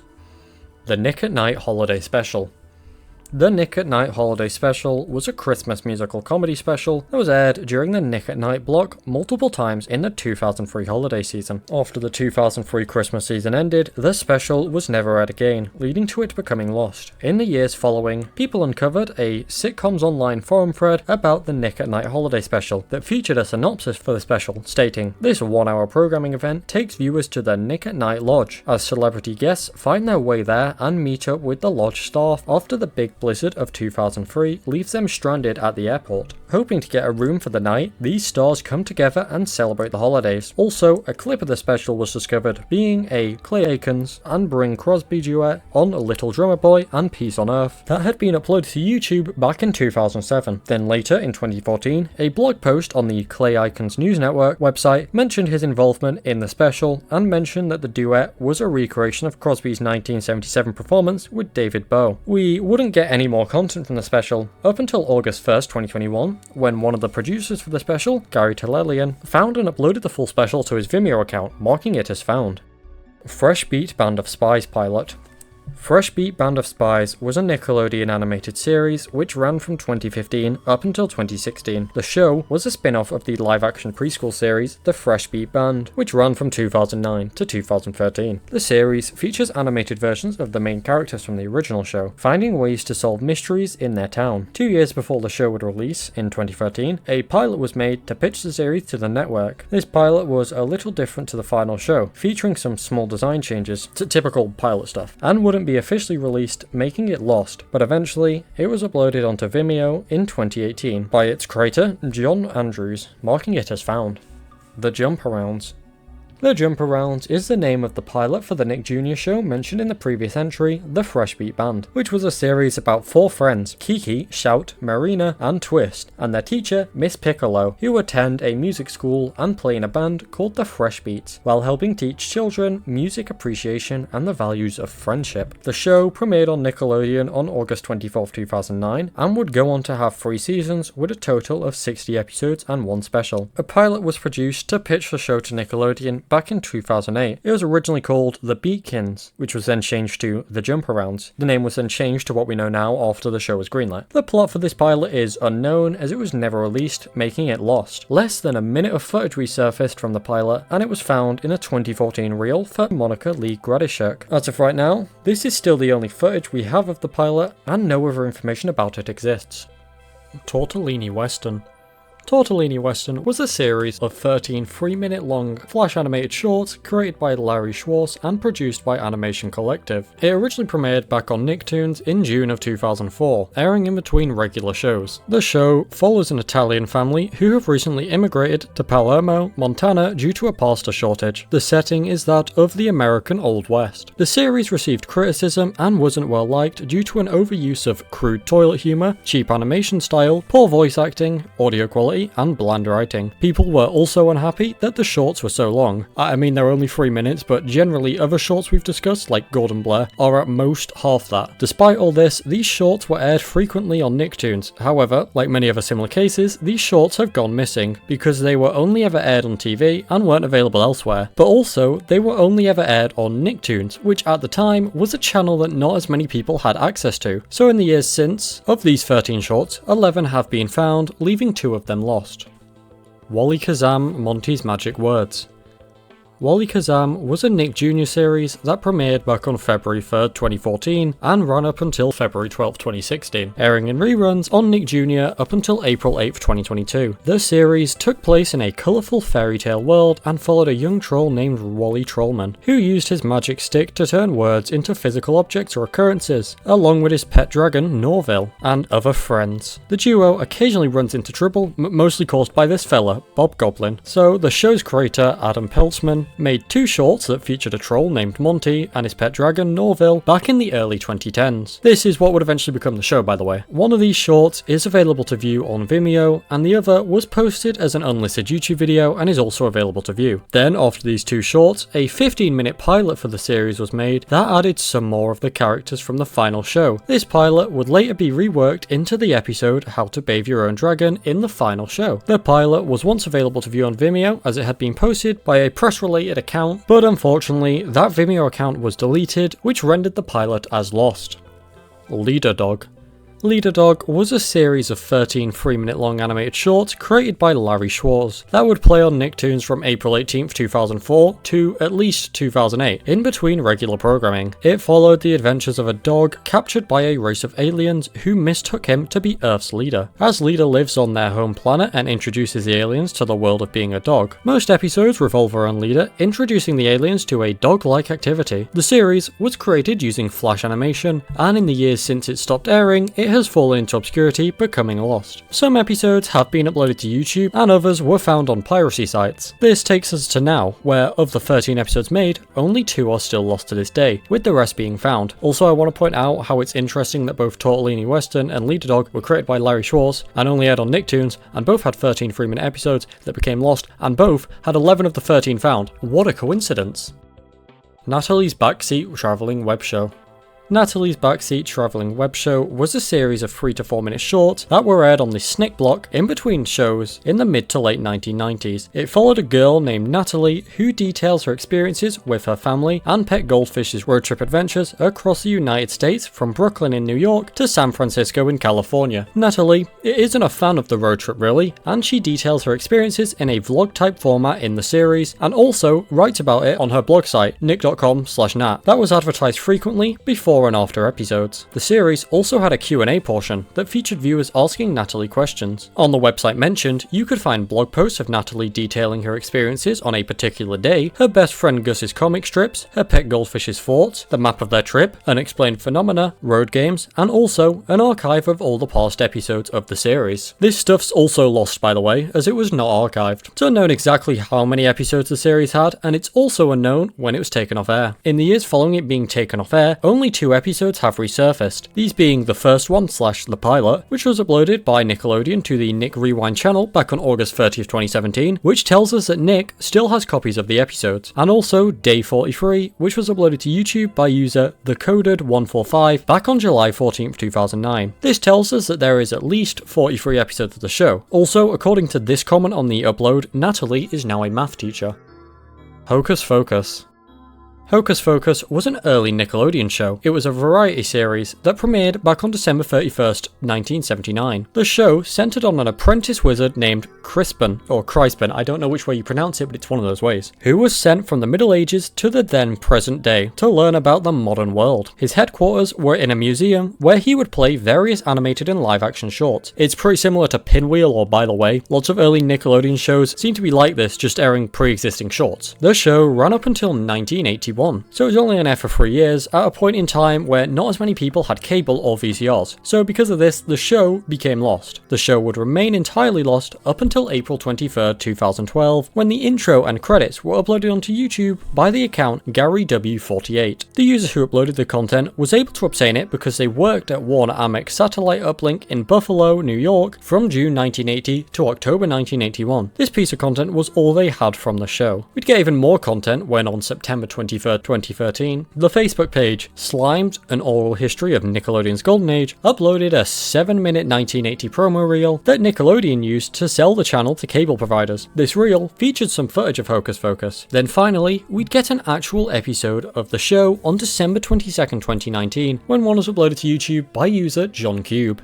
And finally, most recently, a 30-second promo for the show from 1980 was posted to YouTube by Nickstree Archives. iCarly How-To DVD.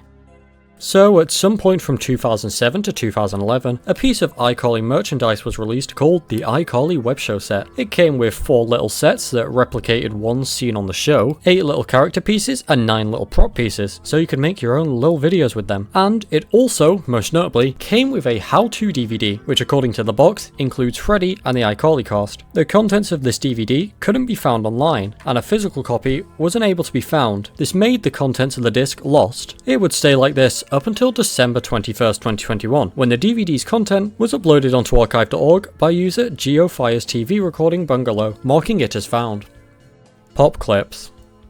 Pop Clips was a music video TV series that aired on Nickelodeon in its early years, from March 31st, 1980 to April 4th, 1981, so just over a year. The show was set inside a small room full of various music-related things, like this tape recorder, some speakers, and a bunch of buttons. In this room, guest hosts like Howie Mandel, Jack Armstrong, Jeff Mikowski, Charles Fleischer, and Bill Martin would introduce the music videos. There was apparently 56 half-hour episodes produced at the Sam Film soundstage in Sand City, California. In the years following the series being taken off air, no full episodes of the show have resurfaced anywhere online. All we have is various clips of episodes and also some promos.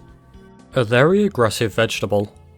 A Very Aggressive Vegetable was a series of 30-second animated shorts that were produced by Fudge Puppy and aired on Nickelodeon Australia and Nicktoons in the US. In 1998, the series depicted very aggressive vegetables, taking revenge on the unsuspecting kids that insulted them. In total, 6 shorts were produced, being cucumber, potato, celery, baby corn, zucchini, and broccoli, all of which were once available on Nick.com. However, due to a glitch in the video player, the videos became unplayable, and later, the pages were taken down entirely. Out of these 6 shorts made, 5 were available to view online through various sources, which left only one lost, being Zucchini, which only had a short clip available in a Nickelodeon Australia promo from 2000 known as Tunes from Planet Orange. This was until the full short was uploaded to YouTube by user The Retro Room Games on August 3rd, 2023, marking the full series as found. Friday Night Slime Time.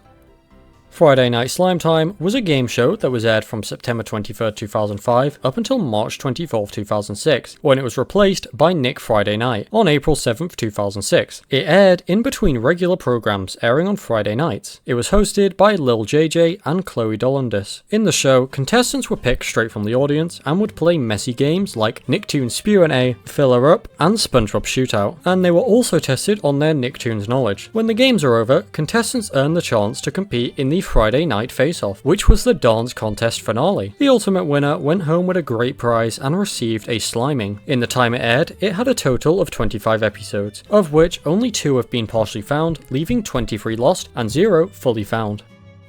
Super Nick.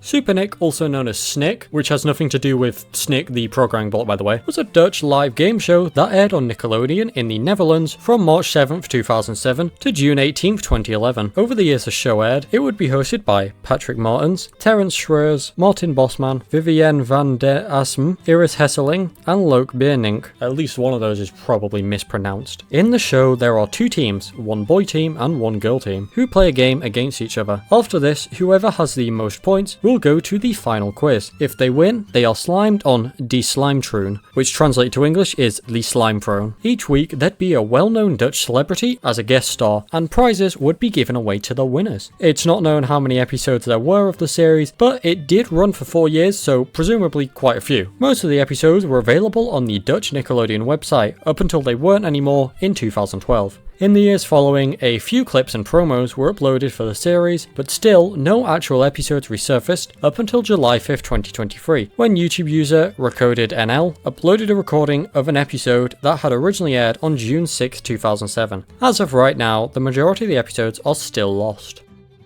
Super Nick op de Stoep Bij.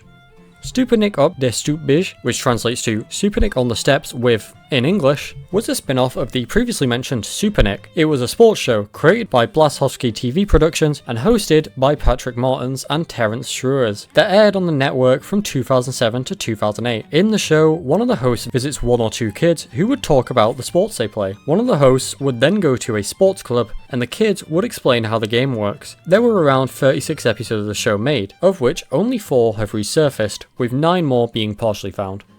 Vic's Vacant Lot. Vic's Vacant Lot was a kids' sports series hosted by tennis instructor and player Vic Braden, who would profile and teach various sports sent into the show by kids that were intended to be played in a vacant lot. Whoa, like the title. If your game was profiled in the show, you won a BMX Hawk 2. Oh fuck, I meant to say Hawk 4 bicycle and then went, but it was Hawk and then went Hawk 2 just by like memory. The brain rot, it's too much, I'm cooked. The kids would also get the title of Honeycomb Kid of the Week, because Honeycomb Cereal was the official sponsor of the show, and a write-up in their local newspaper. It aired on ESPN from 1982 to early 1984, and on Nickelodeon until May 1985, with 26 episodes aired in the ESPN run, and an unknown amount aired in the Nickelodeon run, with it even being unknown if Nickelodeon actually had new episodes, or just reruns of existing ones. The show suffered from poor scheduling. Its schedule was unpredictable on ESPN, and it aired at 6 AM on Nickelodeon, so the show became forgotten about and lost. It wouldn't be until May 9th, 2019 that the show would even be talked about on the modern internet. When YouTuber Pop Arena made a video talking about it, we get an actual episode of the show when on January 3rd, 2022, user Chip Cogswell uploaded a 1983 episode to archive.org in 2 parts. As of right now, this is still the only full episode we have. Curbside.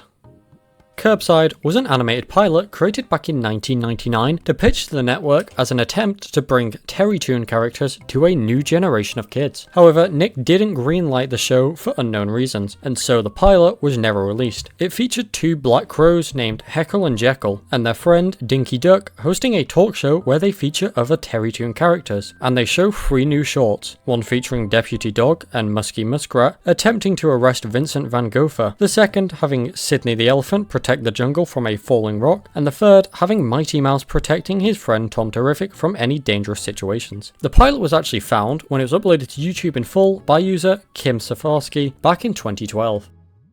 Bing the Sound of Something New.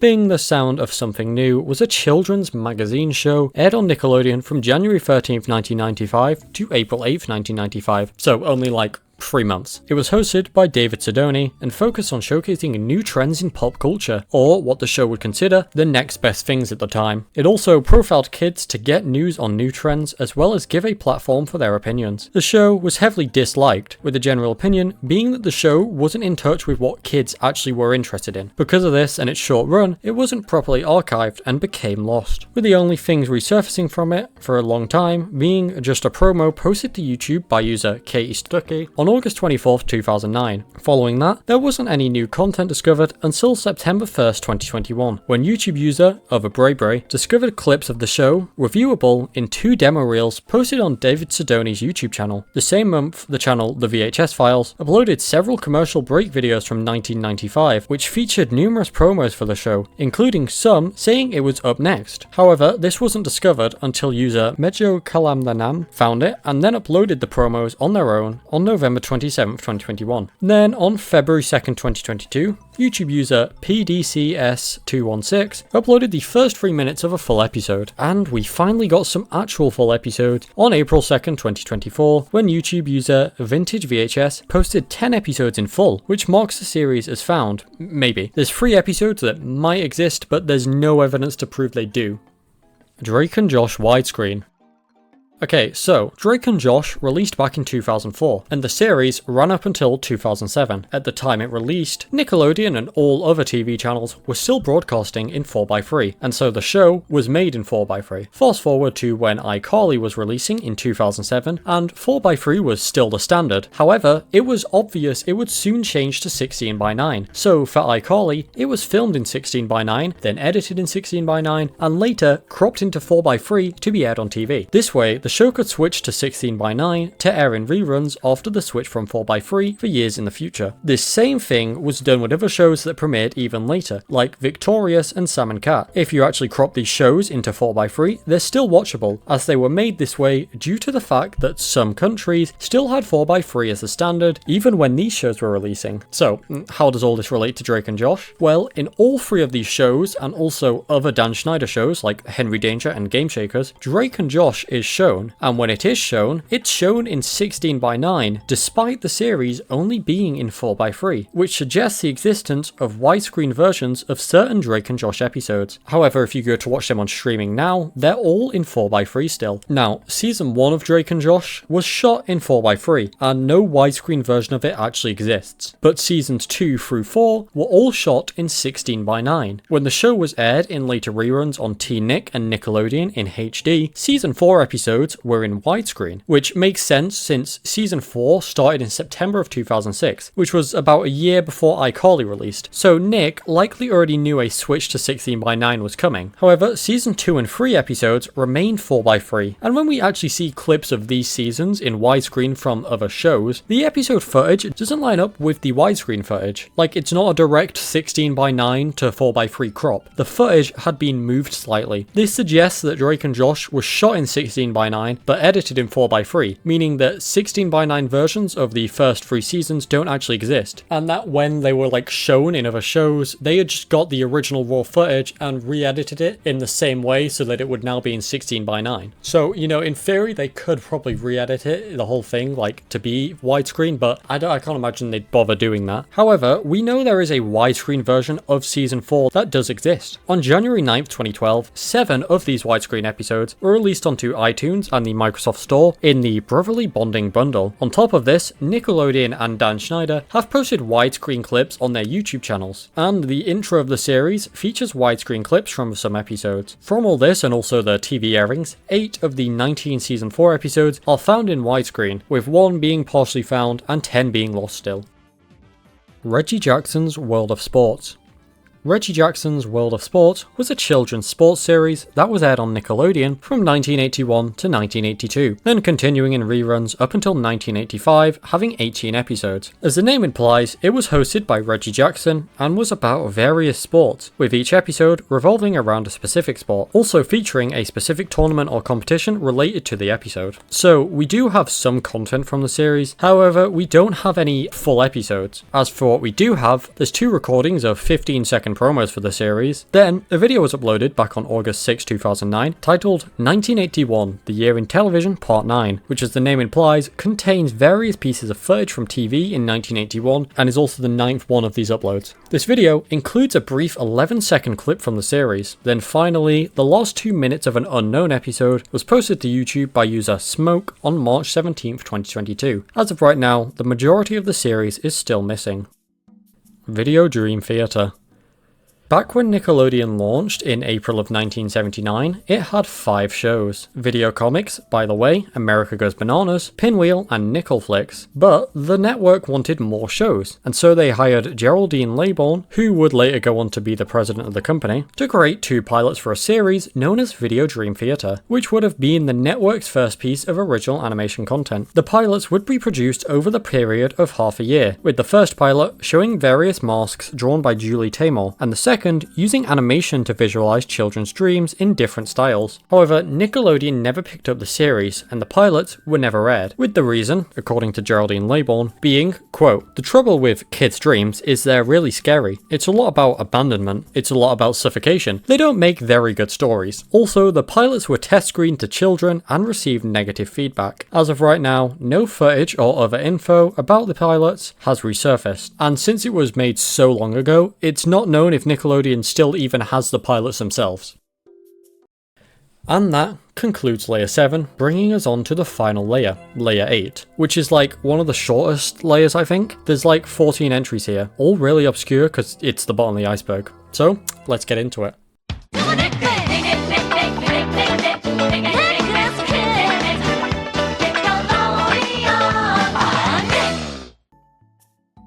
Back at the Barnyard widescreen. Back at the Barnyard was a series based off of the 2006 Nickelodeon movie Barnyard. It ran from 2007 up until 2010, having 2 seasons with 52 episodes. Now, back when it aired, Nickelodeon was still in 4:3, and so the show was aired like that. But there are some clips from the show out there in 16:9 that can be seen in 2 Vimeo reels. And also, there are 2 screenshots of Weird Al's cameo from the episode Get Bessie, viewable in widescreen on his website. Now, this did premiere back in 2007, which was the same year iCarly premiered, and we know that was made in 16:9 but cropped to 4:3 for when it was aired in order for it to be able to be aired widescreen in reruns, as Nick knew that eventually TV was going to become widescreen. So this is seemingly some kind of a similar case, and it must have intentionally been made in 16:9 because it's not like a Drake and Josh where it was edited in 4:3 but filmed in 16:9. It was animated, so it was animated with 16:9 in mind. The show last aired on Nicktoons in 2021, and weirdly, even though it was airing when TV was 16:9, these 16:9 versions of episodes have never been released anywhere. Balinese Slapping Fish. Balinese Slapping Fish was a series of 30-second shorts aired on Nickelodeon in Australia in between shows starting in 1998. It featured a green fish and an orange fish who would end up slapping each other at the end of each short. In total, 7 were made, and by 2021, 6 of the 7 were found and available online, but the short, known as Blast Off Top 5, was still lost, and wouldn't be found until it was posted to archive.org by user Luna Rocks on November 1st, 2022, marking the full series as found. Bobby the Lizard Boy.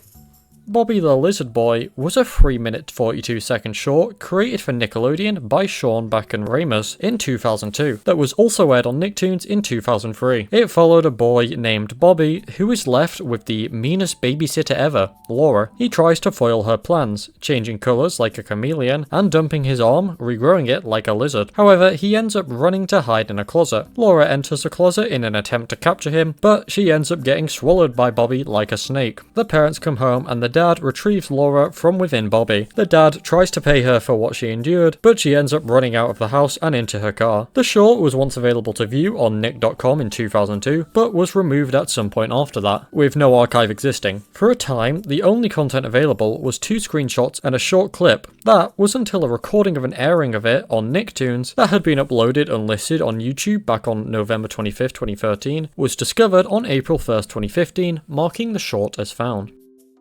Gruff's Groove Box.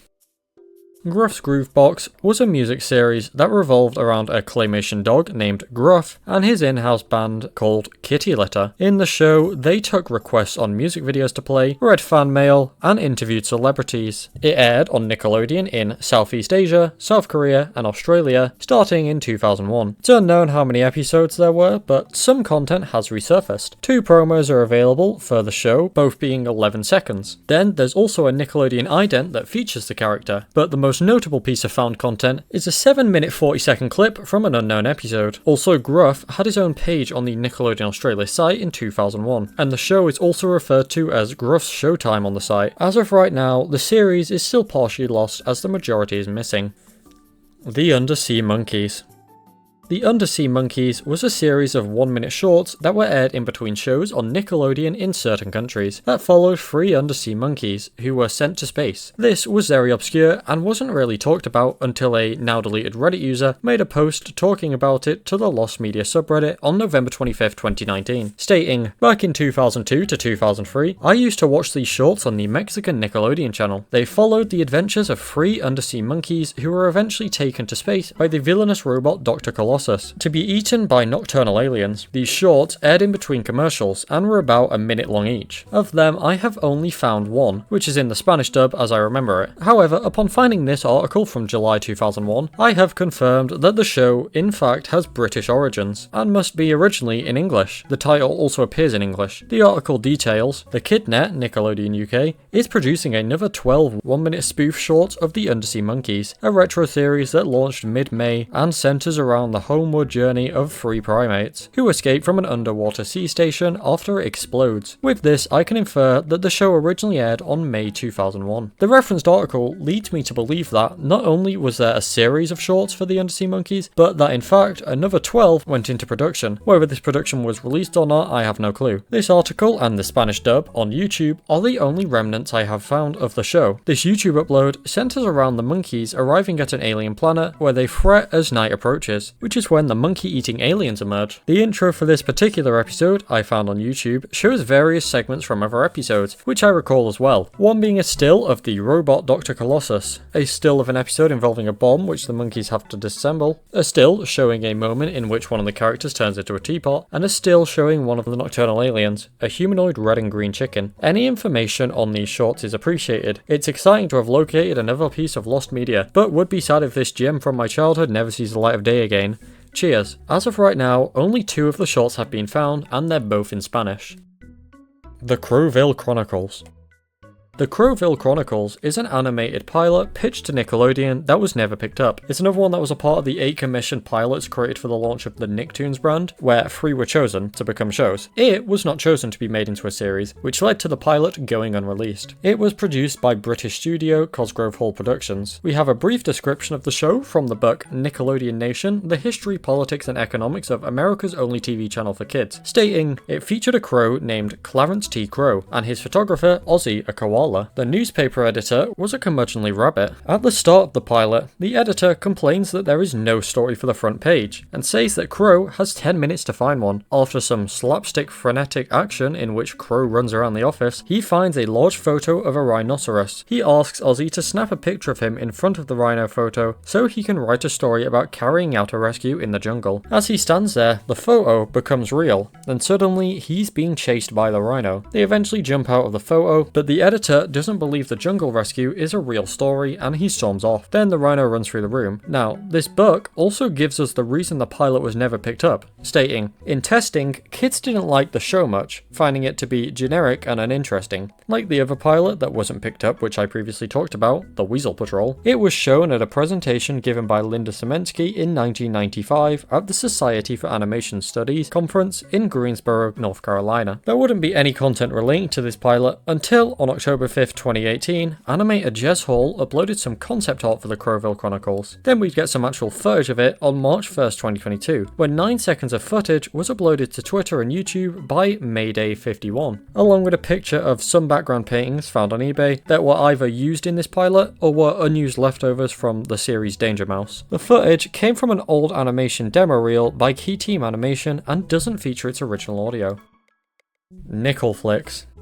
Nickel Flicks was a series aired on Nickelodeon in 1979, being cancelled the same year. It was the first original series to air on the network and had an unknown amount of episodes produced. It was another package show that would air pre-existing material. It would air from 2 PM to 2:30 PM. Because the show was aired during the earliest days of Nickelodeon and didn't last very long, it was largely forgotten about and became lost, with no footage ever resurfacing from the show. All we have is the logo for the show and various newspaper articles mentioning the show, one of which gives us a description of the show, stating, Nickelflix is a salute to the old 30s and 40s suspense serials. In these cliffhangers can be seen the dashing do-gooder Flash Gordon, the faithful and courageous Rin Tin Tin, and other such golden day heroes. Playing these action-packed roles will be such famous stars as Buster Crabbe, Tom Mix, John Wayne, Bela Lugosi, and Gene Autry. Nickelflix will also incorporate some old comic one-reelers, starring the lovable Charlie Chaplin and the slapstick antics of Fatty Arbuckle. So yeah, that's the description of the show. I kind of didn't really understand most of it, but that is the description listed.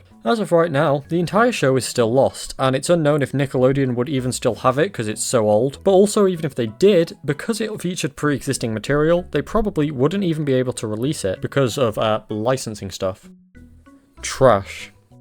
So, another one of the Nicktoon pilots from the 8 made that was never picked up was known as Trash, which was produced by the same people as The Crowville Chronicles, being Cosgrove Hall Productions. But unlike The Crowville Chronicles, and also all the other pilots, it was done using stop-motion animation. The previously mentioned book, Nickelodeon Nation, The History, Politics and Economics of America's Only TV Channel for Kids, gives us some information about this series as well, stating, the main character was a little green man named Crash Morgan, who looked a bit like Marvin Martian. He was a superhero whose job it was to frequently save the world. He resided in Trash Town, where the local big guy was a tyrant named Boasters T. Strut. In the pilot, 2 aliens in search of a vacation on the planet Burmadox accidentally land in a garbage dump in Trash Town. An intruder alert sends a group of tiny soldiers called Nutters after the aliens. It's never quite clear why the aliens don't leave the planet as easily as they ended up there, but they don't, and they end up in jail. A to be continued if they're lucky sign flashes, and the pilot ends, unresolved. When shown to test audiences, the response was just indifference. It was also shown at the same 1995 presentation as the previously talked about pilots. However, no content has resurfaced from this one.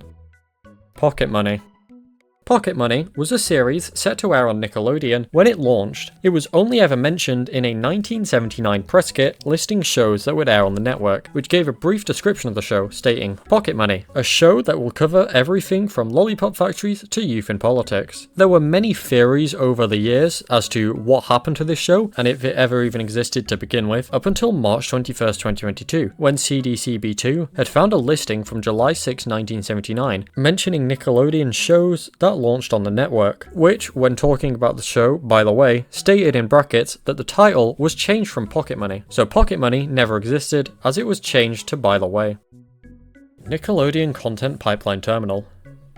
Nickelodeon Content Pipeline Terminal was a short from 2021 that, from the 2 available screenshots, appears to be some kind of internal video. In one screenshot, we can see Lincoln Loud and All That cast member Gabrielle Nevea Green in front of a sign that says Nick Content Pipeline Terminal, which shows Paramount Plus, Nickelodeon, Nick Jr. and Pluto TV, which are all owned by the same company. And the other screenshot just shows various Nick characters on a train. This seems like it's similar to Nick Kit Uber Hot Mix Lossless Desktop.m4.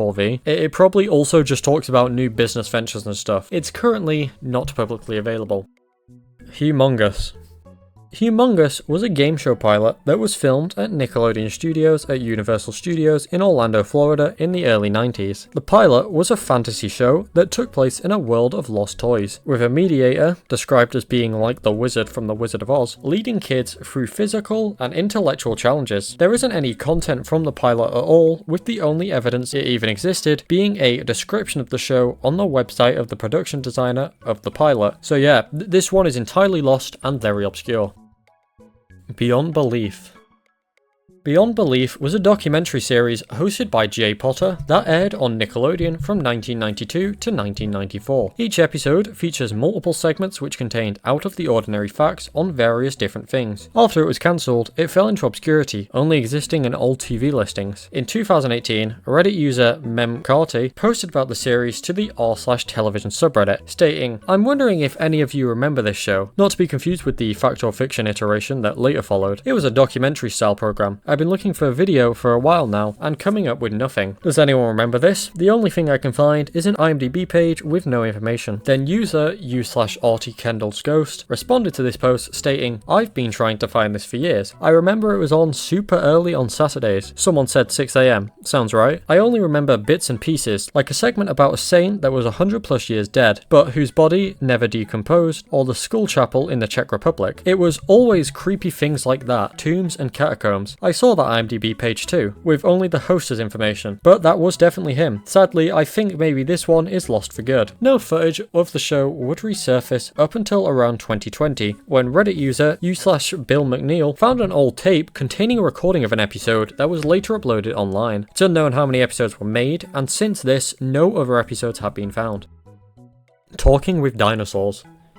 Talking with Dinosaurs was a series of shorts aired in between shows on Nickelodeon UK from 2001 to 2002. It was made by the same people as the Undersea Monkeys, and was also dubbed into Spanish and aired elsewhere. The show is done in a similar way to the Undersea Monkeys, and features toy dinosaurs. It's unknown how many shorts were made, and all that's been found is 2 Spanish episodes, and the first 9 seconds of an English episode, so the series is partially lost. McJunior Club TV.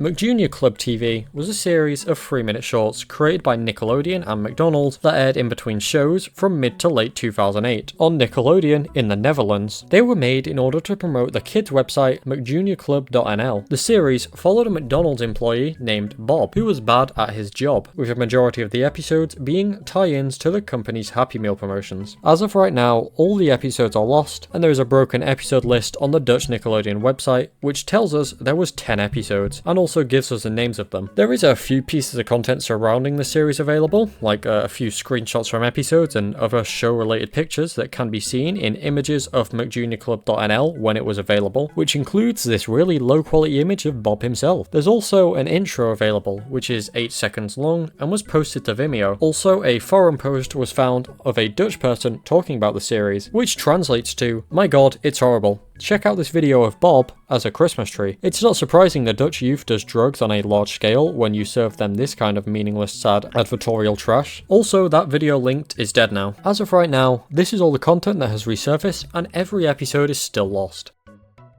Big Beast Quintet.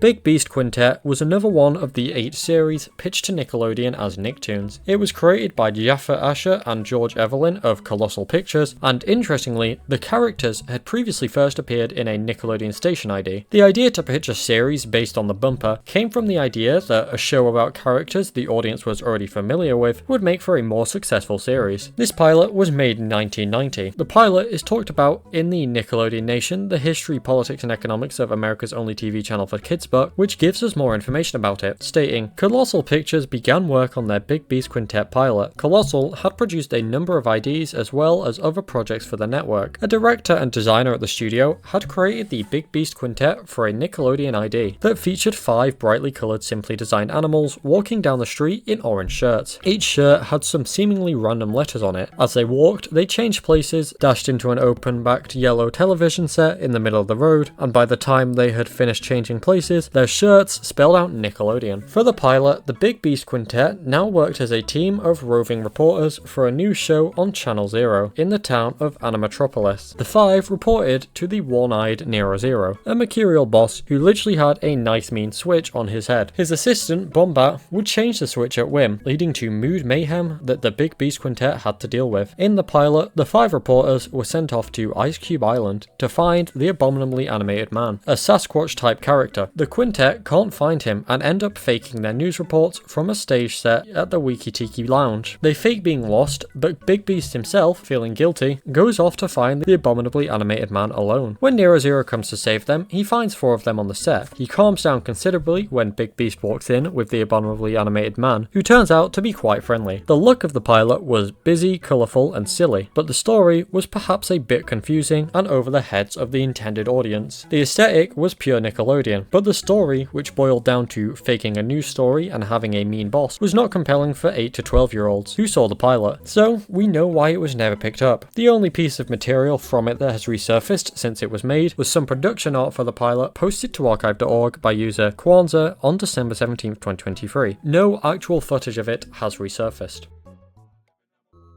And that concludes the entire iceberg. If you did enjoy, make sure to like and subscribe, and also you can become a member for a very cheap price and get early access to new videos. It might have been a better idea to put this plug in earlier. I cannot imagine it'll be as effective now at the end of like a 4-hour video.